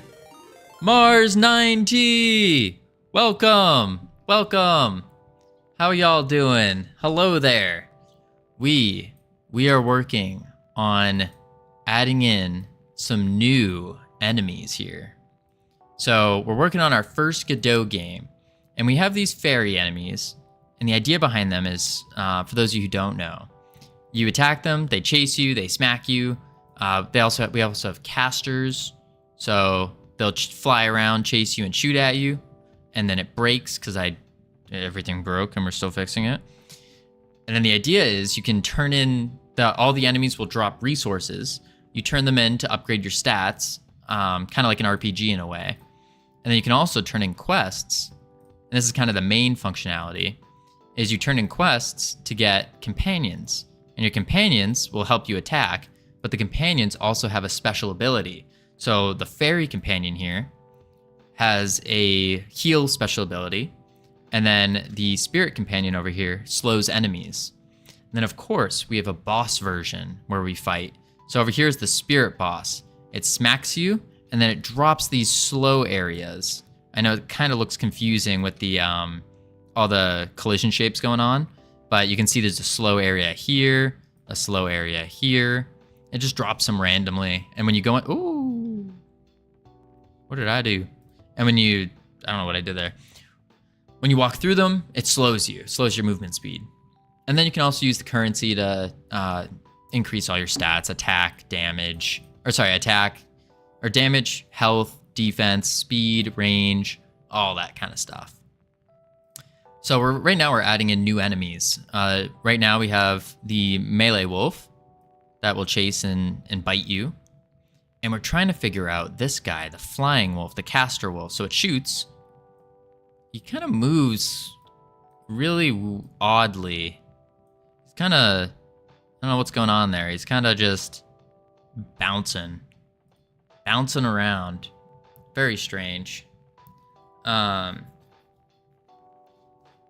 the thing. To solidify our stance, I have experience in C, C++, C#, JavaScript, HTML, Haskell, Python, Kotlin, bit of Java from school, and I find that the core skills do translate like 80%, and the remaining 20% is like static typing, quirks, and framework specific stuff like libs, macros, conventions, and all that. Huh. What's this asset that dropped? The assets that dropped are the, wait for it, the familiars. They're little dogs, basically. This one's a flying one, so it's on a cloud. And then we have the melee one, which is over here. Yeah. These are the new asset drops. And so now we also have the boss version of these, and we have the companion version of these that we're all putting in. Yeah. What were y'all working on? Over there. Ooh.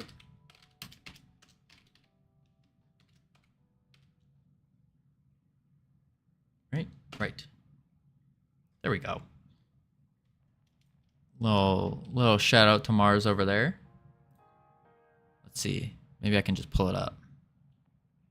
See what y'all were working on. Little UE5. And oh, I can't see your drats. It was last month. Oh, here we are. 8 hours. Holy moly. Oh, I got hit with an ad. Oh. First, they're sour. We'll have to wait 6 seconds. But yeah, those are the new asset drops here. Let's see. Skip ahead. Yeah.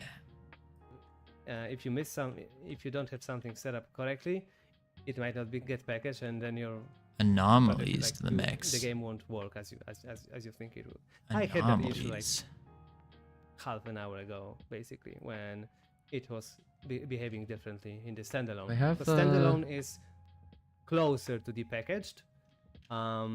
It's still not the same, but it's like the closest one. It's almost the same, right? So, because it behaves a bit differently. Because right now the world is already loaded, right? Because you can see it. It's already loaded. It's a bit different. So when you play this, the world was already there. Today a bit ups and downs, but finished with a new working direction. From the world, you already have it sooner than you have it in the that's sweet. Runtime, the standalone or like. But I need a sec to make proper sentence, but I did. Yeah. Take your time. Take your time. Take your time. For those of you who don't know, Mars released their game on Steam in early access called The Overseer. It's a little spooky. You're traveling through if I remember right, you travel through cameras and you try to find these different anomalies, or like if I remember there was a ghost at one point. I don't know if I'm remembering that properly. Yeah, spooky. Actually, speaking about like, yeah, this is, yeah. So a little spooky. Thank you for sharing. No sweat. Yep, cycle cameras, spot differences, get spooked sometimes. Yeah. We don't see over here. I cannot do scary games. Whew. I will pee my pants instantly. Terrifying.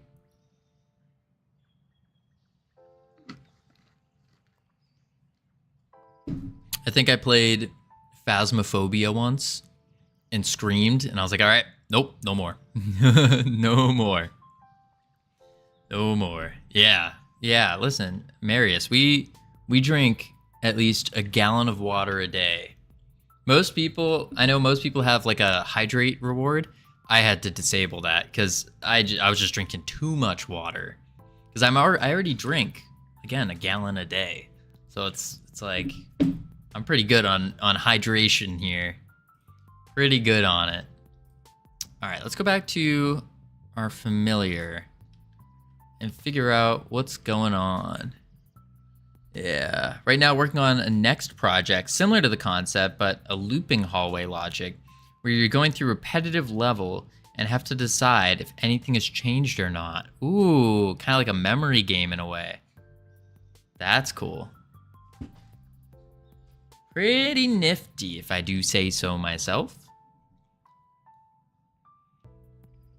So, is this... Wait, let's go to the damage real quick. Character stats, damage. Let's switch this to 5. Range, let's keep it at 10. Movement speed, oh, movement speed's at 100. That's probably why it's freaking out. Let's switch it to 5. That's probably what was causing it to freak out. Because it was just going so fast.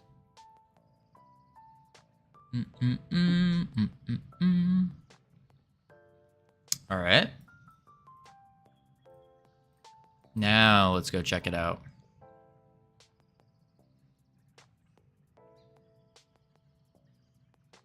What? Function casting. Invalid index get died. Oh, is it because I think it's because the character can't die right now. Target null. Huh. Today I was first figuring out how I want to handle anomalies. Because of that, I basically had to rethink a bit on how I'm managing the loop itself. Gotcha. One of those kind of planning and thinking days. We had one of those the other day. Whew. All right, let's see. There we go. It's still kind of acting weird. I think I know why. I think it's the cloud. This cloud that it's on. I think the cloud needs to be within the armature. I think that's what needs to happen. Because it's trying to move, but the cloud is stuck in the same place. So it's not actually moving. Let's see. Pop that back. Dodge all the areas here. Dodge that because it's a little big. No, it's still not moving. He's trying to move. You can see him try to move. Huh. He's kind of just turreting. Yeah, look at him. He's trying to move. Oh, he is moving a little bit, but it's kind of... Oh, and also our things aren't hitting him because the cloud's blocking it. Okay. So the cloud is what's causing issues. Let's turn off the layers. Oh, wait. I guess we have to have a layer on the cloud. What if we just turn on a random layer, 10? And then we try it. And then that way, it will kind of go through it, hopefully. Potentially.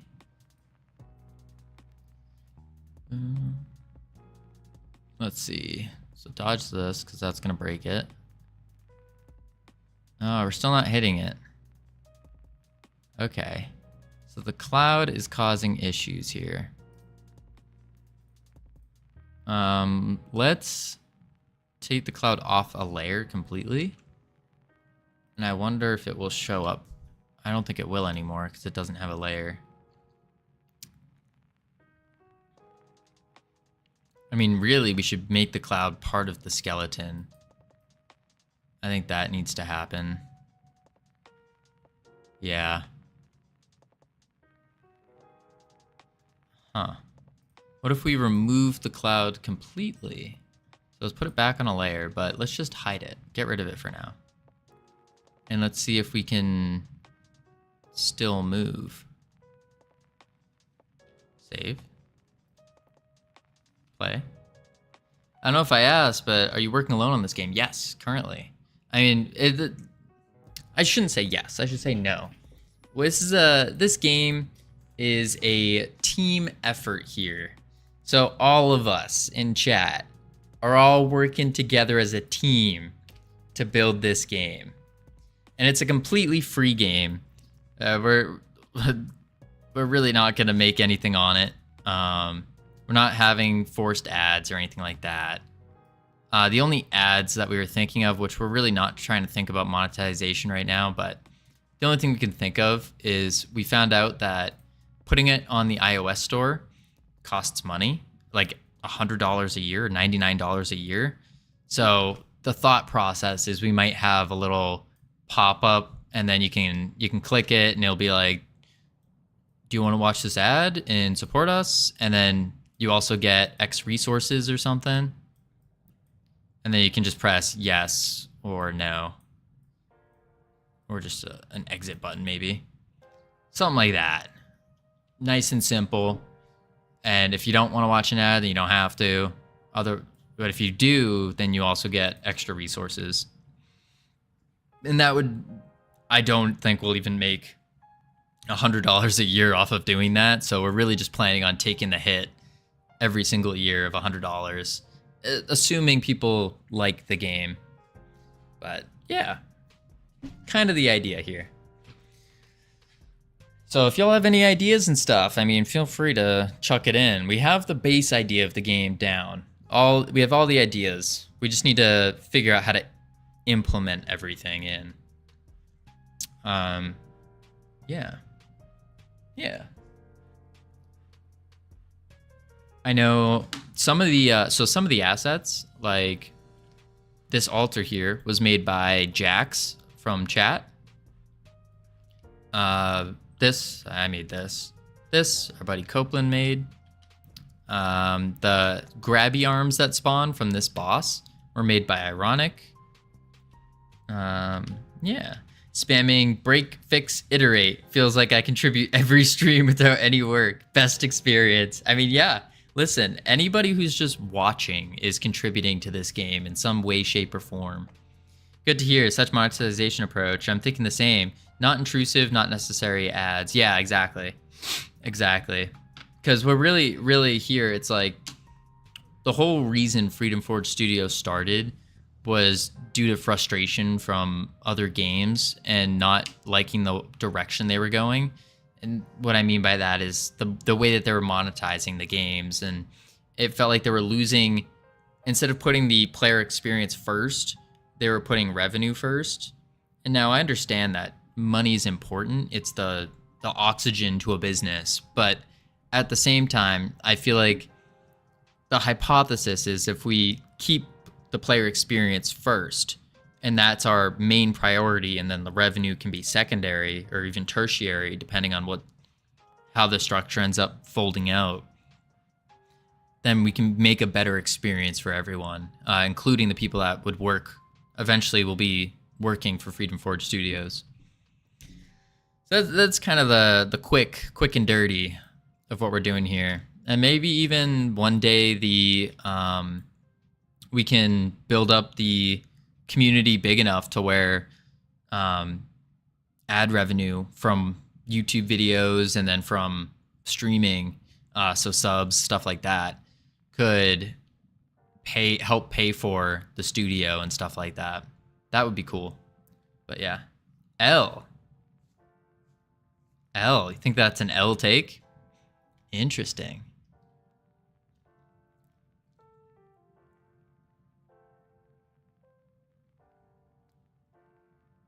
Time has come. All right, let's see here.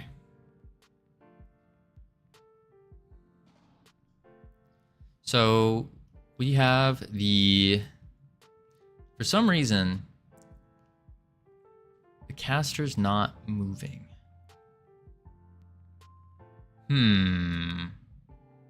Familiar caster. We have the ranged ray. We have the animation tree. We have all the stats. Oh, it wasn't me. It was just my pocket or something. Oh. I thought you were saying that was an L take. I was like, huh, interesting. I'd be curious to know why. Because I don't know if I'm right or wrong. This is all just a hypothesis here.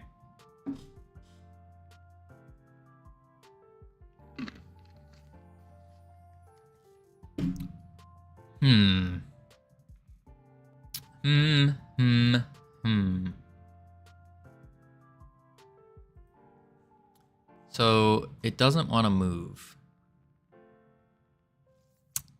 I think it has something to do with all these.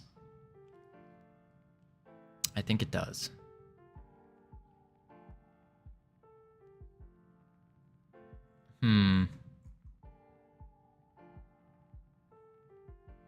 All right, we can, I guess we can just kind of bypass this for now.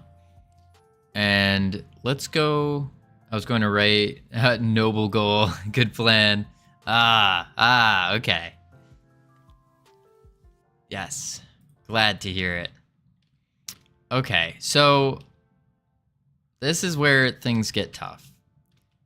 Because I don't know if what's going on with this guy, why he's not moving, but then everything else moves fine. Like this guy moves fine. So we need to figure that out. No freaking hell. All right, let's try the, maybe let's try adding in the, no, not the boss yet. Maybe we do the companion next. We could try the companion next.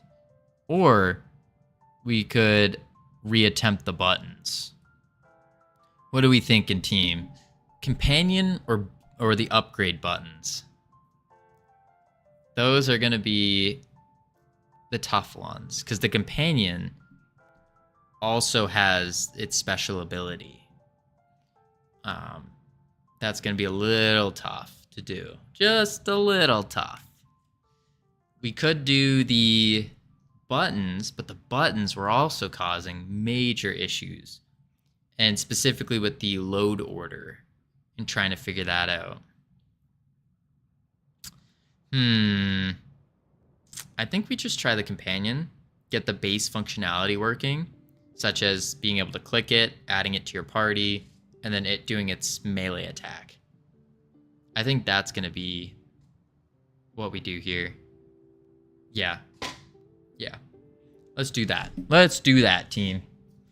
Alrighty. So, what we do, first things first, we download the file. Save as. Save.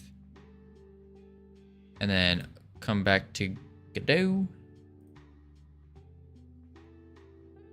I would do one that has potentially more implications for other things to learn faster if it integrates well with those things. They're all kind of separate. The only thing that would have the implications would be the companion and the companion's special ability.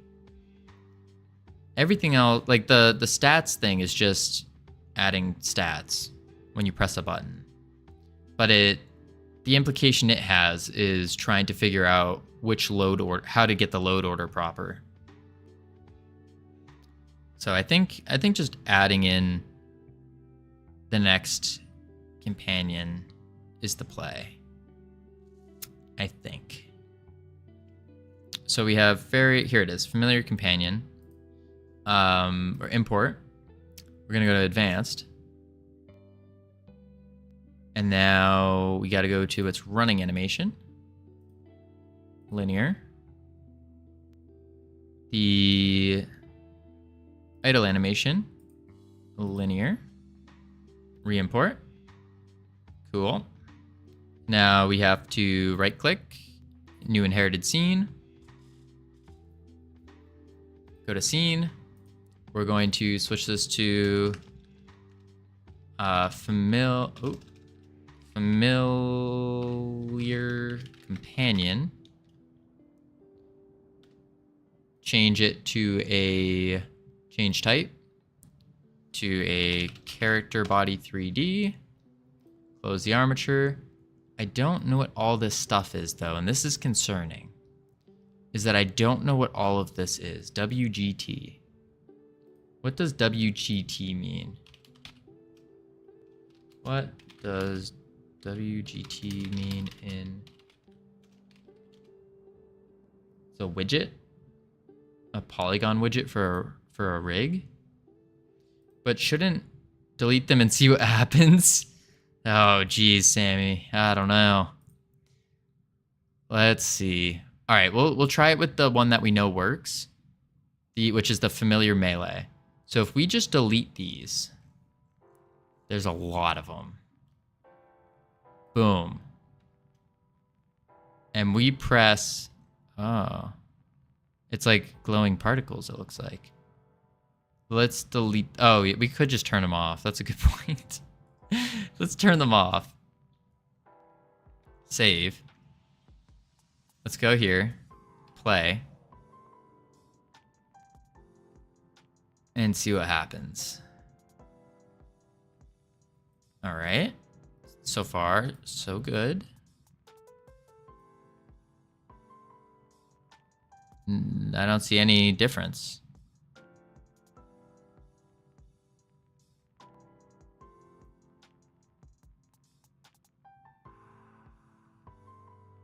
I guess that's fine. I guess we don't need them.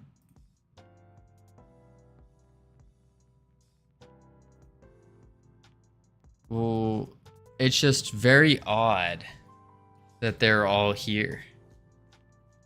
And they haven't been deleted. I'm a little worried. Let's hit delete. 99 nodes. That's a lot of nodes. Confirm. Let's go to the animation tree. Run. Oops, don't connect. You won't. Do it, you won't. You did? You don't think I would delete them. You're funny. You're funny. You underestimate me. Okay. Oh, maybe it was like a... something to do with the run, maybe? Because it's... maybe it was tweaking the back legs. See how the paws are kind of tilting when it moves? Maybe that's what it was doing. Let's undo that. Go back to idle. Run. No, it doesn't... yeah, they literally didn't do anything. Huh. I guess they don't matter. Oh wait, let's do this. And now let's play the animation tree. Yeah, I don't see any difference.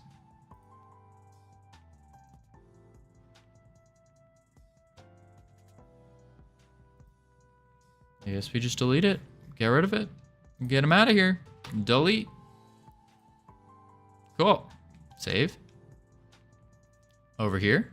Do the same thing. We go click. Nice horse. Something like that, Brains App. Something like that. And delete. Bam. And then, oh shucks, Infinite Coder with the yeehaw. A chatter reminded me of yeehaw. Who? Who reminded you?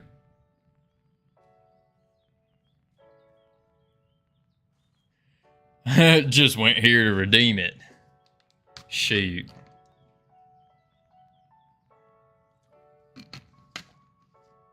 Alrighty. So, listen here, folk. Ooh, my voice is sounding a little wild, right? Oh, yeah. Voice ain't working. It ain't working. Hold up. Ooh. Alrighty. So this is what we're gonna do here, folk. We're gonna add a collision shape, 3D. We're gonna add a box, a big box. And what this box is gonna do is we're gonna raise it. All right, perfect. And we're gonna extend it to the ground. Perfect. Now we're gonna extend its head. We want its snout to be right in there. Perfect. Oh, let's raise it up. Get them ears in there. Perfect. All right, now we gotta gotta shrink it down just a little bit. Don't have to be perfect. Don't have to be perfect. All right, I reckon that is our familiar's collision shape. Perfect. Save. We save this as the familiar companion scene. All right, now we got to add a... what are we adding, team? That's right, an animation tree. Shooey. All right, we're going to add a animation node state machine. We're going to add animation player. I swear, I've done this like a bajillion different times now. You'd think that I'd have it completely memorized, but nope. We ain't there yet. idle, run. We're gonna rename this to run, just because that's what it's named in our program. We're gonna do attack, and it's actually called attack 1, just because the way we name things. And now we gotta do the connection points. Connect there, connect there, connect here, connect there, connect everywhere. Perfect. All right. Now, over here, we just swap over to run as the condition. And over here, go to idle. That horse is quite... okay, listen. Don't look at that collision shape. Get your mind out of the gutter. It's a dog. It's a dog. One of them dogs. And it's a familiar. It's a wolf. I don't know what collision you're talking about. Let's just look at its back. There we go. How can I not? The lipstick is out. Shoot. Listen, it's a family-friendly dog, I swear. I swear. I don't know what's going on with its collision shapes. I really don't know, but I can tell you one thing. It's excited to be here. That's what I can say. All right, so when it runs, we want immediate enabled. And he's more willing than my professional drywall. Shoot. Yeah, I don't quite know what's going on with them armature there. I don't quite know, but I reckon it kind of works. It seems to work. We just don't look at it. Just don't look at it, and it'll all be okay. All right, now we got to do, let's see if we remember this. So idle, we want to do immediate auto. And then on the back end, we have to wait for it to finish. At end. Perfect. Look at what? Exactly, Aaron. Exactly. Look at what? I don't know. All right. Don't look. There we go. Perfect. Animation tree. It was, oh shucks, we messed it up. It's sync enabled on the down. Sync enabled on the down. Sync enabled. All right. And now we head back to it. And this was at end auto. Immediate enabled. Immediate enabled. At end auto. Yes, sir. Yes, sir. We got it. Let's look at not our caster, we have where in tarnation is our companions? Let's go to the characters.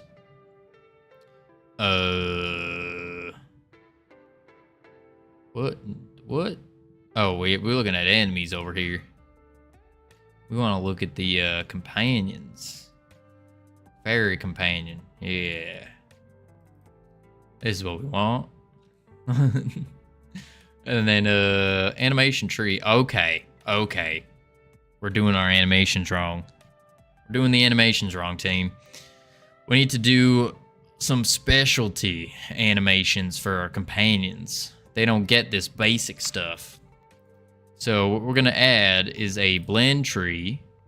And I reckon we called it movement tree. Yeah, movement tree, attack tree, and special tree. So, like so. Movement tree. Let's add another one. Attack tree. And you guessed it, we're doing the special tree. Now, each tree is relatively simple here. All it is we enter in, drag this output out a little bit, and I reckon we add an animation. Oh, actually, wait a moment. What do we add? Oh, shucks. It is a little more oh, wait, no, it ain't no complicated. Never mind. It's just a blend space. Blend space 1D. Easy. All right, so get rid of that. Blend space 1D. We're gonna open this in editor. And this is gonna go from 0 to 1. 0 to 1. And we're gonna add a little dot right here, right there. Add animation, idle. Then right here, wait for it, add animation, running. Hit that save. I also reckon I might have saved it to the wrong location. Wrong location. Let me see here real quick. Where did we save this? It should be right here. But I reckon we accidentally saved it into the enemies. Yep, we did. Familiar companion. And we'll just click and drag you over. Right in there. There we go. There we go. Alright.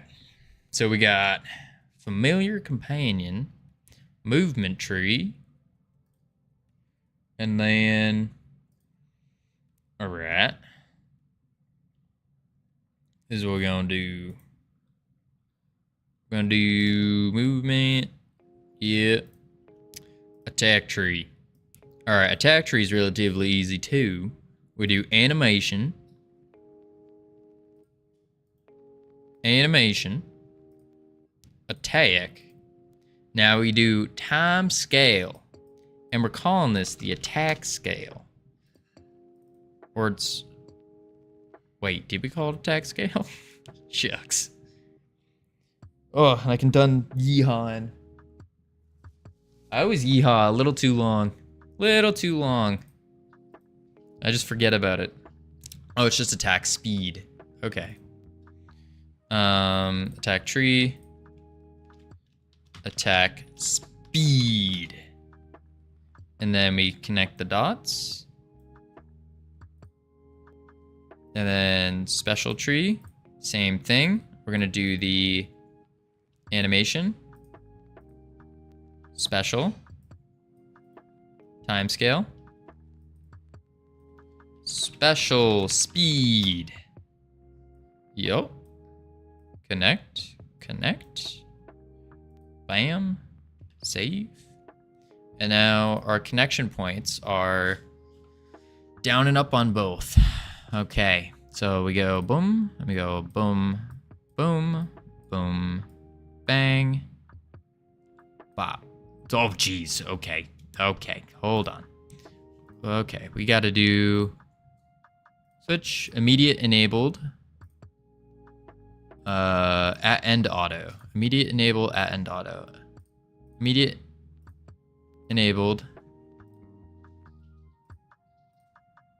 at end auto. Oof. Save. All right, now this one, I think it's the same thing, right? Immediate enabled at end auto. Yep. Immediate enabled and at end auto. Perfect. Now he's chilling. Perfect. Perfect. Perfect. He's looking a little... All right, there we go. Now that we have the tree stuff set up, let's go to here, and we're gonna add the target finder. Bada bing, bada boom. We're gonna add... Ooh, what is this? Cooldown mesh? Value... Oh, that's for something else. Okay.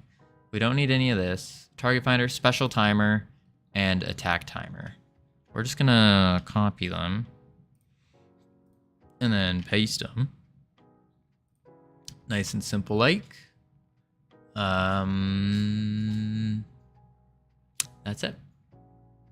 That's literally it. Save. Now for the complex stuff. Complex stuff. All right.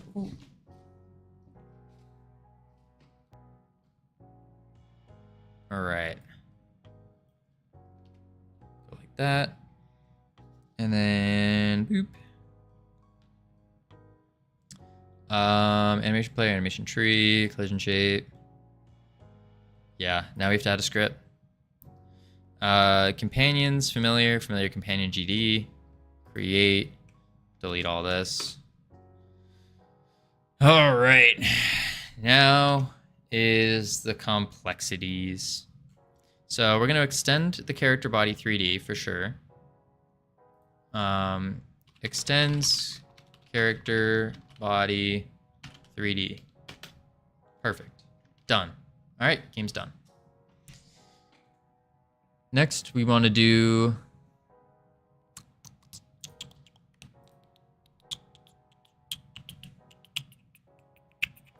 Honestly?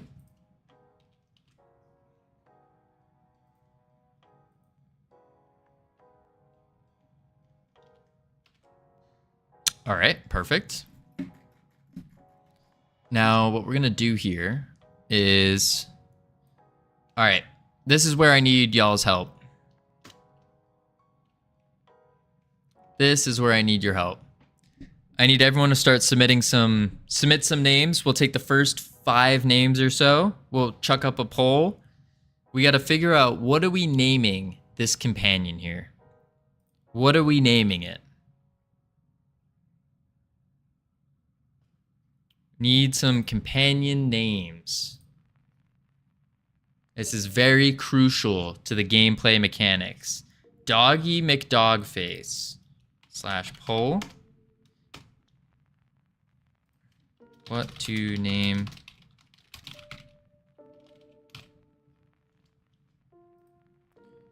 Doggy McDogface. And then we got just instantly winner. Instant winner. Do we have any other competitors for Doggy McDogface? Anyone at all? Not saying it's a terrible name or anything, but it's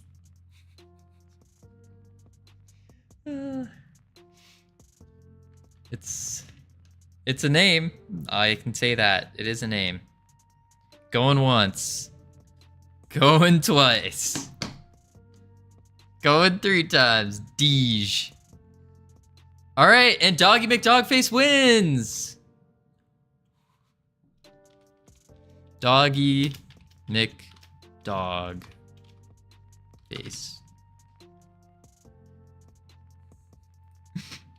Friendly.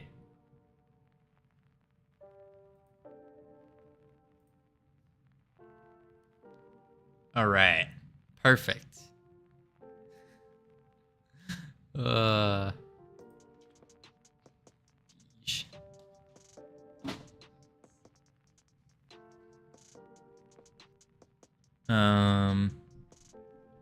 Okay, so Doggy McDog face.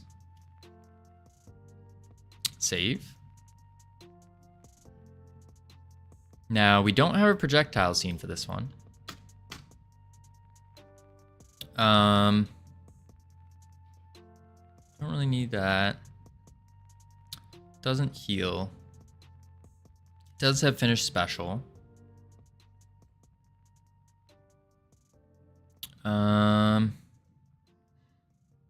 Use special. Its attack is no longer a projectile. So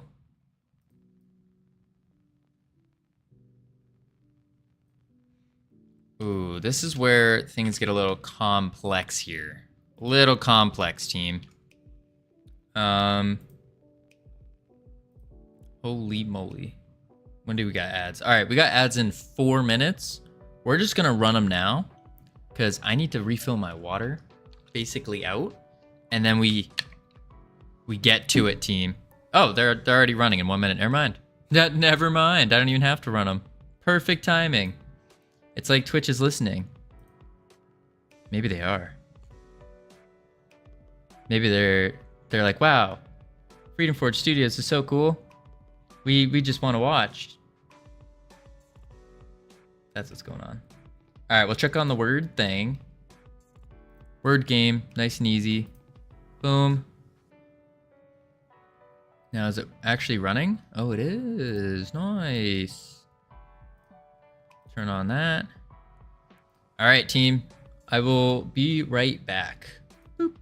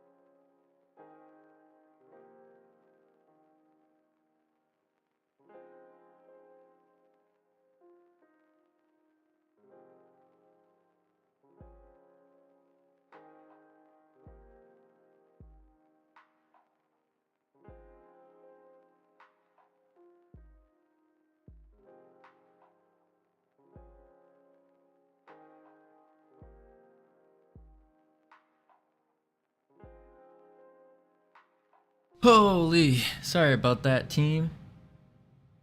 Bang. Oh, that's weird. It didn't restart though. Usually it restarts. Huh. BRB gonna buy a Peloton? That's an interesting BRB. Interesting indeed. All right, team. Whew, here we go. Bezos on his yacht. Ads for these folks. Yeah. Indeed. Indeed. Okay. So. This is what we're gonna do. Had an ad for a Peloton. Oh. What do you know? Did you end up buying a Peloton?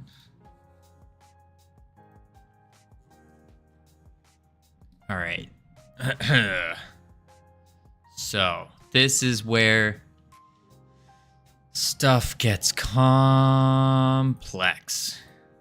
This comparing, aren't they like $7,000? They might be. I don't know. Maybe you have $7,000 lying around. They also have a membership. Peloton. Bikes. Shop. They're so expensive, they don't even have a price. The price is not there.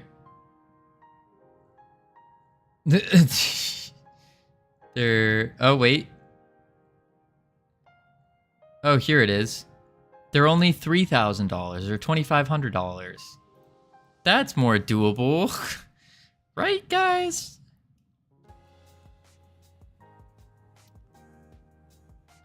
All right. So we'll do...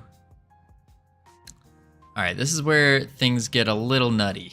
So we need to add in our rig, we need to add a melee area. Yeah, a melee area. So I really thought our melee area is a scene. What am I doing? Familiar companion. Click on the armature rig. Nope, don't want to rename it. And Control Shift A, melee area, open. Oh, we also need to take, actually before we do that, we need to take the rig and we need to rotate it by -180. Save. Now we add melee area. And then we just go whoop right there. Bring it a little bit down. That should be good. Okay. Dog has a lot of nutty. Listen. Just ignore the bones. Ignore the bones. It's just the way it is. I don't know why it does this. I guess it's all just going to the origin point. For some reason. Save. All right, so now we have the rig. We have the melee area. Let's get the collisions working. So it collides, it's gonna mask the ground enemies, but not the flying enemies. Because it can't hit flying enemies. Yeah, it can't hit flying enemies. It is a ground friendly. And then with the melee area here, collisions, ground enemies. Or no, we don't want to take ground friendlies. We want to take ground enemies. Save. Ooh, question. Does that ruin it for... I don't think it would. No, it doesn't. Okay, good. Familiar. Now we need to go target finder, collisions, and it's going to mask the enemies, ground enemies. And I think we also need to put it on 8 because it, oh, or wait, 5. No, never mind. We don't need to put it on 8. I'm going crazy. No, wait. Now we need to do it should be connected already. Perfect.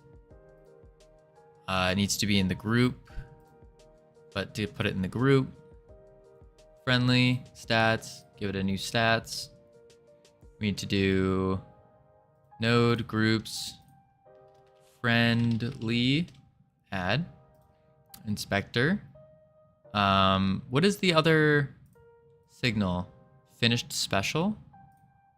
Is that the signal that's popping out? No, input event. What is input event connecting to? If event is input event. Oh, okay. Input event mouse button. On input event. Yes, that's for moving it. And I think we connect it to itself. Yeah, perfect, perfect. Okay. Save. 3D. And then we need to do, I think that's it for the, yeah, that's it for it. So now we get to the complex hyper programming stuff. Big boy programming here. All right, team. Step 1. Let's give it some stats. So we got character stats here, base stats. It needs health. It needs defense, needs damage, needs attack speed, needs attack range. Actually, it doesn't really need attack range. Movement speed, doesn't need luck. Or does it need luck? It might need luck. All right, perfect. We'll just give it all that for now. Next, we got to do... Actually, I don't think it does need luck. Yeah, it does not need luck. Ooh, my contact. Get rid of that. Next, we need to do the scenes. So it doesn't have a heal effect. It actually will have a stun effect. Because the special ability for the familiar is to stun. Because familiars are kind of like a... the way we're thinking about it is it's like a... Almost like a... What's the word? Like a Greek kind of aspect to it. So it has lightning powers. I think that's like a familiar. At least that's what I think of. When I think of familiar, I think of like a lightning dog almost. All right, so now for our states. First thing it does is adds itself to our party. Perfect. Special timer, good. Good. Attack tree, goes to the attack tree and attacks. Now this is the movement. So now our thing with the melee. This is probably where the knockback that we were struggling with earlier. So the spirit boss, its knockback mechanic. This is where we need to refactor all the companions to include velocity. Because the familiar companion is a melee companion. Which means our typical way of doing companions right now is they've been casters. If it will load. There we go. And so we've been kind of keeping them almost like turrets in a way, where you click them, and then you can kind of place them anywhere, and they just stay to that area. But the melees, what we want to do is we want to put them in an area, and then they will attack. Wait for it.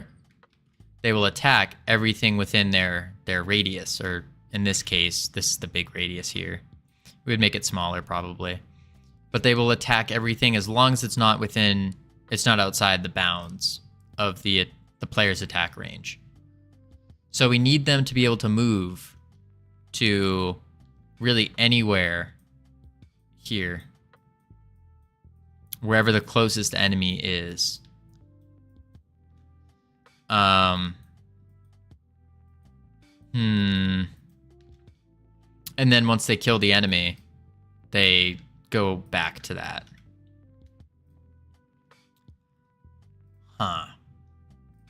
So what we do is we hop back here.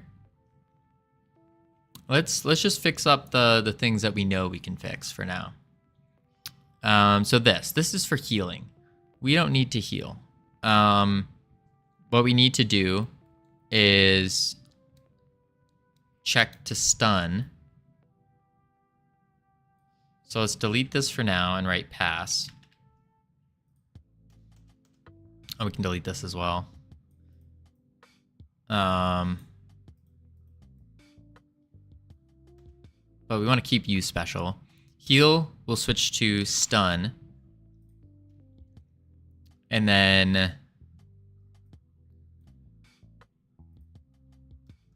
stun.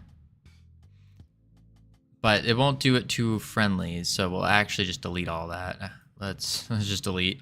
We're doing a lot of deleting here. Boom. Wait, okay, that was good. Pass. Pass. Projectile body. We don't have any projectiles. Take damage. Good. Dying. Good. Death. Save. Attack speed. Good. Special speed. Good. This is the dragging. Good, good, good. Okay. Everything's good. So, really, what we need to do is figure out the melee attack first. Make sure it can do melee attacks. So var player's closest target is target finder dot closest target. And then if player closest target and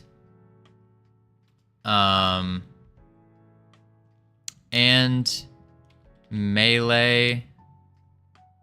Did we call what the melee is here? We did not. Okay. So we're gonna have to get a new variable called melee ray. So let's just enter. We'll do at export. Oh, I guess it's a scene. So we'll do that. We'll do enter at export var melee ray as packed scene. Save that. And then what this does is scenes companion arm. Wait. Companion arm is just the finder arm, okay. And we assign that. Why does this not have an arm? Companion arm. Oh, I guess because we added in the code. That's right. Okay, melee ray. It should show up. But it ain't showing up. Companion name's null now? What? Okay. I don't know why that's not showing. That's fine. We'll leave it for now. Melee ray. Then we need to do in the attack. We can do and melee ray dot find no get overlapping lapping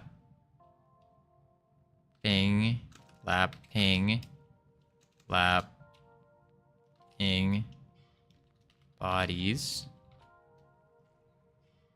I think it's 2 P's. Let's see. Target finder, projectile scene, body, current closest target, get overlapping bodies. For body in, get overlapping bodies. So get overlapping bodies. Not equal equal to null.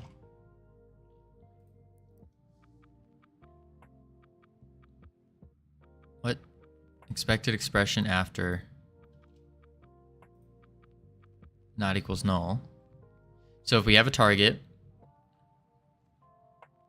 and it's in the melee ray in the overlapping bodies, then we can check if it's in the team, I guess. If melee ray, that's a lot of, all right, let's do, yeah, no, we can just do with another if for now.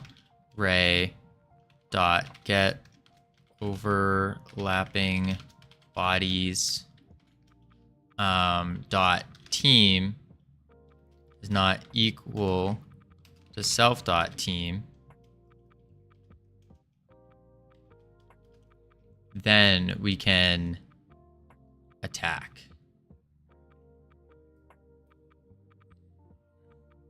Wait, this should be in should attack. Yeah. Yeah, this should be in should attack. This is what's called in the animation. Which we can just do this. Gets called in the attack animation. So let's do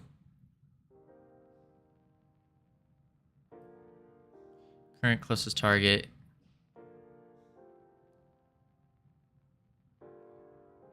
Target finder, current closest target if player in the melee array not equal to null.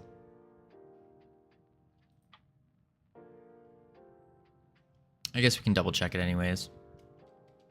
And then we can do the damage, which is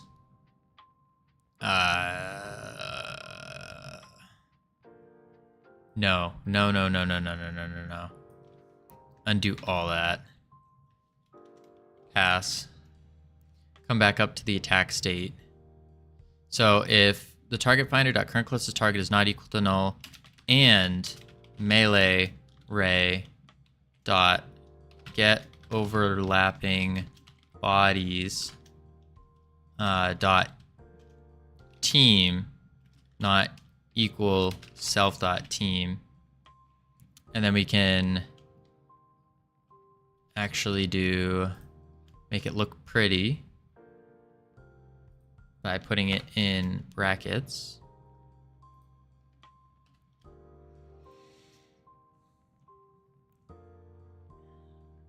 So if the current closest target is not null and the melee rays get overlapping bodies dot team is not equal to our self team, then we play the attack tree. Now for should attack, or no, that is should attack. So now with our attack, we want to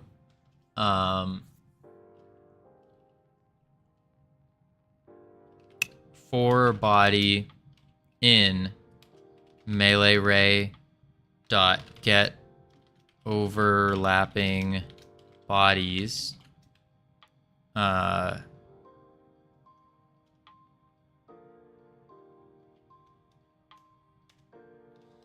body dot take damage stats dot damage dot value.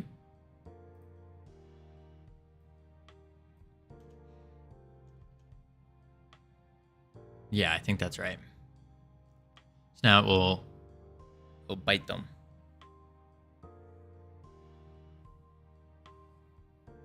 Yeah. I hope. Okay, so now we need to do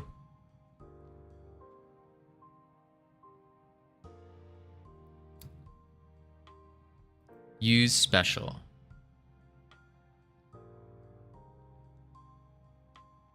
Why do we have use special? Fairy companion. Let's look at the heal versus use special. So use special is checking if it should use it. So instead of use, we should say should special.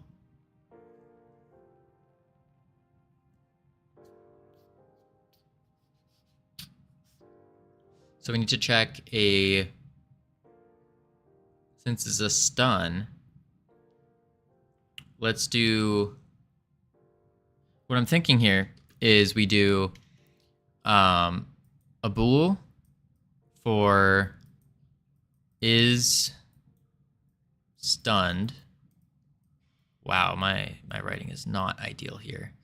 Bool is stunned, and then we do an array, so we can probably get overlapping bodies in the target finder, in the player's target finder. Player dot target, oh, that's not a T. Target finder dot get overlapping bodies. And we'll do a for loop here. And then we can put them into an array. Tar equals the child dot stun effect. I think that's the play.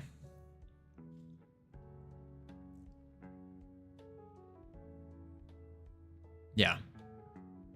So let's do a stun effect first. And let's also not look at this one. Let's look at the companions, spirit companion, because the spirit companion has the slow, which is most like our stun. And then we can actually just, delete all of this. Save that. Ooh, that's a good point. Good point, team. Good point. We should probably added familiars. Probably push these. Commit. Do a little commit. Commit.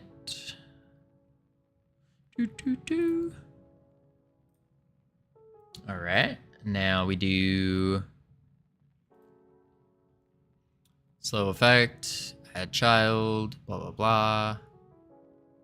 Okay, so we're gonna have to make a stun effect first. And then we check if the stun effect works. And then we work on trying to attach the stun effect to do the thing. Yeah. So we'll go to spells and fire, grabby hands, heal effect. Ooh, this stun effect's probably gonna end up being a particle. But for now, we're just gonna leave it as whatchamacallit?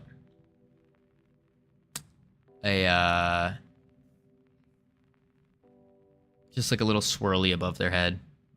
Like the slow swirl scene here. Yeah, we'll do that. So we will add create new scene. No, we'll just do it this way. Create new scene. It will be a 3D scene. Right? Yep. We'll call it stun bolt. And we'll just get like a little lightning bolt emoji icon is the better term. Icon. Stun bolt. And we will add a sprite. Yep, sprite 3D.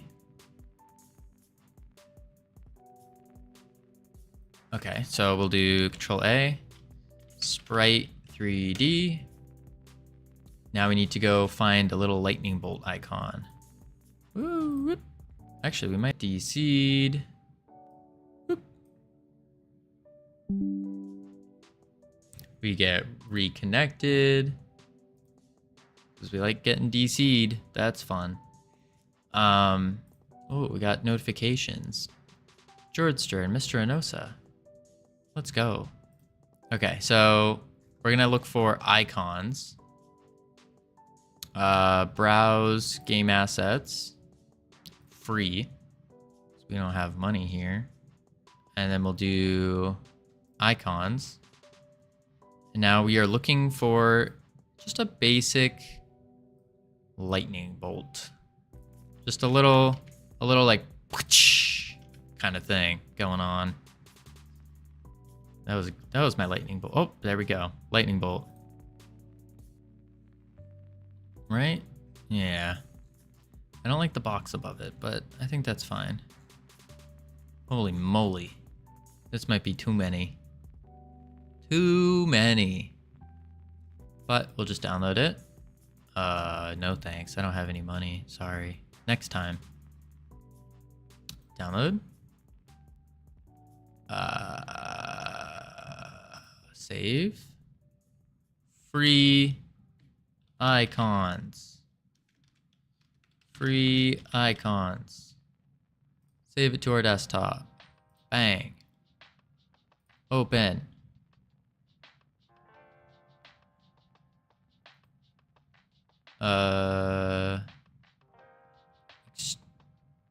Extract all. Extract.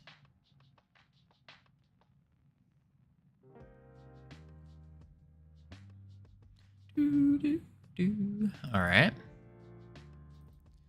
Icons. Let's go 1x. And then we want fancy. These are some nice icons. Really nice icons. Wait, does it not have the lightning bolt? The one we wanted? You're kidding. Dang. That's upsetting.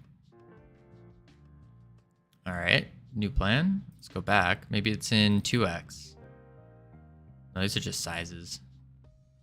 Drats. What is this one? Oh, we're opening Krita apparently. If it will open.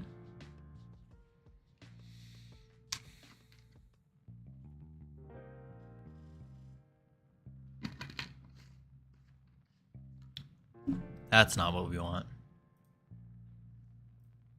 What about 0.5x? Drats. I don't want that. Maybe an exclamation mark. It doesn't really signify what we have going on though.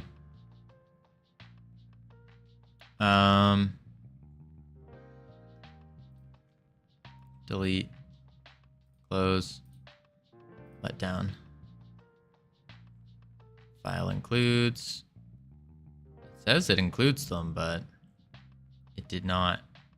Unless it's like, this is just like a free. Yeah, it must not be what we're. Dang. Okay. Back to the drawing board. Nope,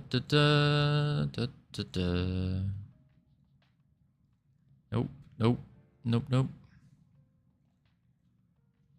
Any lightning bolts here? Negative.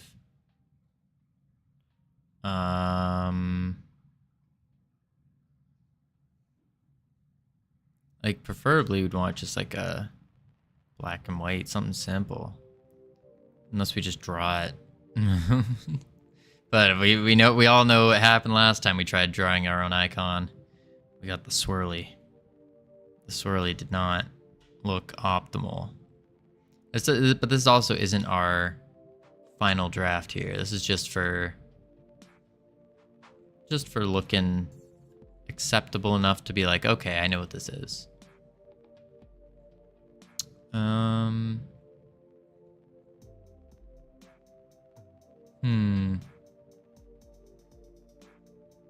There's one. It's kind of in a little 1, 2, 3, 4, 5, 6. What is that? A sectagon? What does a six-sided gon look like? Called? We'll go with it. We'll go with it. Hexagon. I thought hex was 5. Wasn't it? Six-sided polygon. Oh, penta is 5. Duh, I'm dumb. Thank you. Alright, download. Save as. Save. Open. Thank you, Wabu. Wabu the panda. Alright, then we do extract. Extract. It's a lot of icons. Alright. And then, ooh, maybe we can just find it. They're all called slice. Oh. Let's see. View large icons. Here we go. There it is. That's the one we want. So let's go to assets, free assets, icons. Open this. Plop her in. I put it in the wrong thing.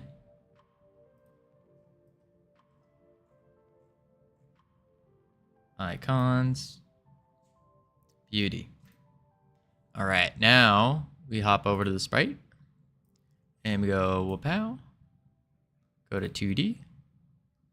I mean 3D, because it's a 3D sprite now. Nice, nice. And we want to turn on billboard mode. But to do that, we need to do something else first. We need to add a, here it is, enabled. Billboard, sweet. Let's just modulate it. HSV. Get our rectangle in there. Make it like a blue. That didn't work. All right. That did not work at all. So we need to come here. And we need to do, howdy Infinite Coder. How's your 12-hour stream? Or sorting? No. Transform? No. There was a way we did it. Somewhere. I thought we added a shader.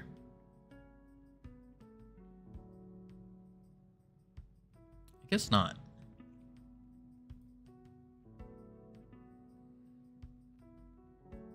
I guess not. That's fine.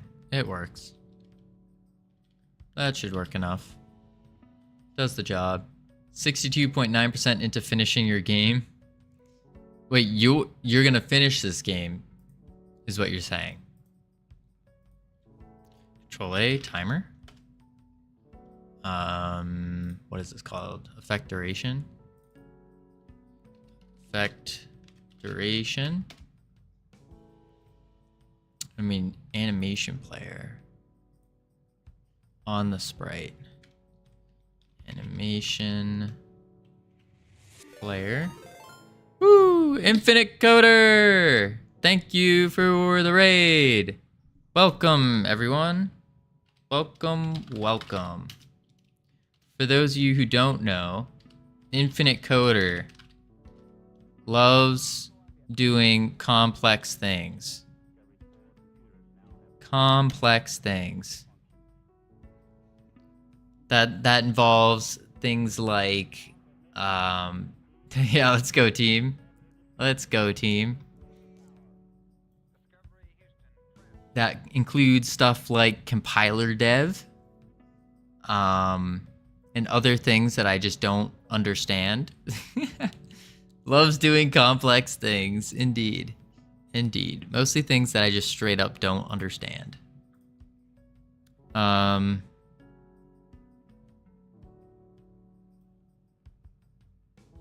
let's see here. We need to add an animation. New. Okay. Add track.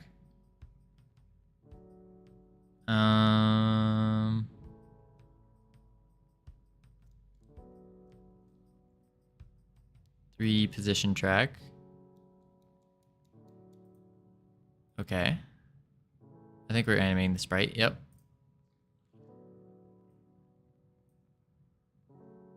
And then we'll just do this. Bring it here. Insert key. Nope. Undo that. Bring it here. Insert key. Then we need to do... Come to this. Let me go... Transform. What we're doing here is we're just adding a very basic animation. Yeah, very, very basic animation. Where it will go up. Key.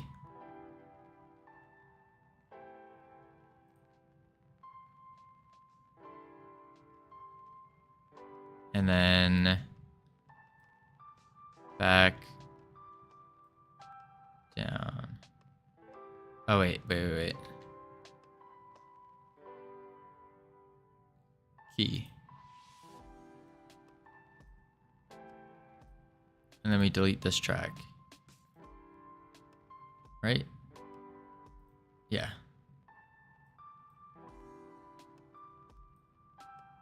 So then this needs to go back to 0. And then we add the key. So now when we play, and we loop it. Perfect. Ta-da. Basic animation. All right. We're professionals. Let's save this. Stun bolt. Oh, I don't like the name of that. Stun. I guess bolts will have to work for now. It'll go under spells. I like the bolt. What do we name it instead of bolt? Stun effect. Yeah, let's rename it. Stun effect. Now we save it as stun effect. Under spells. Bam. Now we're going to do a script to it. Under spells, stun effect GD, create. And on the ready, we're going to look at our slow swirl here.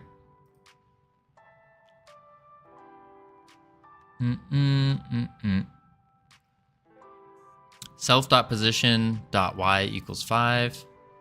Self.position.y equals 5. The reason we do that is just so we make sure it's above their head. And then we need a function called stun. Func stun. And what this is going to do is get parent. Yep. Dot stats. Dot is. Dot stats. Dot is stunned. Set that to true. Equals true. We also need to give it stats. Oh, no, we don't, because the parent has the stats, right? No, never mind. At export var stats, AoE stats. At export var stats, equals AoE stats. It's not equals, it's as. Perfect. Add it. That's an AoE though. We actually don't want an AoE. What did we do? AoE size 1. Oh, I guess that's fine. Maybe instead of AoE, we should be calling it spell. Yeah, we can refactor that later to spell stats. So we want to get the parent. We're going to say that they are stunned. Let's go to our AoE stats. So close up the assets, close up the companions, the characters, projectiles, stats, AoE stats. And then we want to do, oh, no, we do want character stats. Character stats is slowed bool, var is stunned as a bool. Save that. Come back over here. So we set is stunned to true. Next, we want to... Ooh.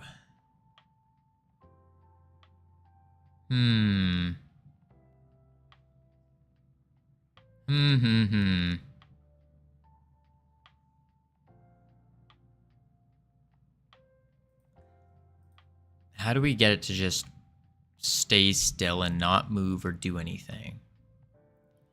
To do that, I think what we need to do is...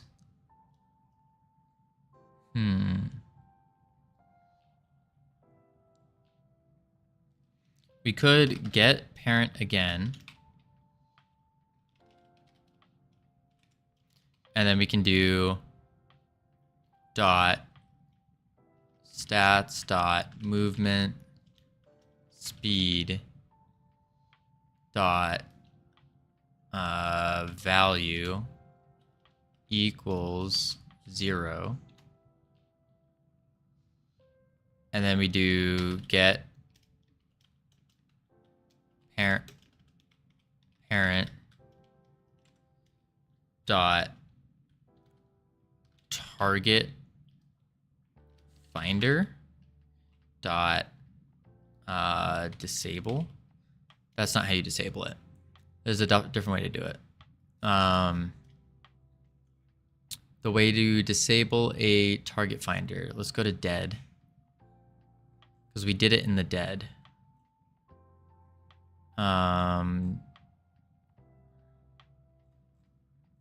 Unhandled input, take damage, dead. Toggle. What the heck is toggle? Toggle value. Collision shape, call deferred. So we need to do dot target finder dot collision shape, or we can do dot target finder slash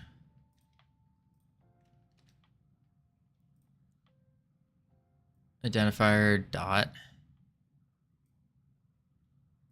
I guess it's already going to get the parent, maybe.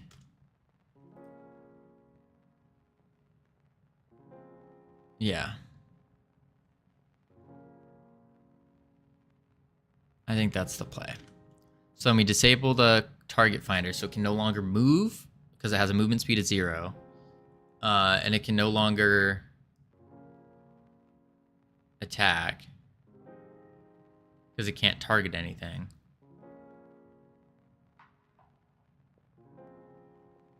And then we need to do basically this. Paste this. And then we do movement speed dot value. Oh, we don't know what the previous movement speed was. The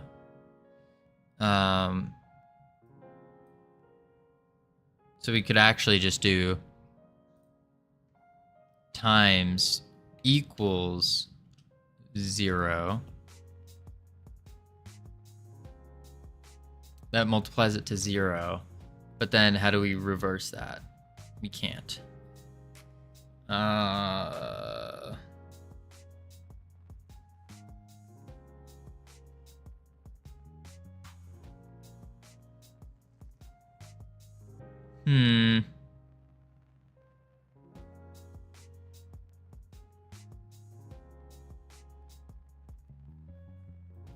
Stunned is false. So maybe movement speed's not the play. Another way to disable movement is not through movement speed, but we can do through what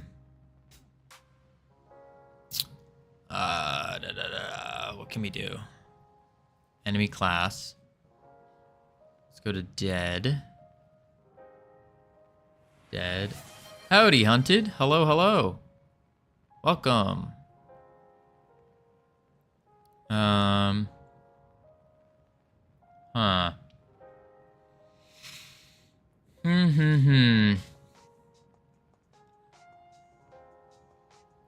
Call deferred, collision shape. If we set the collision shape to null, then it's just gonna fall through the world and die.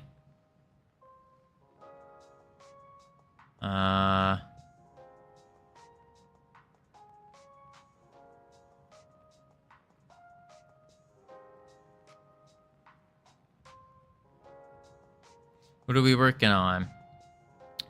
Working? Not so much. Struggling? Most certainly. We're trying to figure out a stun effect. So what this is going to do is we added some new companions, which are, or new enemies slash companions, which are these little dogs, the familiars. And the familiar's special ability is to stun. Now, we're just adding a stun effect here. And what we're trying to do is figure out a way to pause the enemy movement and pause the enemy's ability to attack. We can pause the way to attack by turning off its target finder. So, wait. Turning off its target finder is going to stop it from moving. What am I doing? Yeah, that's it. That's it. We just turn off the target finder.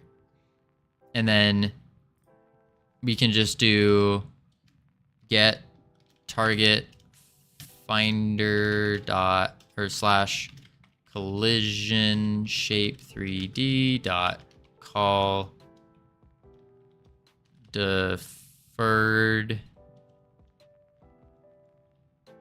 set enabled, or actually set disabled false. And that's it. Now this should stun, right? Because we don't even need any of that. If you just take out the target finder, it won't be able to move and it won't be able to attack. Because the target finder is kind of a key breakpoint. Yeah, yeah. I think that's it. As easy as that. Queue free, and then start it back up.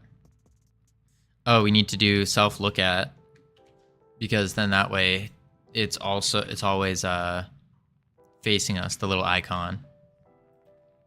Oh, what happened? Player camera not declared in current scope. Oh, whoops. This is in the process too.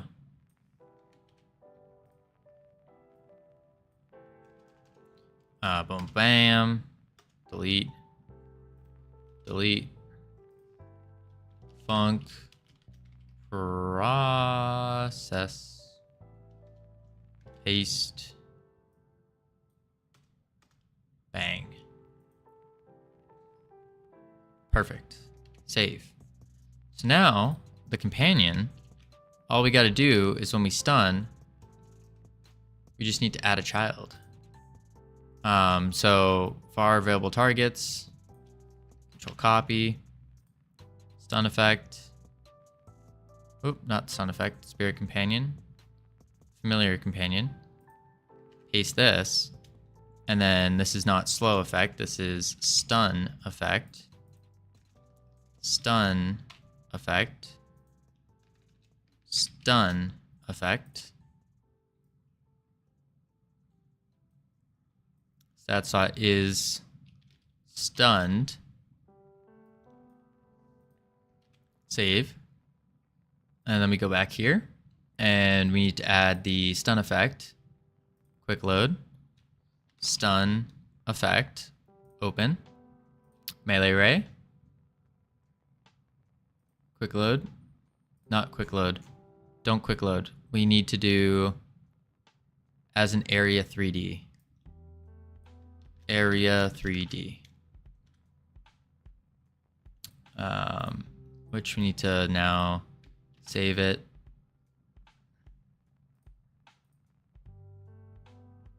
Dang it. Dang it. It's fine, it's fine. Why does the companion name keep going null? I haven't touched mine. Wait. Does anything else call the target finder and assume it's active? Not to my knowledge, no.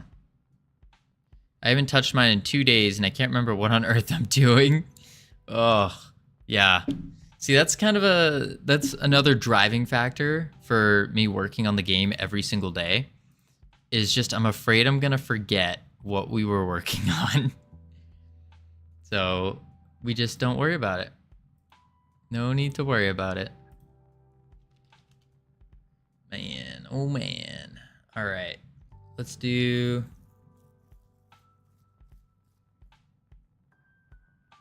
Yeah.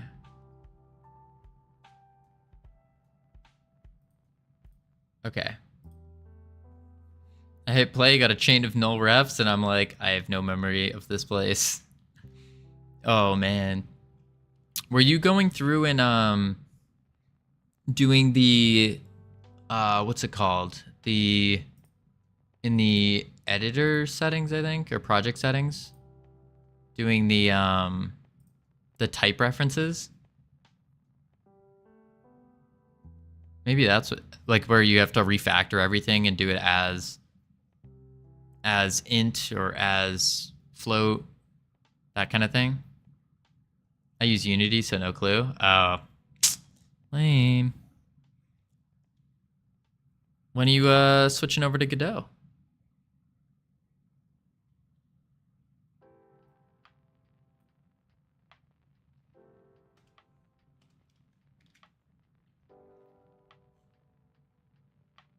All right, finished. Use special. I tried it for a bit. I'm gonna stick with what I know. Man, gotta expand your horizons. Move on to better things, you know? Stats.effect duration, check. We don't need a slow percentage. AoE lifetime, effect duration. We'll do 2 seconds. Save that. I like physics-based games, and all my experiences in there. I'm not sure how I feel about Godot physics. Non-determinism. Yeah, I will say I've heard that Godot physics are not the best right now, but they're improving day by day. Patch by patch. Update by update.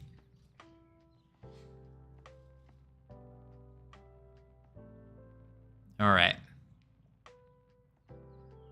Let's see. Player, camera, blah, blah, blah. Stunned. That's it. So then we go to familiar. And we want to do team on base array node 3D. What? There's no team. Why does our companions not have a team? They should. Oh my, they don't. What? Team. They do have a team. What are you talking about? Team. Export variable team as a string. Team. Friendly. Oh, the melee array needs a team. Array node 3D. Oh, because get overlapping bodies doesn't have a team. Ads are coming! I'm pretty happy though. I can define ships and their loadout and have a factory that reads a text asset, JSON file, converts it to a loadout object, and loads in the scene where needed. Ooh, that's awesome. That's phenomenal. Dang.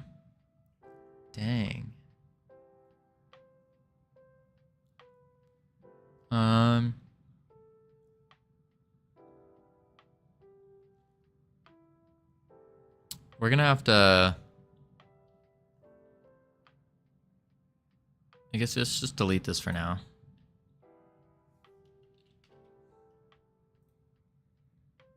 Okay, now what? Oh, because I did that. Perfect. Means I can make ships in the builder scene, save them as a text asset, and then load them as AI ships without having to go mess with pack scenes prefabs. Ooh, that's really awesome. That makes life a lot easier. Or it sounds like it does.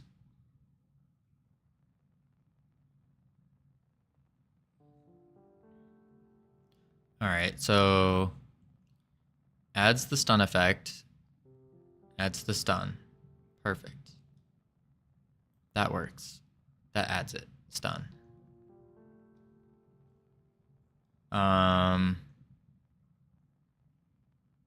Where is use special? Connect use special. So use special should be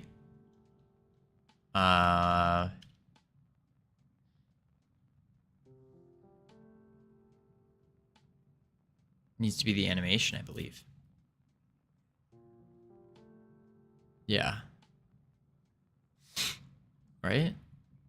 Yeah, use special is the animation. Spirit companion, use special. If available targets, just copy. Familiar, paste. Available targets, target finder size, function return, self dot.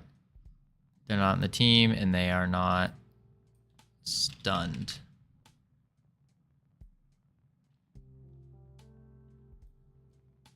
What does the wolf companion do? Is that a stun? Yeah.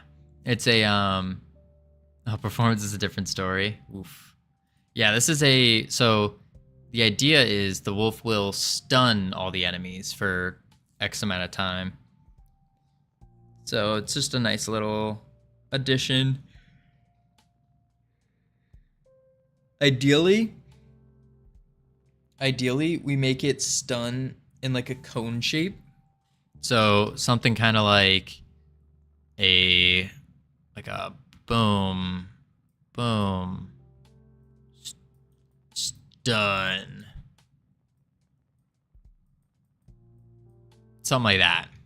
And then you have the big circle. I think that would be ideal. But yeah, basically it barks at them, yeah. I just don't know how to add that. Welcome back from ads, everyone. Welcome back. Hope they were enjoyable. I hope you guys found something that you want. Special tree, stun effect.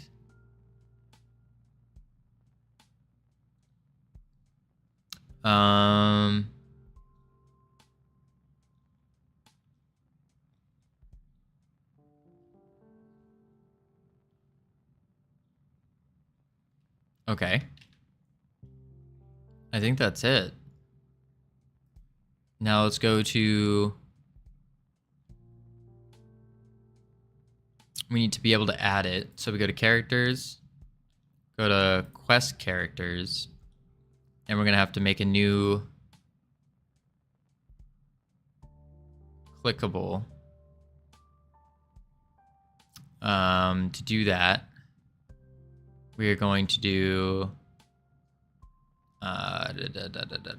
assets, our assets, go to characters, familiar companion, new inherited scene, 3D, and we'll name this clickable familiar. And then take the armature, transform by -180, bada bing, bada boom. And then we need close this, grab that, and grab that, delete. Oh, we need to save it. Change type, character body, 3D. Close that, open that, delete, okay. what did we do for the collision shape? The collision shapes of the clickables were a little bit different. I think we made them circles. We did. Okay, so collision shape. It's just a sphere. So we'll do collision shape 3D. Sphere. Whoop. Bam. Nice and big. Do you like that? Maybe a little bit bigger. Cool. Save. And then we're going to leave this in the characters, companions, familiar. Wait, no. Quest characters. Save. And then we need an animation tree.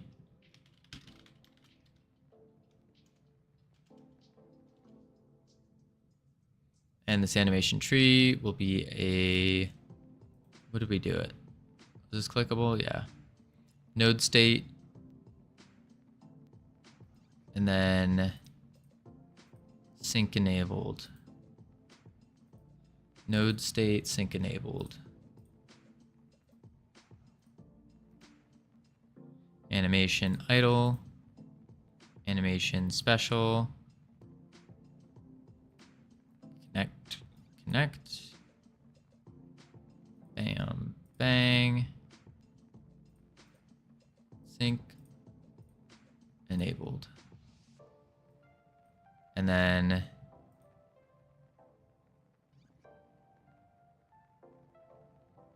what is the... This is just immediate auto on the loop. Immediate auto on a loop. Save. Perfect. And so when we need to, boom, does the special.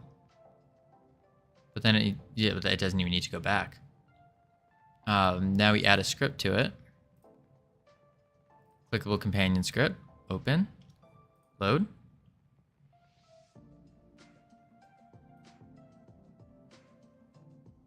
Perfect.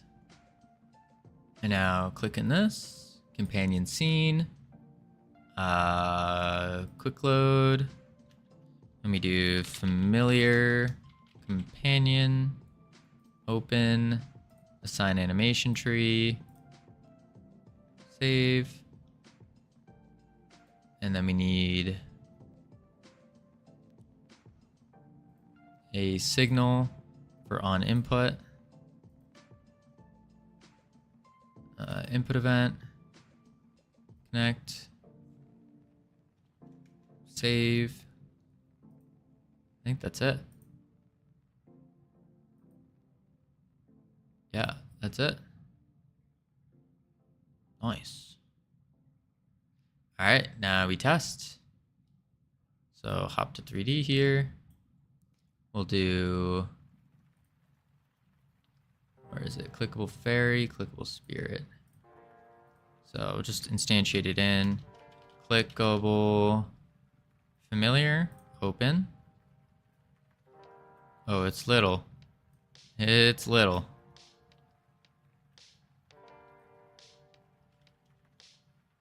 Interesting, we can't even rotate it. Why can we not rotate you?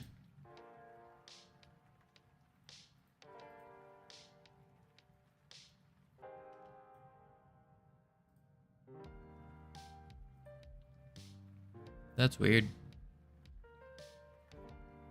We can do it here. But why can we not do it here? Clickable familiar. Transform. Okay, I guess we can. Strange. Save. So now when we click on it, it should add it to our party.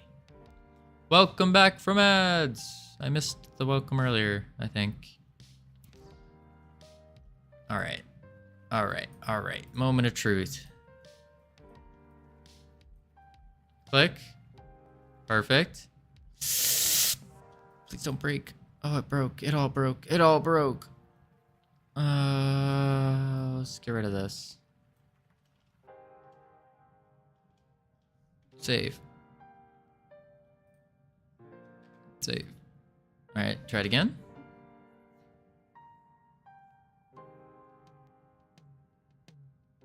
And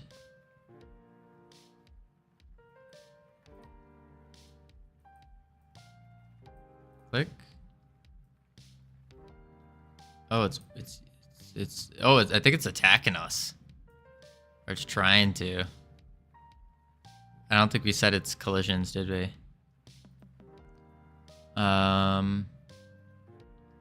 Familiar companion. No, we did. Ground friendly. It's masking for ground enemies. Oh, this is the one that needs it on 8. Isn't it? Target finder? No, it doesn't need it on 8. Huh. Strange. Strange. His goals are beyond your understanding. Yeah. Apparently so. Apparently so.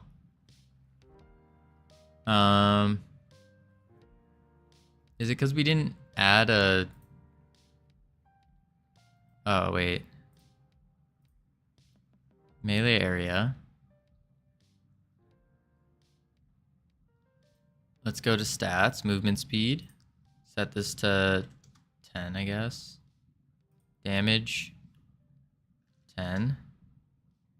Attack speed, 10. Attack range, 10. Save. Node, groups, friendly. Oops.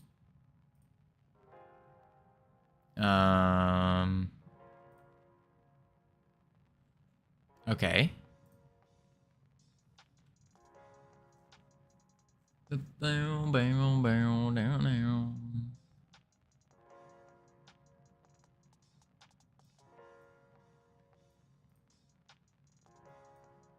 Still.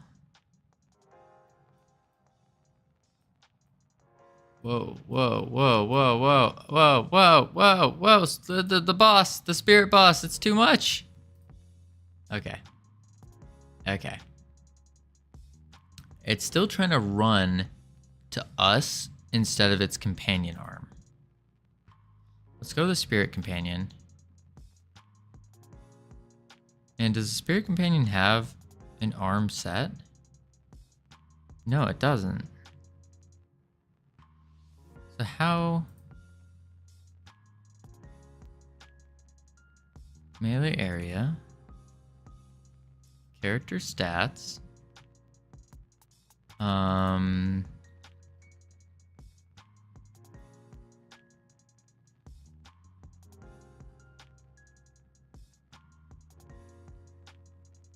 Strange.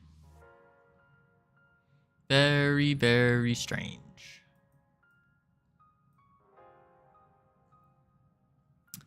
Maybe it has to do with...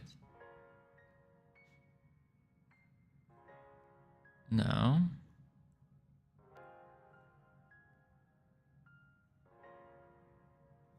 I don't know what it's trying to do.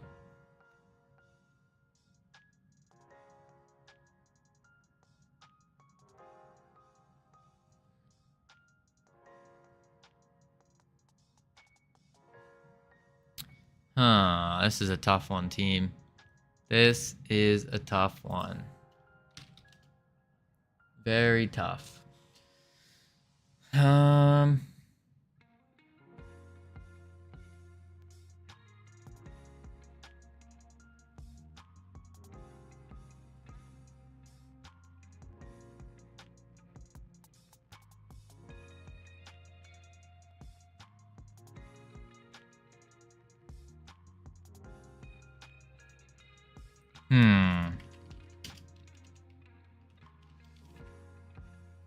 Okay, we got... It's running to us.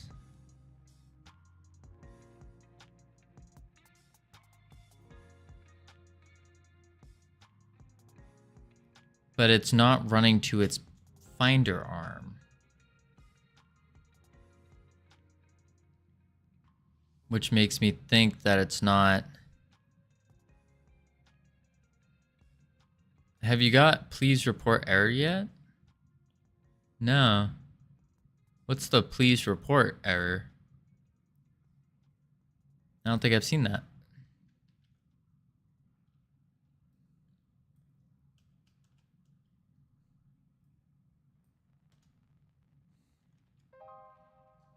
About lambdas? No.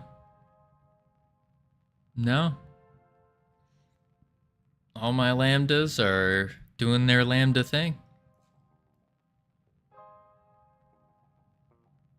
What's really weird is that it's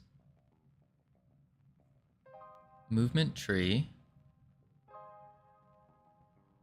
Godot can't lambda sometime? Really? Interesting. I haven't had that issue yet. Yeah, not at all. I wonder if our collisions. No, that wouldn't do anything. Because it's adding. And our clickable, it's travels. When the animation finishes, it adds the scene and deletes itself. Should be nothing wrong there. Clean it up though.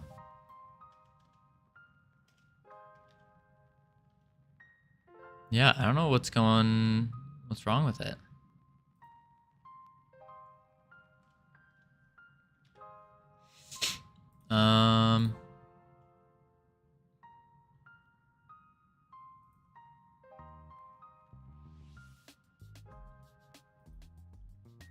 No.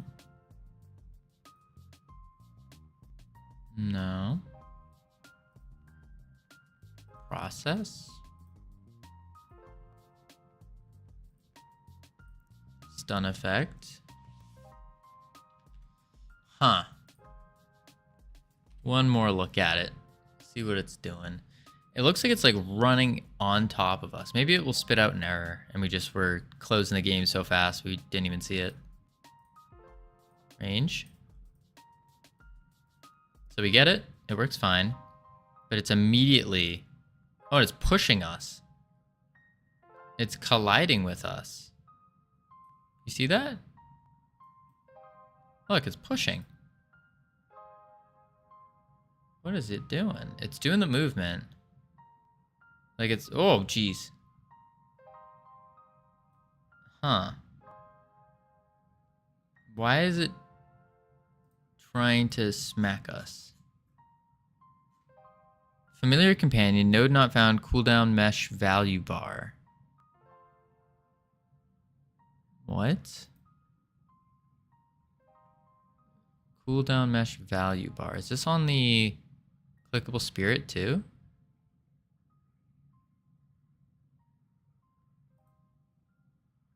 Where is it seeing this? Familiar companion. On ready, cooldown mesh value bar. Cooldown mesh value bar. Clickable familiar. Roll clickable spirit. It ain't there. So we can just delete that in our familiar script. Wait. Where is it? Familiar companion. Let's just delete that. There's no way that's causing an error though. Or the issue we're having. I think it's trying to hit us or something. I just don't know why it's trying to hit us.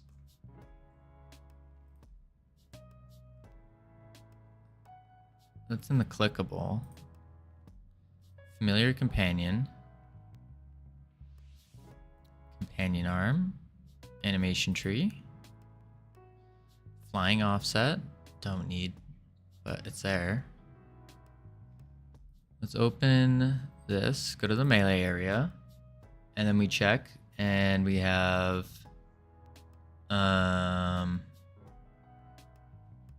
ground enemy is all it's looking for.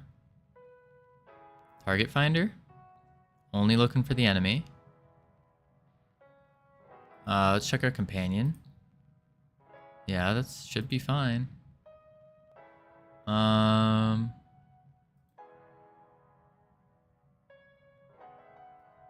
Strange. Very, very strange. It's like it's trying to attack us. I wonder if that's what it's trying to do. Can you scroll up to the top of the file for me? Sure thing. Sure thing. There's really nothing here though. It's just extends character body. Cool, thank you. You're welcome. Thank you, I think.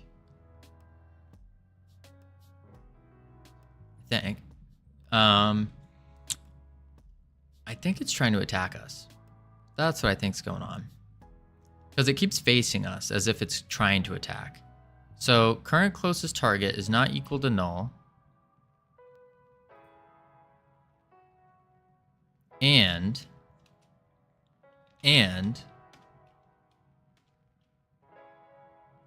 target finder dot current closest target dot team not equal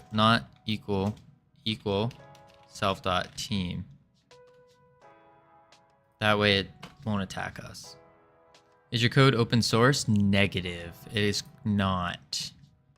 I feel like I should make it open source, but at the same time, the reason I'm not is because if I do make it open source, then people are going to be like trying to push things into it, and then I have to go review all that, and then it's no longer me learning, it's me managing. And I'm just trying to learn right now. Eventually though, we'll probably swap to more open source type things. I think. Potentially. We'll see. Yeah. Because right now, the whole point of this game is just so I can learn how to game dev. And we kind of went a little extreme in our scope. But yeah, probably on a different project. Exactly. Okay. Let's go here and see if that did anything. I think we're gonna have to change the attack as well. But it shouldn't be attacking either because it can't do the animation. That's probably because it can't do the animation. It's probably doing that freak out on us. That would make sense. Oh, it's okay. It's still coming at us. Interesting. And it pushes us whenever. Look at that. Look at that. Look at it. It's like super pushing us. So it has to be colliding somewhere. But how? Do you have a lot of code duplication in your familiar's code? What do you mean by code duplication?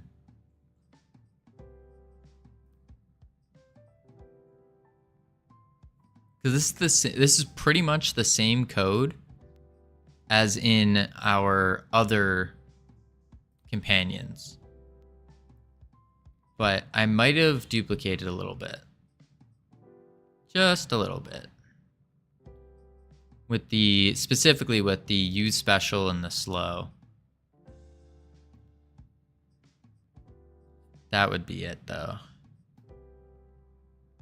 Turn target self team not. Yeah, it's checking that it's not on our team. So maybe it isn't attacking. I just don't know what it's doing. Let's print state. Yeah. Let's print state here. Oh wait, there's another way to do this. Print something. It does it this way, where it stacks the state. Oh wait, no, I think that's in here. Never mind. What's the difference between familiar caster, or the familiar caster, familiar companion, spirit companion? Familiar caster, familiar melee are all enemies. They use the enemy class script. The companions use the companion script, which means they which they're all different companion scripts. So the companion scripts are all separate. It's still pushing us. It's in 1 right now. Hang on. State 1. So it is trying to 0, 1. It's trying to use its special. Yeah, okay. It's trying to use its special, but it can't use its special. But why does that cause it to move? Huh. Interesting. Yeah, they're all kind of different. So like the companion, this is the familiar companion script, and it's very similar to the other companions, except it has different functions for its use special, and then instead of slow, it has stun or heal. It all depends on what companion it is. And then the attacks are also different. So the fairy and the spirit use a casted attack, and the familiar is using a melee attack. But I think this might be it, because it's not getting called anywhere. I don't know. But team, I got some bad news. We're gonna have to call it there. I gotta get ready to head out, going out somewhere, going on a little outdoor adventure. But before you guys leave, stick around for the channel points. I think we're gonna raid Quellis, because we haven't raided Quellis in a bit. Quellis and Code are 2-man team, and they are phenomenal individuals, working on probably an overlay, knowing them. They're probably working on an overlay. If y'all aren't already, follow us on X for quick, easy updates, little recaps, stuff like that. Also, the Godot engine is following us on X, so I don't know what you're doing if you're not. If you're not already, hop in Discord. It's a great way to meet the community, talk, do all that. Yeah, you guys have a phenomenal day. And you have a good one too, Sammy. All right, now I wait 3 seconds. 2. And wait for it.